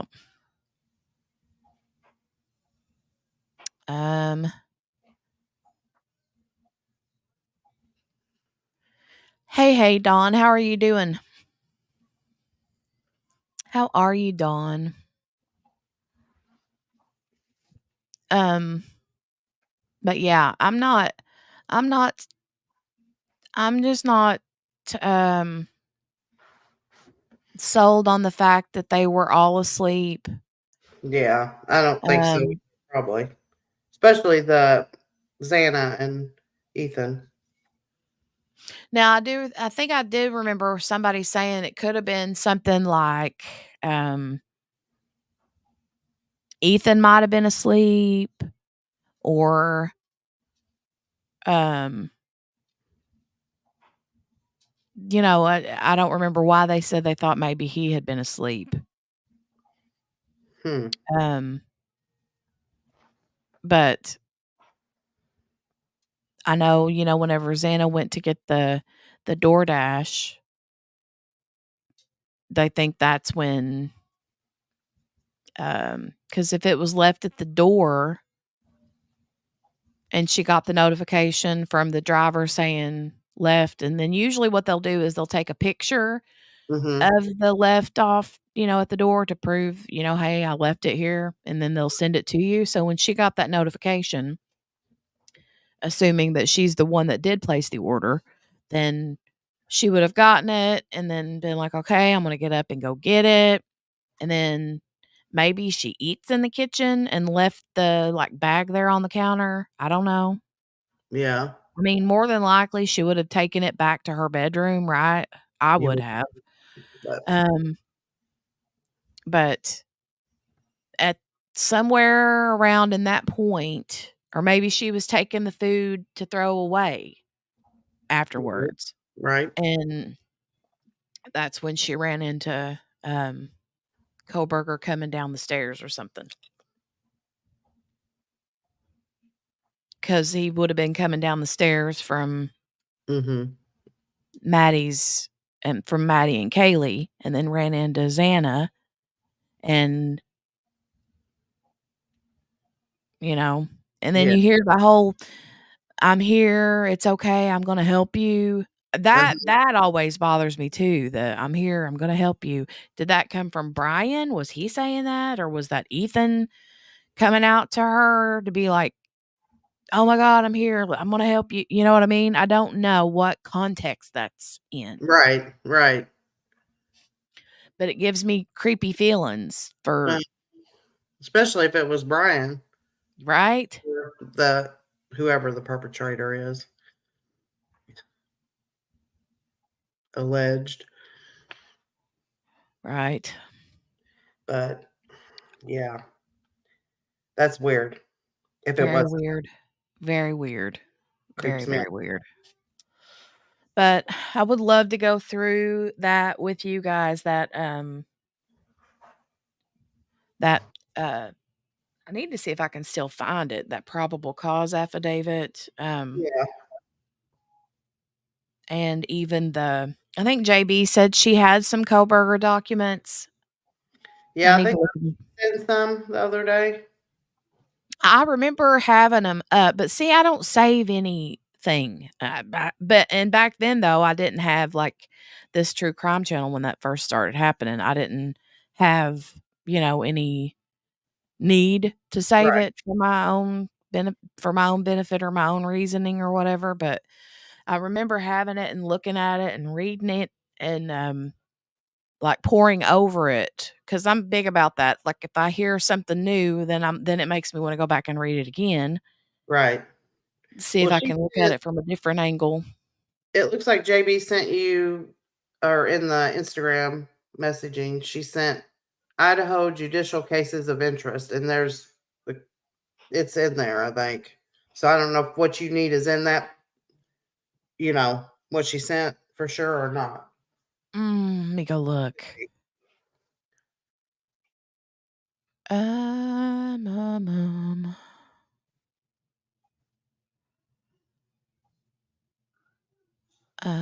Um, the Idaho documents. I looked at this earlier and it had PDFs, but I wasn't able to click on them. Oh, yeah. Patricia said, please do go over it. It's been a year. It's kind of fuzzy now. Yeah.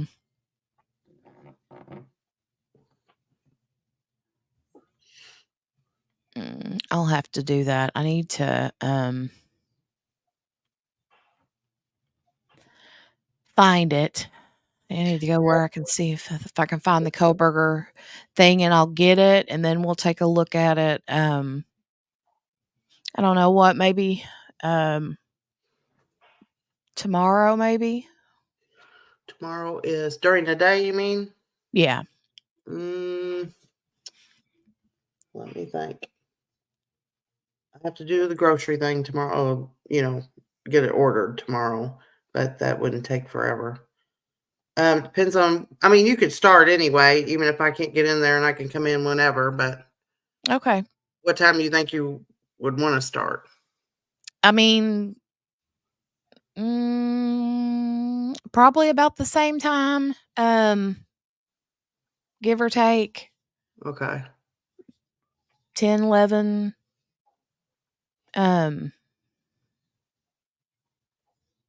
But I could probably start later if you needed me to. Well, I don't want to hold you up on that end, so it's whatever. I can just come in like I did today, excuse me, or whatever you want to do. Okay. But if Well, you do find that, send it to me. okay, I will. I'll send it. And I I'm mean, I sure I'd still be able to find it, but I also want to get hold again of the like search warrant the things that they pulled out of his apartment and Yeah. that kind of stuff too. So Well, if you it's find anything that I need to see, just send it to me. okay. And Will do. we'll plan on doing that. I can probably try to get most of that ready tonight anyway. So I'll just be getting my behind out of bed. That'll be the thing. But I'll roll in sometime if nothing else. Well, I mean, just whenever. There's no, um, set time for that. Yeah. Let's see. Let's see. Where did I miss some people? Okay, yeah. Patricia says, please do go over it. It's been a year. It's kind of fuzzy now. It is kind of fuzzy. Mm-hmm. Lisa sneaks back in. He's sneaky. He's Mr. Sneaky Pants. Lee, you can't sneak in and announce yourself. He says, yeah, I can because I am in, but where or for how long? I don't know. For how long? Sorry, I got sidetracked. What are you going over tomorrow? I have a steroid injection tomorrow. I'm nervous and I don't get nervous. I would be nervous too. That sounds scary. But now Dawn, wasn't it Dawn that had an injection for sciatica or something a while back? Yeah, somebody did. I remember talk about it. You'll have to let her know, Dawn, if that was you. I can't remember if that was, I feel like it was Dawn. I could be wrong though. I've slept since then, so I don't know. But I remember her, I think I remember her, if it was her, saying that she had to have a injection for, I think she said something to do with sciatica. Yeah. Most of the time, a lot of that stuff, we get ourselves worked up, and then it's not as bad as we think it's going to be. I know I do anyway. I remember being terrified the day I went to the hospital when I was pregnant with Jolie, and the doctor was like, "Okay, we're gonna because I had a scheduled C-section, and because of my like blood pressure issues and stuff, he's like, "Okay, we're gonna deliver her 1 week from today," and he's like, "But before we do that, I need for you to get a steroid shot." He said that's going to help just, make sure that her lungs are good and ready to go and all this stuff. And I was like, "Oh, okay. And he's like, I was like, where's this shot going to be?" He's like, "In your buttocks." And I was like, or not really in my butt, but kind of like, I think it was in my hip or something. Yeah. And oh my God, I was terrified. I was so nervous. Yeah. They can draw blood all the time, but getting actual shots freaks me Right. out. I don't have a problem with any of that anymore. I'm so used to it. And like I said, I Well, had that amnio, and oh that God. needle is like gigantic. It's like 12 inches or something. I don't know. It's huge. Mm-hmm. And then my husband, when they came in with it, she got it, and she's getting ready to do it, and he about passed out. He's like, "Oh my gosh." And I was like, "Calm down. It's not you." And then what they have to do is they can numb the injection site, but they can't really numb anything else. So it's just your upper layer. Right. So there's really no sense in doing that because you're going to be stabbed to be numbed, and you're going to, Right. And so, but then she puts it in, and then to get through the uterus, they have to tap it, like hit it from the top, come down with their hand, like on top of Oh it. yeah. Yeah. And then you hear this pop. It's an Oh. actual pop. Oh my God. But I mean, it wasn't bad. Like I said, I made it worse in my mind before I got there than what it actually was. And I survived it. But It wasn't as bad as you thought it was going to be? no, I imagined like, oh my gosh, that's going to be so painful. And I mean, it wasn't like, oh, this is great. I love it. But it wasn't, it wasn't like, oh my gosh, I'm going to die from this. Hey, you mean it wasn't like, "Oh, let's do this all day, every day." Yeah, I didn't really want to do it the next day or anything.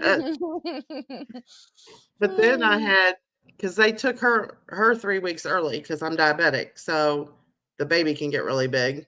Right. And she was already 8.2 when they took her. So, and I still had 3 weeks to go. So they're like, "Well, we need to check her lungs to make sure they're developed enough to go ahead and induce you." So then that's why they did the amnio. But yeah, I was like, okay, well, that's just the same way I had, I had to go I had breast biopsy for cancer. Had to have 2 of those, which, again, not fun, but I could tolerate it. But after the one was cancer, but it was like stage 0 or whatever, but they still had to do a lumpectomy and all that. So I didn't know that, Morgana. yeah. So and it's like calcifications is what it is. So it wasn't like a lump. It's actual just little pinpoint area, right? Mm-hmm. Little dots. So they go in to do the biopsy, and no, wait a minute. They have to go in the day before my surgery, my lumpectomy. They had to go in and put in a radioactive seed, right? So that when I get into the surgery, that the doctor can use, like, what do they call it? Geiger counter, or no, is that what they call it? To pick up the radiation, to know where they have to cut out, because actually there's not much left there. After the biopsy, there's not much left except maybe something microscopically. Okay. So they have to have they have to know where to cut, what area to cut. Mm-hmm. So I go in the day before to have this done, right? And they tell me up front, they say, now your surgery is scheduled for tomorrow morning. And she says, and you will be here. And I'm like, yeah, okay. She said, no, I'm saying you will be here, or we will have to hunt you down because you got some radioactive in your body, right? Right.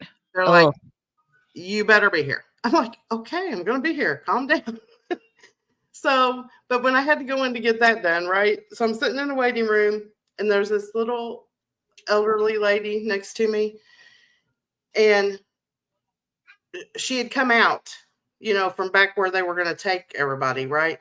Yeah. To do their stuff. But she come out and she's crying, and the lady that's waited in the waiting room for her, she's like, oh, are you okay? And this little old lady, she's like, oh my gosh, that's the most horrible thing ever. It hurts so bad. Oh my gosh, I don't know. And I'm thinking, oh my God, I got to go have this done. So this lady's already, I'm panicking then, thinking, oh my gosh, if she's saying it's horrible, how bad is this going to be? Right? I would have been like, I'd have been like, I'm just going to go sit out in the car and let this radioactive thing just do its thing. So I went back there to have it done, and again, it wasn't horrible. I'm thinking, okay, thank God that wasn't so bad. But I thought this poor lady, I mean, I don't know. I guess everybody has different tolerances for pain and stuff, but yeah, she had me totally scared. Yeah, I would have been terrified. I'm not even gonna lie. I can't that. And then it's the what do you like you said, the anticipation and all of that you just kind of like drum it up in your head and make it way worse than it actually is. Yeah. And even those biopsies, then you're panicked, but is what it is, I made Right. it through. Yeah. Made it through. Well, I sure did not know that. So I'm sorry you had to go through that. Yeah, But well, at least they caught it early. And, some doctors will say it's precancerous, what the kind I had. But, and some will say, no, it's definitely cancer. Of course, the surgeon tells you that. Now, my oncologist was like, no, it's basically precancerous, but you don't want to leave it in there because it could get worse. right. And, Well, and I had to go to like a radiologist to see about radiation, but I didn't have to have that, luckily. And I didn't have to have chemo, any of that. So they caught it early enough. But that's it good. still is a thing. I'm supposed to have a mammogram every year. And it's a struggle. That's a struggle for me, just because of what I've been through, and don't want to go through it again, and just think every time, oh gosh, what are they going to find? You know what I mean? So I have to really push myself to go do it. Yeah. Yeah. Got to do what you got to do, I guess. Yeah. That's difficult. Yeah. And then they found another area of the same kind of thing. I don't know, it was about 5 or 6 years after when I had my lumpectomy, and I had to go have another biopsy, but that was benign. So I don't know. We shall see. Sheesh. It's always, it feels like if it's not one thing, it's 10, right? Yeah, exactly. So, but so far so good. And I am due one though, so I probably need to get that scheduled. Well, you do that, and then I will keep you in my prayers for good news. Well, thanks. But sorry, I got off sidetrack there on that. No, not a worry. No worries at all. We're pretty much done. We're just sitting here chit-chatting anyway, so Well, we'll work on that, and I'll just get on here. If you, like I said, if you get on here before I'm moving and grooving tomorrow, then I'll just jump in later. Okay. Sound good? Sounds good. Find that, send it to me, if you Huh? would. And if you find that, send it to me. Okay, The I will. thing for the Kohberger thing. Yeah, I'll do that. I'll look for that today, and then I might be able to find it amongst the stuff that JB sent. But QB, we're gonna plan on talking more about Kohberger tomorrow. But what we're gonna talk about is we're gonna go over the probable cause affidavit that they came out with, evidence wise that they found to arrest him. So, Right. All right, and well, I'm basically gonna what hop it off does. here, Jenny. All right, honey. Well, thanks Okay. for joining me today. I appreciate Alrighty. it. I'll see you tomorrow. Always. Bye, guys. See you or talk to you tomorrow. All right. See ya. All right. See ya, Morgana. So yeah, the probable cause affidavit pretty much kind of just gives like a very compact story of what they found and that kind of thing. So yeah. Okay, Teach. I just want to make sure I do my homework. Oh, that'll be the plan. That'll be the plan. Billy says bye. So yeah, I'm gonna go ahead and jump out of here. Husband and kiddo, older kiddo, they're the boys are gonna go get a haircut and let's see what me and little Miss Thing here can get into while they're gone. So but I thank you guys for joining me. It's never it's never fun whenever, you guys don't join, so I love that you're here when you do come and hang out with me. Patricia says, "Thank you, Jenny and Morgana. Always, always, and thank you for coming and hanging out. You guys are always fun to talk to. Always, always fun to talk to." So I'm gonna skedaddle, and we'll be back tomorrow with some Kohberger stuff and just recapping some of the older stuff from the beginning, I guess, so to speak. Always fun and entertaining. Aw. Thank you, Billy. I hope you guys all have an amazing day. And Lee says, unless I go off on my tangents. Well, you do that. You do that. That's always fun too. I'm just glad you weren't in here earlier whenever Steph was going on her tangent. So,